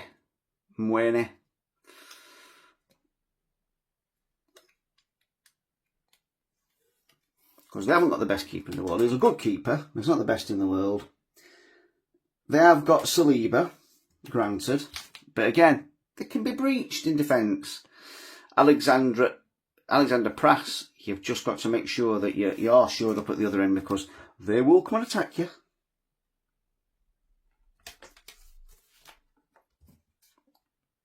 Javier Schläger.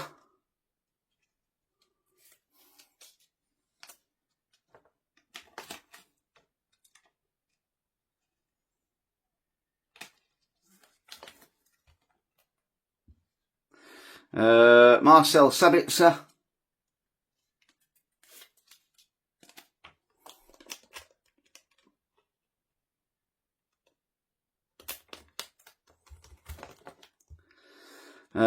Konrad Lehmer.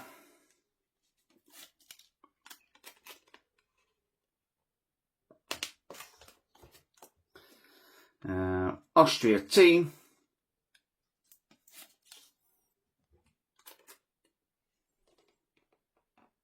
But again, Austria got some good players, definitely.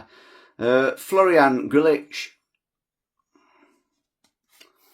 And he's still going strong as well, isn't he, Arnautovic?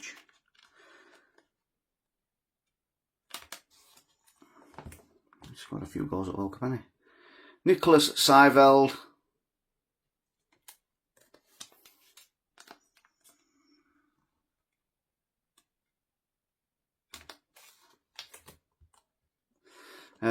Romano Schmid.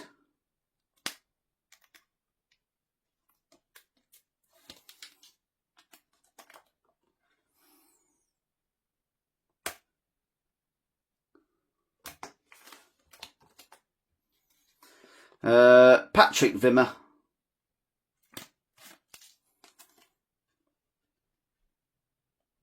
Yeah.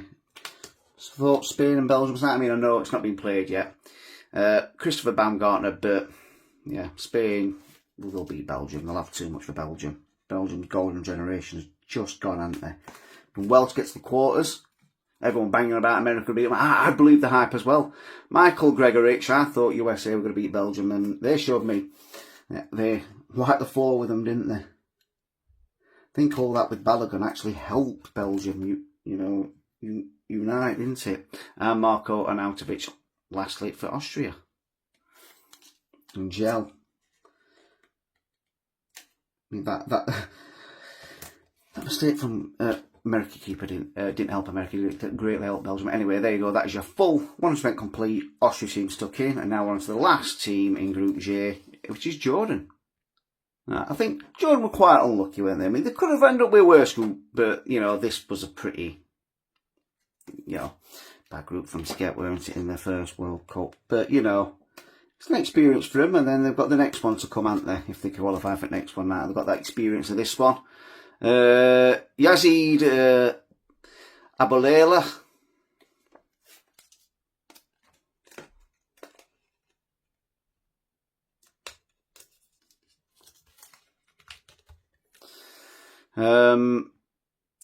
Isan Haddad.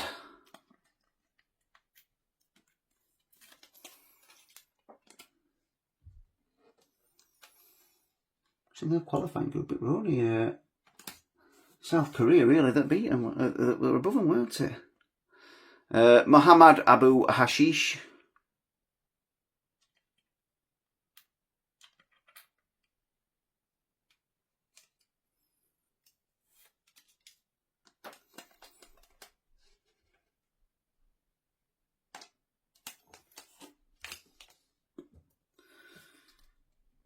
We've got Yazan Al Arab.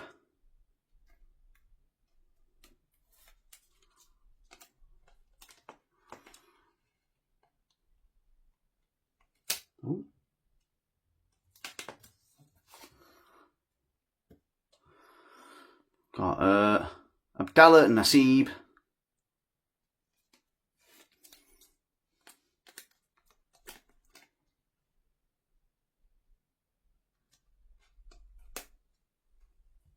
Now that one was going to be very bad, that one then, weren't it? That's better. Salim Obaid.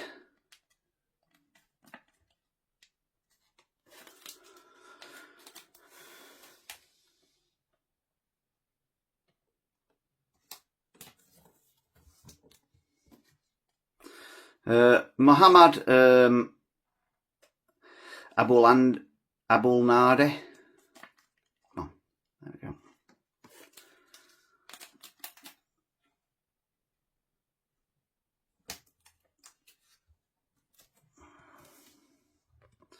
Ibrahim Sade. Look at the colouring of the ink on this one, the colour, compared to the one next to it. Wow, that is a big difference, isn't it? Nizar Al Rashtan. Look through and try to get all the darker colours.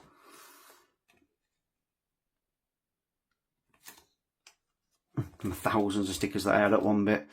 Noor Al Rawabde. Get it right. Come on, let's get it right.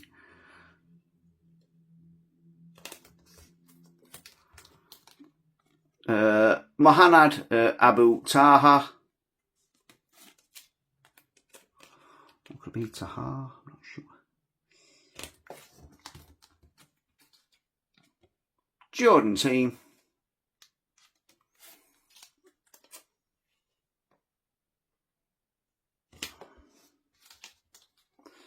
Amma Jamus.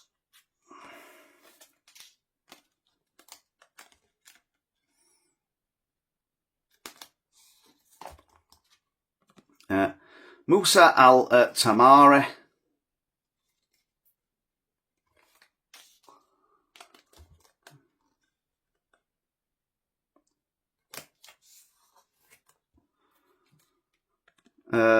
Yazan Al Nemat.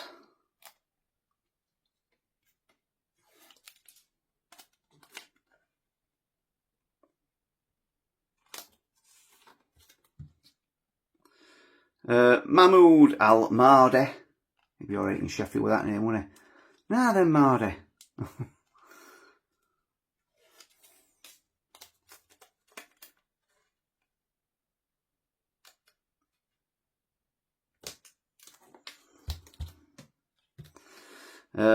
Ali Olwan. Last few now for Jordan. And then we're on to Group K.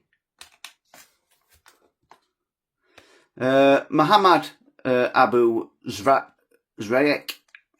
Let's say that is.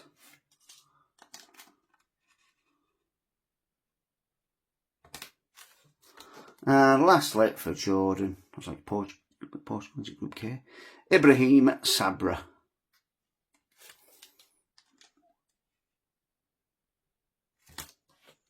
And there you go, that's your 100% complete stuck in Jordan team. And now we're on to Group K. See the team in Group K, Portugal.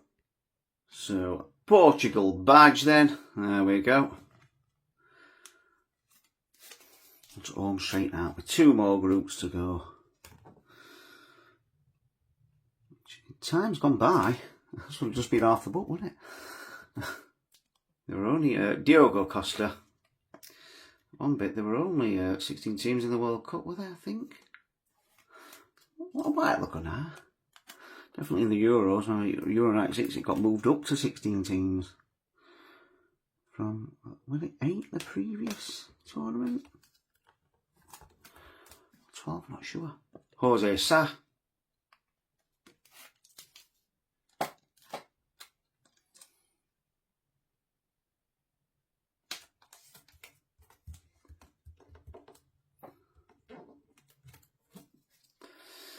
Ruben Diaz.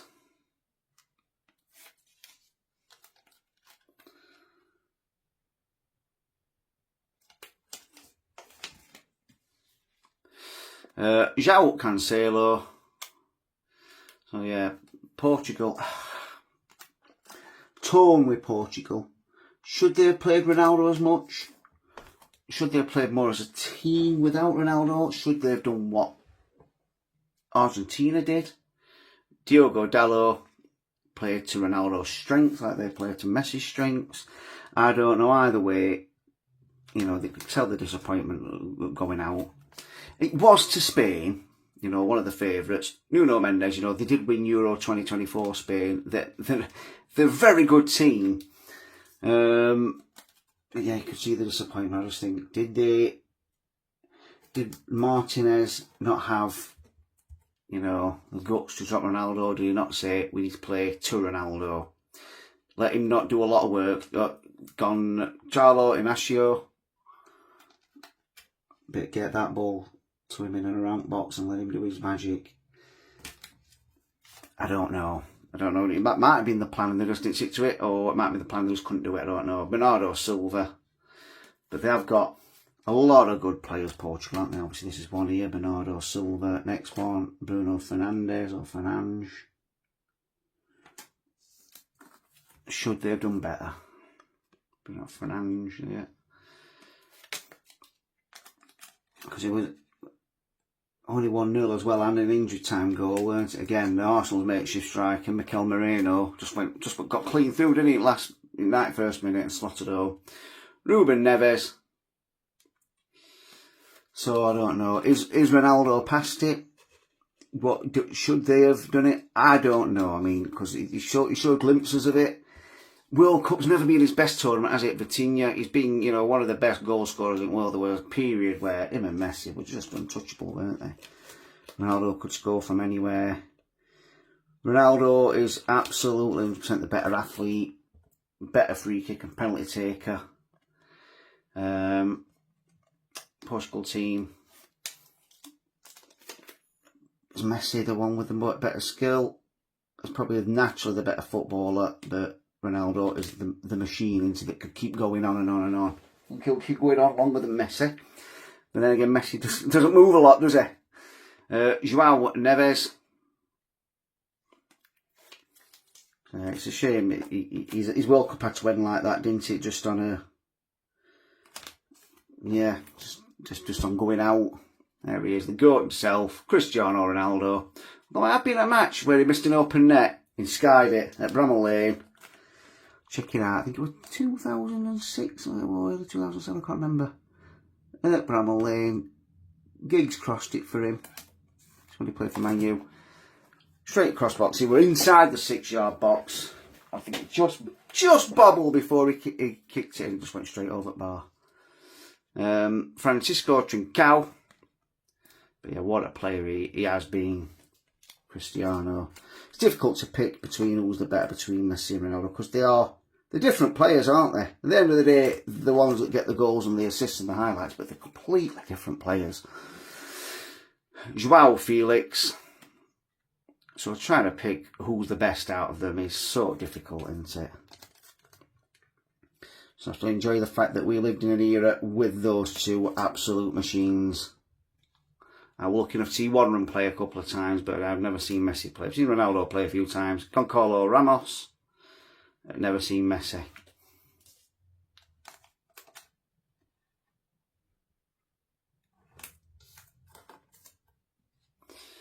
Pedro Neto.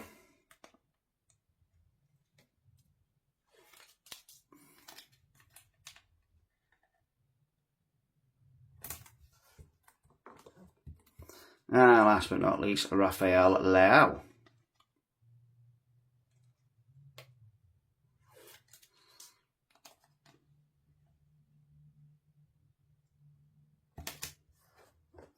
And there you go, there's your full 100% complete Portugal team with Ronaldo, his last World Cup. And now we're on to Democratic Republic of Congo. Not a bad team either, as we found out, didn't we, in the round of 32. Congo badge. Let's get you, they had to beat, go through a playoff thing. They beat Cameroon, Nigeria and then Jamaica, so to even get to the World Cup. They had a hard playoff route, didn't they, after finishing second in their group, didn't they, behind Senegal. Lionel Mpase.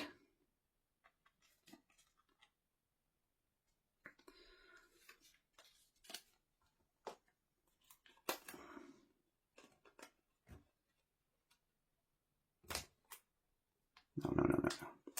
I always struggle with this one, but yeah, that one would have been absolutely terrible. There we go, much better. Aaron Wan-Bissaka.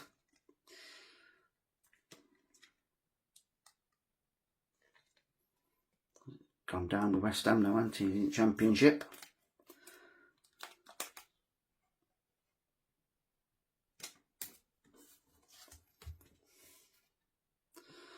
Axel Tuanzebe. Lucky he's not at Man United. I think he's had a mismanaged injury, didn't he? So, Man United's loss is definitely Burnley's gain, isn't it? Because he's a good defender. Arthur Masuaku was at West Ham, weren't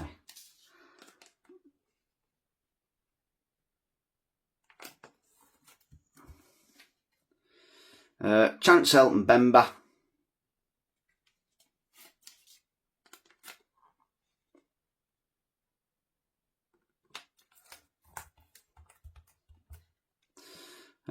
Joris Kayembe.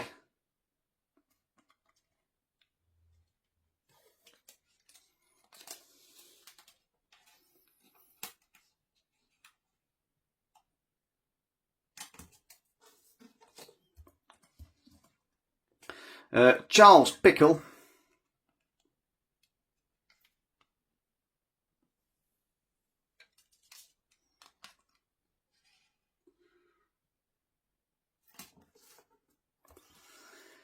And we're on to Angalael Mukau.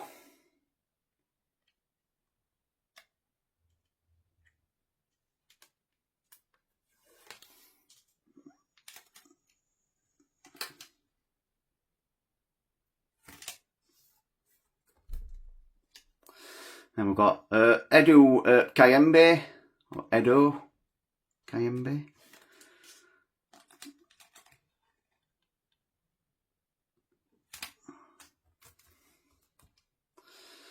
Samuel Mutasame.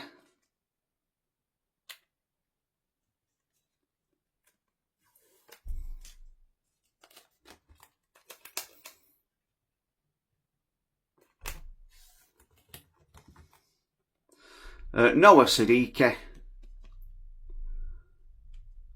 Well, I've heard the commentators say, World Cup is going about players that played for Sunderland at the World Cup, rubbing it in that they beat us in playoff final. Thank you. Congo team.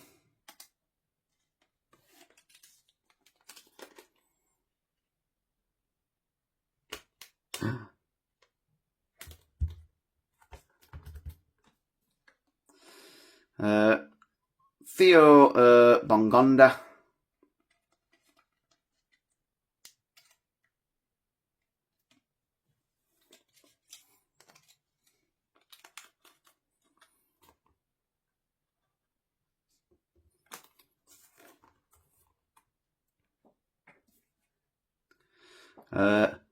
Meshach Elia.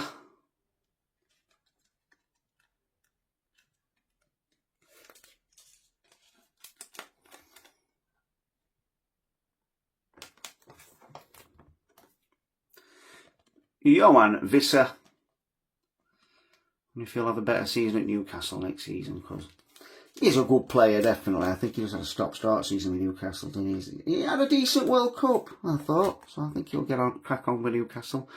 Brian Sipenga scored against England as well, didn't he? Well taken goal. Just got Pickford at his near post, didn't he?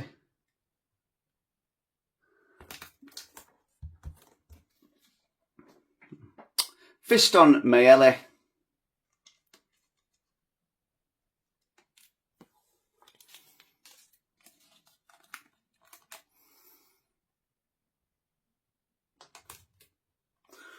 Oh no, that would be terrible.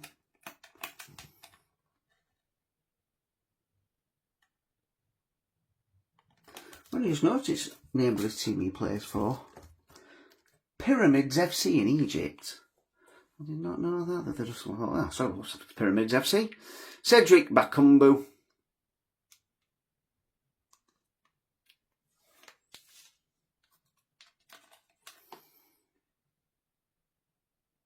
So I'm gathering they have a player in Cairo or Giza. Nathaniel Mbuku. Our last player for Congo. So anyone from Egypt watching this, you can let me know where Pyramids FC play. Be very appreciative. There you go, that's your 100% complete Stuck in Congo team. Halfway through Group K now, and we're on to Uzbekistan. So your Uzbekistan badge. Also, only got another 120 normal stickers to stick in, haven't we? And then the 12. Oh no, actually no. Then there's the FIFA World Cup ones as well, and then the 12 Utkia Yusupov and the 12 Coke stickers. So yeah, maybe 142, 143 left. That's how I always stick this one in terribly. What's wrong with it?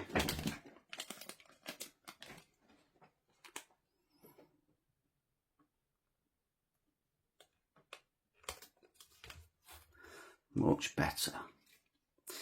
Farouk Safiev.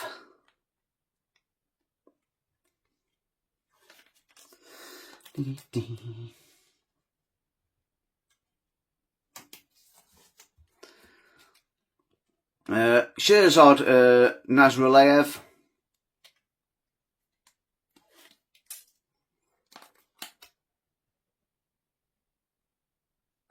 Oh.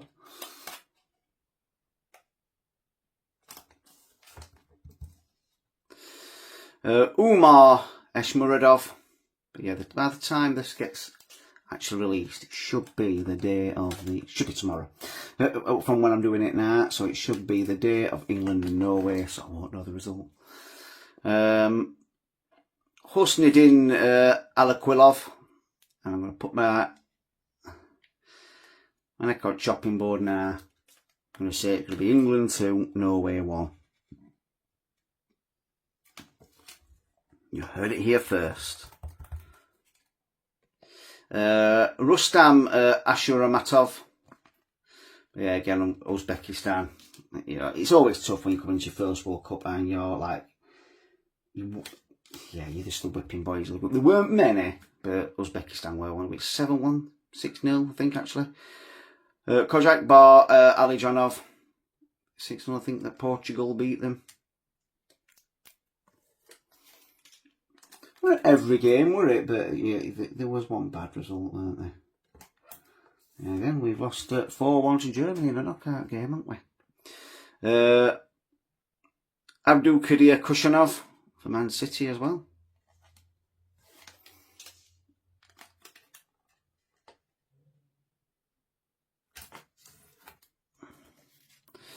Last one for this page, we've got Odiljon Hamrabekov.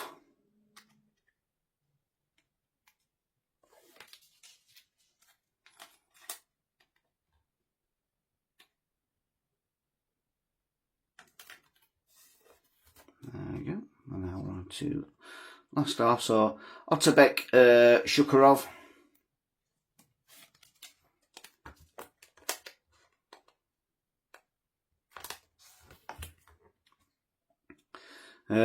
Jamshid Iskandarov.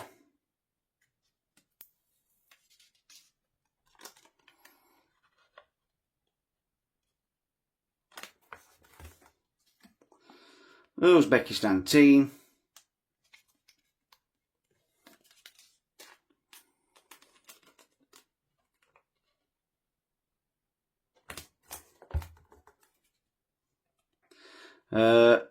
Azizbek Turgomboev.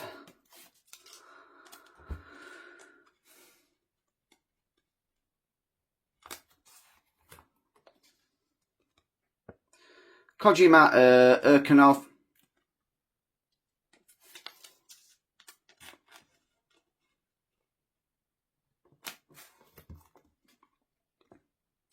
Eldor Shomurodov.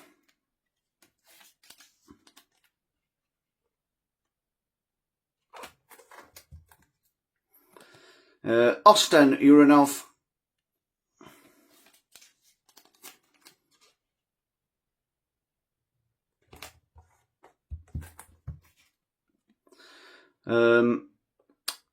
Jalaluddin Masharipov.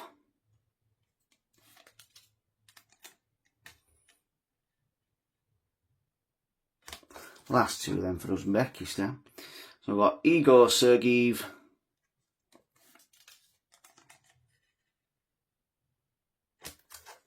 Player seems to get a lot of in when I did that big opening was Abozbek Faizolev.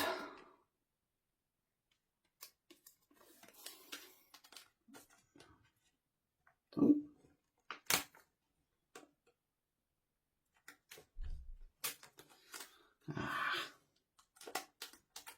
Just catch when you're trying to stick it in. There you go. That's the last one, and that is your 100% complete stuck in Uzbekistan team. And now we're on to your last team in Group K, which is Colombia. So on to your Colombia badge.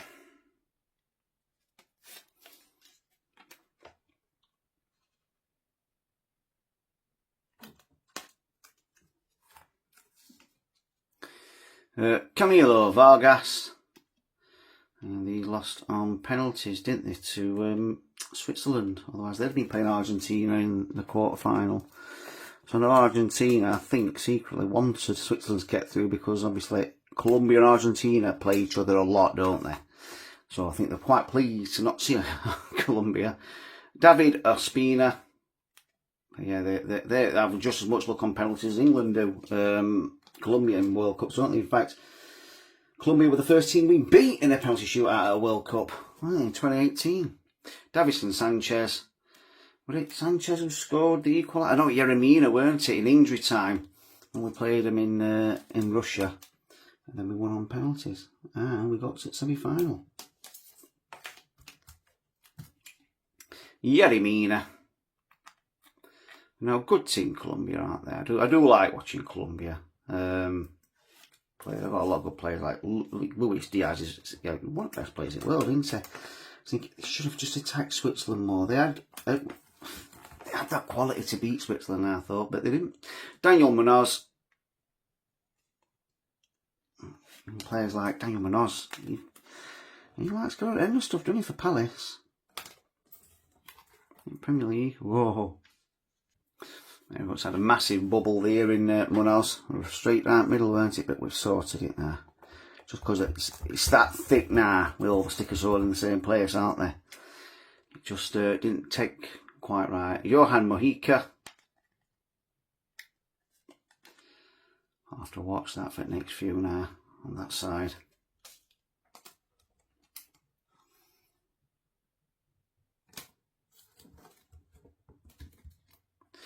Jean Lecume.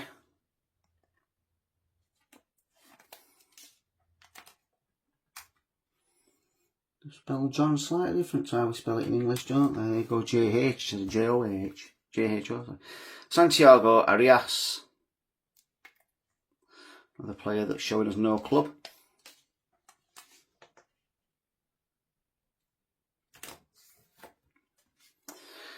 Jefferson Lerma. Another good player, isn't he? Lerma. Another Palace player, I know. I do like watching Colombia. They have got some good players, haven't they? A little bit like South American style and all. Always a bit more flair, isn't it? Kevin Castano can be a bit more dirty as well. The fouls and stuff, can't they? And they like to roll around a bit more than. Say that it's come well into European game as well. But yeah, not saying Colombia, but Paraguay against France. Wow. No bookings as well, which was amazing, wasn't it? Richard Rios. But, you know, they knew they couldn't beat him. Like, quality. So you use whatever way you can. I ain't got a problem with it at all. And they nearly did beat them, didn't they? They ordered a penalty, weren't it? Colombia team. So they can get them penalties. It's anyone's game then, isn't it? And they showed that by getting Germany to penalties, didn't they? James Rodriguez, his swan song for World Cup, you know. That's like seeing he only turns up every 4 years, isn't it? Because he is, you know, in Brazil. And in Russia as well. So good, weren't he? Juan Fernando Quintero. Yeah, well, unlucky not to ever actually see him play in person because obviously when we played Everton in the Premier League, it was COVID. George Carrascal, when he was there under Carlo Ancelotti.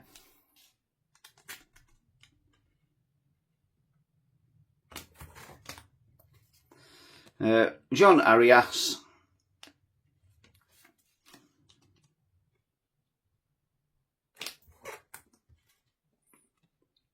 John Cordoba.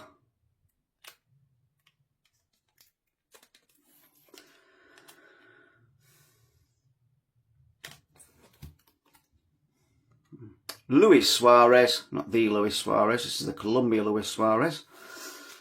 Not the Uruguay one. Not the bitey one.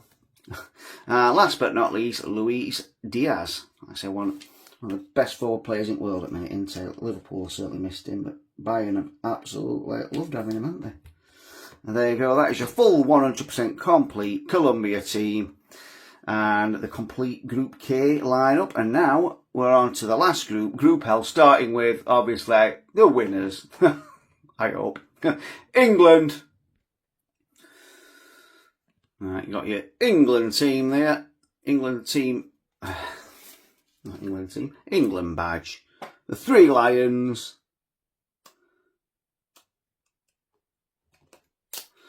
I have to make sure I get this in right. I say it's just getting more and more difficult because it's all stuck up. There we go, beautifully in. Jordan Pickford.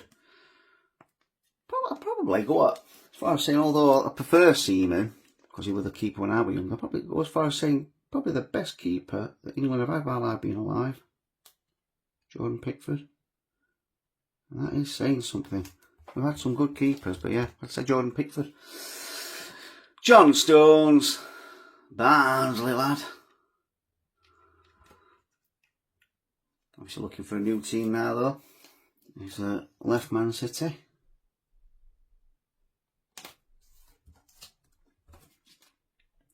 Mark Gray. Be interesting to see how he plays in defence as well against Norway tomorrow. In the quarter-final. No right backs, have we? Although I think Jed Spence will be playing. Ezri Konsa.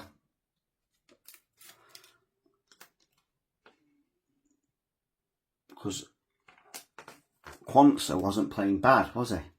Trent Alexander-Arnold against Mexico, then he got sent off. I mean, what deliberate. Trent's not in the squad. Would have been handy if he was, because we would have had a right back.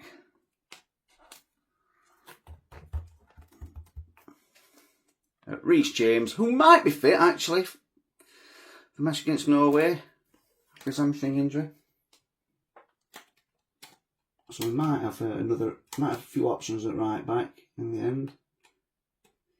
So he did have Livramento, didn't he? He got injured, so he said he brought in Chalobah instead of another right back. Dan Burn, I mean, what a cameo performance he had against Mexico. Could play against Norway as well, because I think Haaland's played 8 times, I want to say, against Newcastle when Burn's been in the defence, and he's only scored once. Jordan Henderson, who won't be playing because in the celebrations after beating Mexico, he slipped over advertising hoarding and absolutely snapped his left arm. Completely. I've seen the slowed down video for it and it ain't nice. Declan Rice, in a match that was described as that difficult, Jordan Henderson got booked and broke his arm and didn't even play. But yeah, I mean, I've got to say hats off to Mexico, because, you know, anywhere else in the world, that's a comfortable win for England, in my eyes. But the advantage we had of having the better team, they had all the other advantages, and they did play to them. They were unlucky in the end. We just shut up shop, didn't we? There he is, the main man.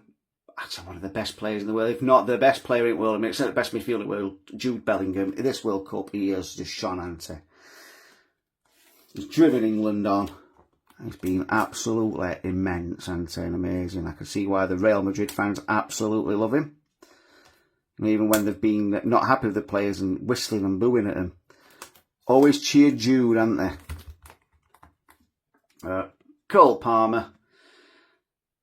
But yeah, I mean, the Azteca, it's one of them places I wish I could love to go to the Azteca. I would love to go to that match. It's like one of the iconic World Cup venues, isn't it?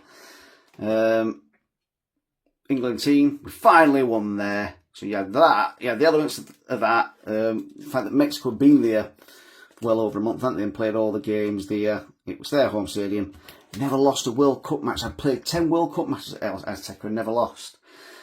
Morgan Rogers, and then upstepped England. But yeah, well, what a game it was. I say, England-wise, that's the best game England have been involved with in a World Cup, in a tournament, definitely.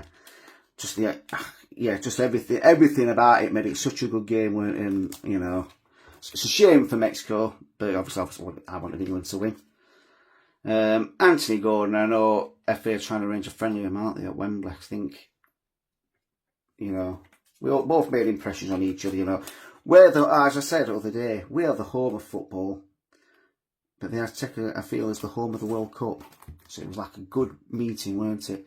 Phil Foden, again, unlucky not to be in the squad. Quintero looks a good player, only for Mexico. But yeah, we showed our good. Just Kane, and how much we need Kane and Bellingham as well, because I don't know what we're going to do. Kane probably will be at next World Cup, so he looks after himself, doesn't he? But we need to find a striker that's going to be there when Kane's not. Bukayo Saka, because he's 33 now, Kane, isn't he? We need to be finding a striker that's going to score them goals that he scores. Harry Kane, he's going to be 33 end of July. I'm just seeing on here. So we're going to have to find a replacement. At minute, would you say he's the best striker in the world? Yeah, I would. So this season anyway, Marcus Rashford. Trying to replace someone like that is not going to be easy. The fact that he's absolutely trounced Rooney's record, hasn't he? And Ollie Watkins. Looks like he'd go on and score 100 goals for England, doesn't he? Which may never be beat. And there you go, that's your full 100% complete England team. England! Gonna win. It's coming home. I hope. And now we're on to Croatia, who always punch above their weight, don't they? Croatia badge. The country with such a small population, they're so good at football, aren't they? You know, They've been to the final when they beat us in the semi-final. You know, no malice. Sometimes you like when teams beat you, like, but no, not Croatia. I ain't got no malice towards Croatia. Dominik Livakovic.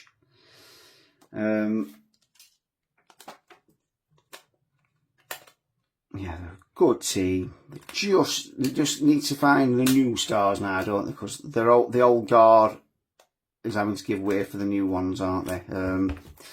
Modric is going to retire. Duje Kaleta. You've got Perisic as well. Who's been a mainstay and saying been a really good midfielder. But you have got players, you know, like Josko Vardiel, really good defender. He's going to be there for a few years yet, and he's only 24. But yeah, they always seem to have good players, Croatia. And, you know, well, may it continue. I like to see teams like Croatia doing well. Josip Stanic. So I remember things like Davor Suker scoring that chip against Peter Schmeichel at Euro 96. It had to be Hillsborough, didn't it? But yeah, what a goal that were. Luka Vuskovic.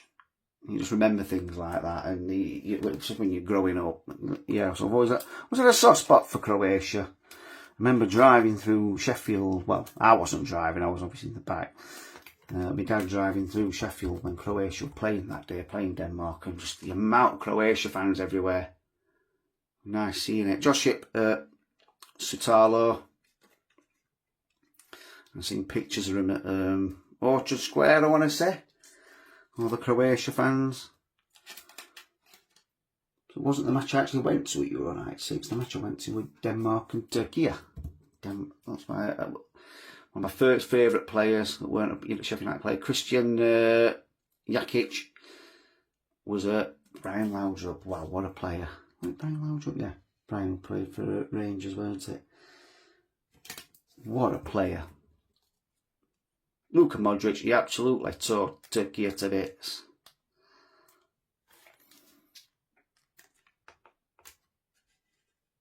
That match, Turkey won. Denmark won 3-0. Last time we'll ever see him at a World Cup, Luka. Mateo Kovacic. And he's 32 as well. Kovacic, isn't he? Yeah, Kovacic, isn't he? So will he play another World Cup? What we would think so. Martin Baturina.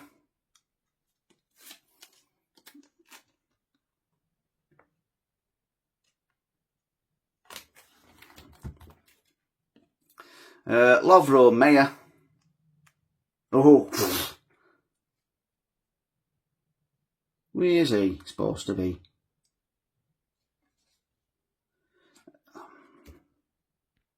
So a little tiny error there. So we've managed to get Kovacic off.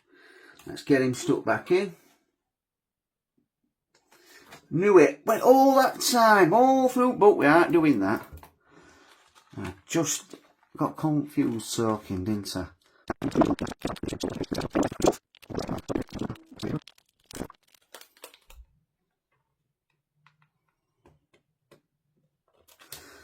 So that's where you should go, Mr. Baturina.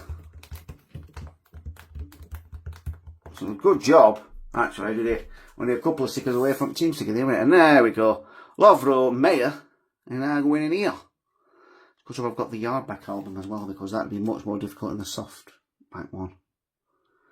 No more mistakes now. Only one, so we're all right there. Croatia team. I'm just talking about love of Croatia. Like my second international team. And then did that. Mario Pasalic.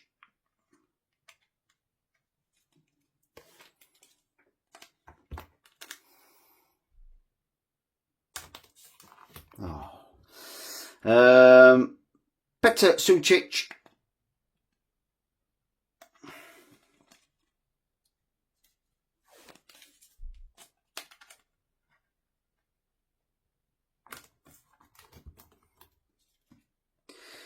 Ivan Perisic.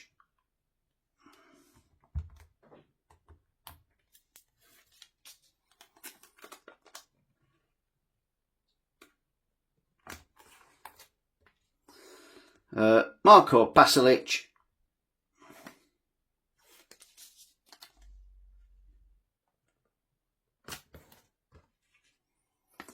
Ante Budimir. Looks like he does look older than 35 in this sticker, doesn't he?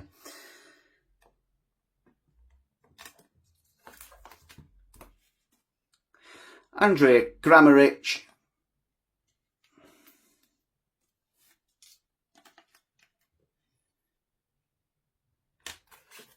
Lastly, Franjo Ivanovic.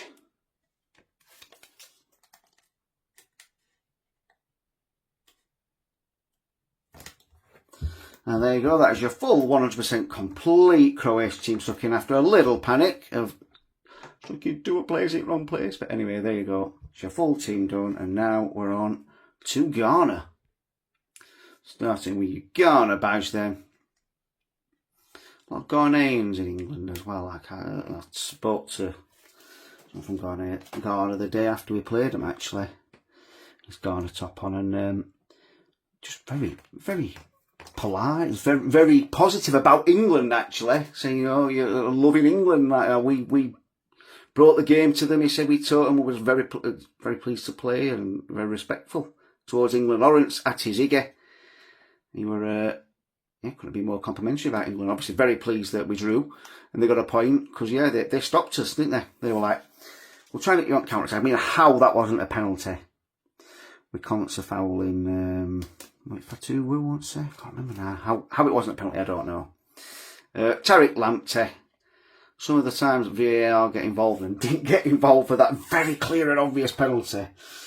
I don't know. I mean, what a result that would have been for Ghana.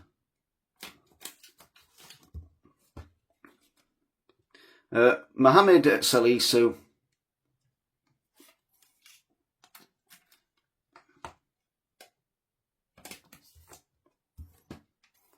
They're a good team as well. Alidu Saidu even.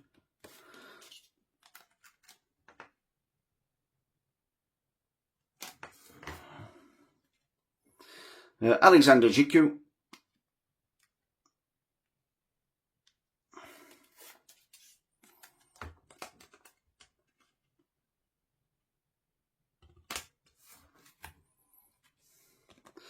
Gideon Mensah.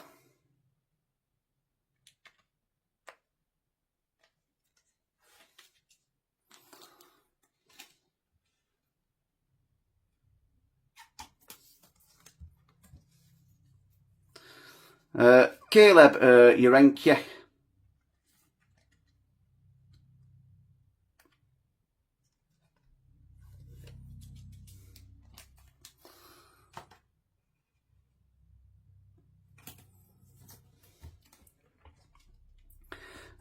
Abdul Fatawu.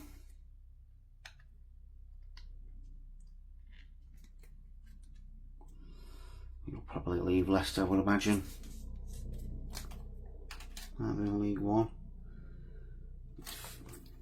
Bit too good for Championship, to be fair. Definitely too good for League One. Thomas Partey.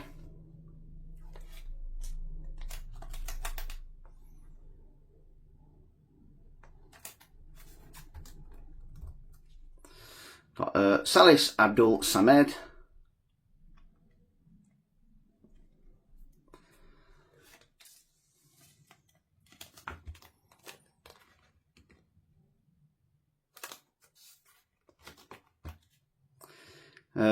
Kamaldeen Suleimana.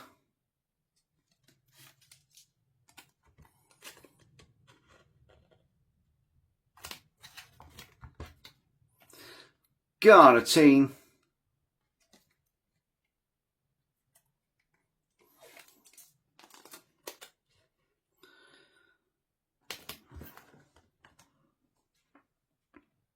Mohamed Kudus.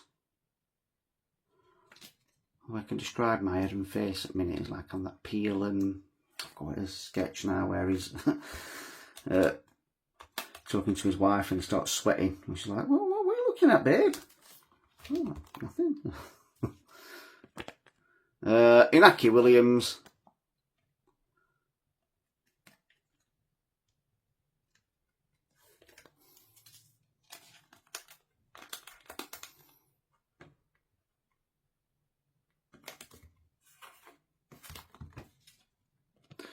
Jordan Ayew did play the World Cup. Fortunately, his brother Andrew Ayew didn't. Who's up next?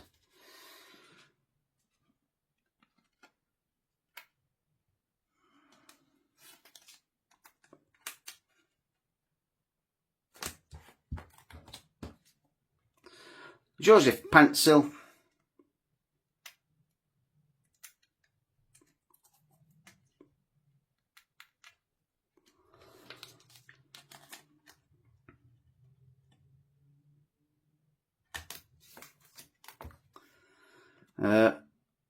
Osman Bukhari.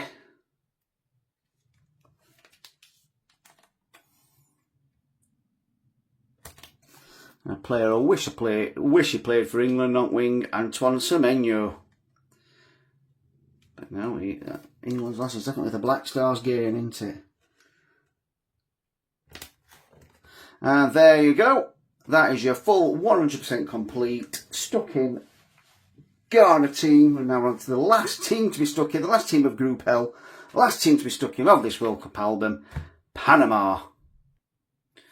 Here is your Panama badge.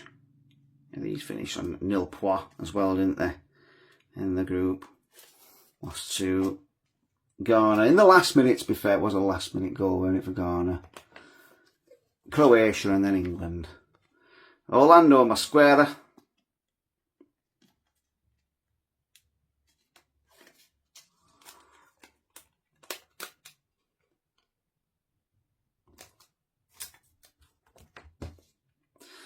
Luis Mejia.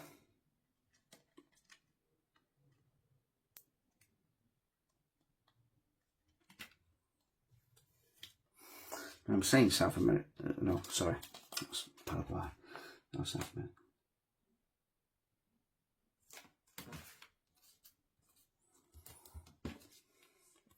Fidel Escobar.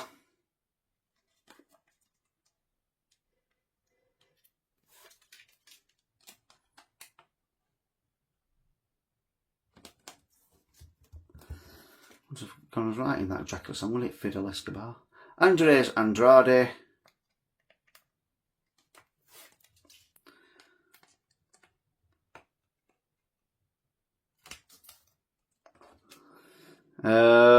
Michael Amir Murillo.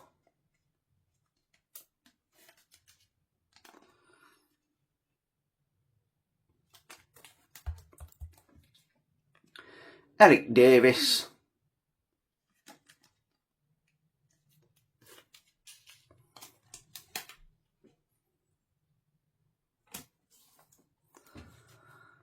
Jose Cordoba. Was it Norwich in the Championship? Cesar Blackman.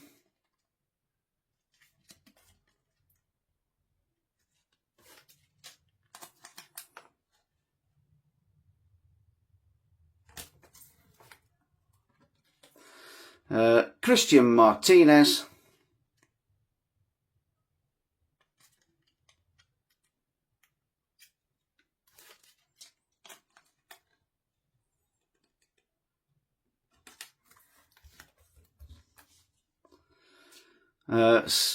Hannibal Godoy.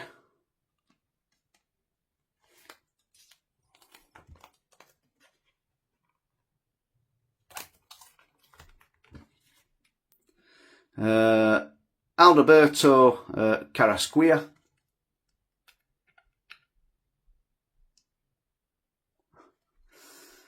Took some getting off. Still fighting. Still want to stay on, don't you?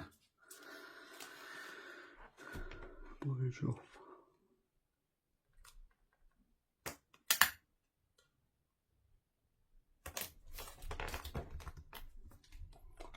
Panama team.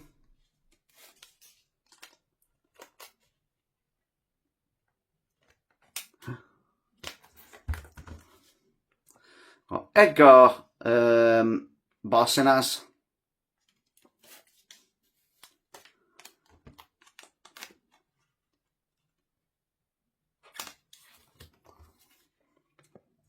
Carlos Harvey.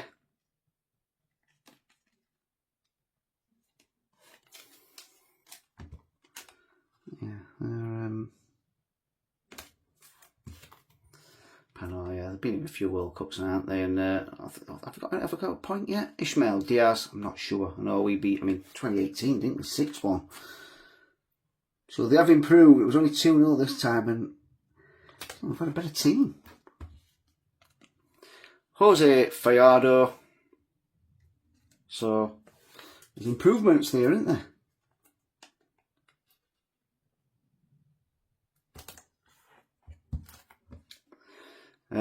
Cecilio Waterman.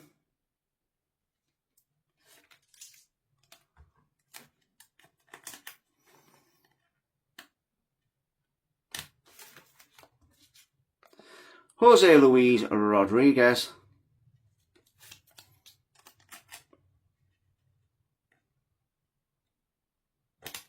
And the player who has the honour of being the very last player sticker go in, the normal base player stickers, Alberto Quintero.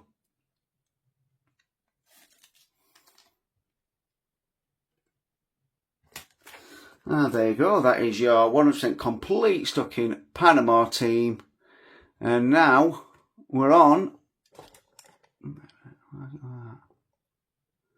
to the FIFA World Cup stickers.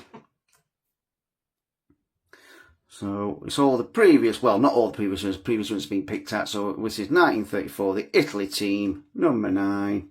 So Uruguay won it in 1930.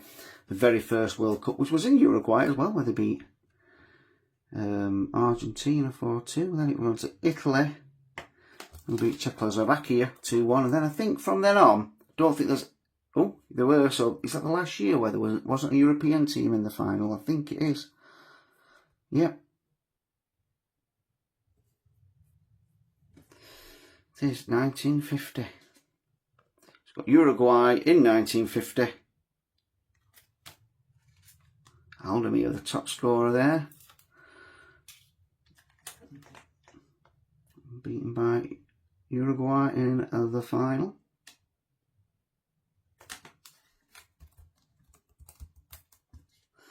So we've got Germany 1954.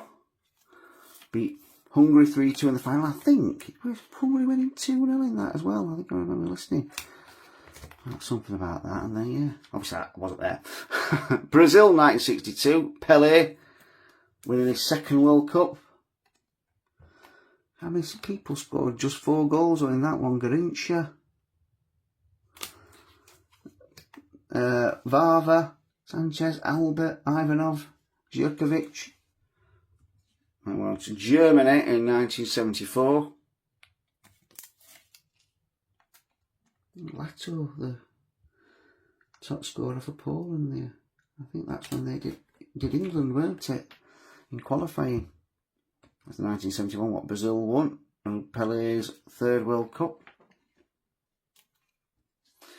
1986, obviously Argentina won. For one of 2 things, a great goal by Diego Maradona, which was preceded by the hand of God, where he cheated. Completely summing up Diego Maradona in a few minutes. The you know, that person that would break the rules and the brilliance of the man. 1994 Brazil.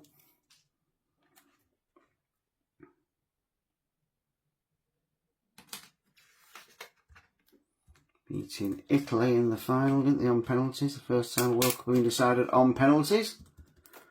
And had to be Baggio, didn't it, who missed it? Brazil in 2002 with the original Ronaldo R9. France won in 1998.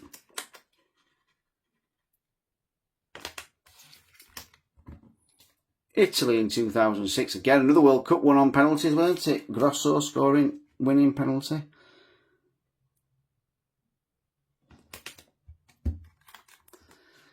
Germany in 2014, they beat Argentina. Argentina have been in a fair few finals, haven't they? And then the last one to go in FWC 19 is Argentina, who won in 2022. Harry Kane, top scorer in 2018. There you go. That is your full 100% complete FIFA World Cup stickers, the shiny ones going in. And now they're all done. This is showing you all the qualifiers for the World Cup. And now we're on to the last ones, the promotional Coke stickers that are on promotional bottles of Coke. There's 12 of them to collect, and it's different in each region as well. And a lot of people to put obviously all 12 on. In South America and North America commenting the different stickers in Europe. So this will be different to yours if you're watching in South America and North America. So start with number 1 then, CC1, Lamine Yamal. Because I've got mine from the actual bottles of Coke and not... So we'll just start doing it when we can get Coca-Cola packs in the UK. These are quite difficult to unravel. Hopefully they stick in fine. We'll soon see. I'll stick it in from the top, I think. As you can see, I'm absolutely not used to. There you go, that's your first one, Lamine Yamal. Second Coke sticker in the European version is Joshua Kimmich. If he wants to come out of his sleeve, that is. There we go, he's out there.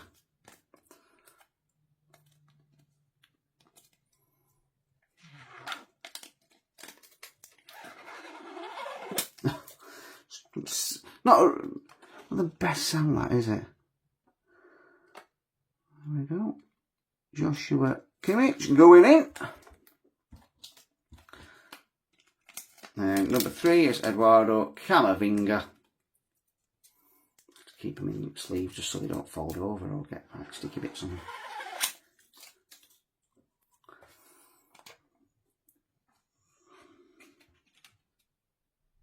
Oh, no. There we go. Camavinga's in, and then we're on to Josko Vardial.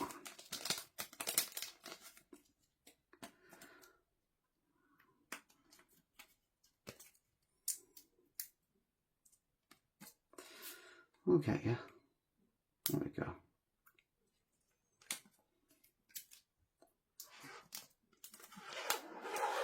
I've not seen what they look like with the back of the Coke stickers on the actual Coke labels. That's what they look like.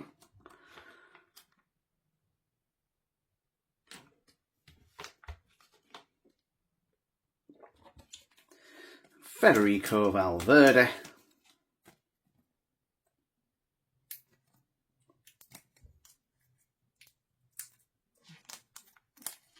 That's number 5.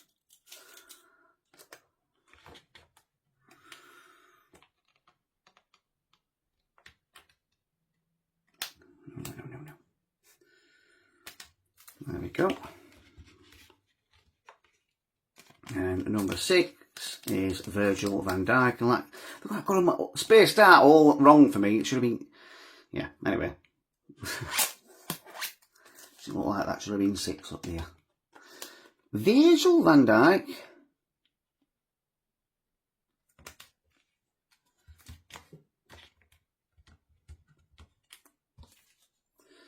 I've got Alphonso Davies.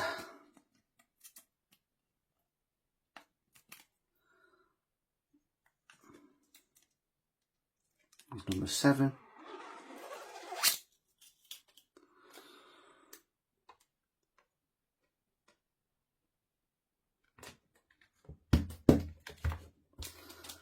That's stuck in, lovely.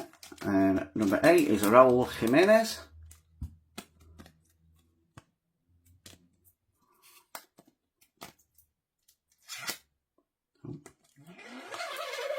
And that was a bit of the Coke label and not the sticker.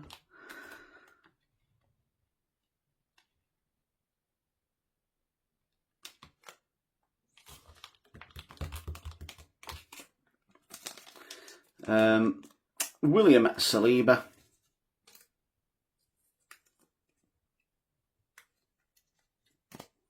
Come on.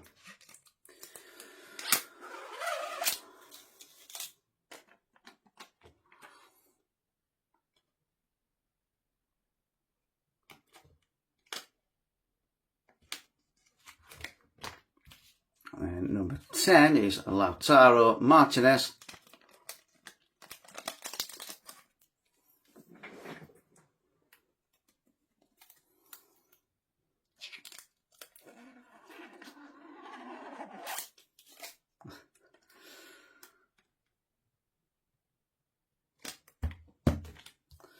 Number 11, England's best, Harry Kane.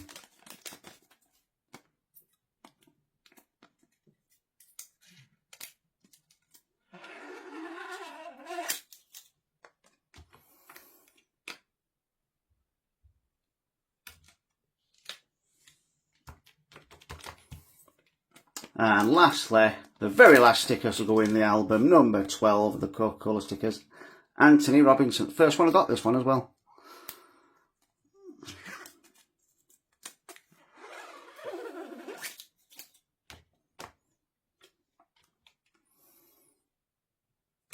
And there you go.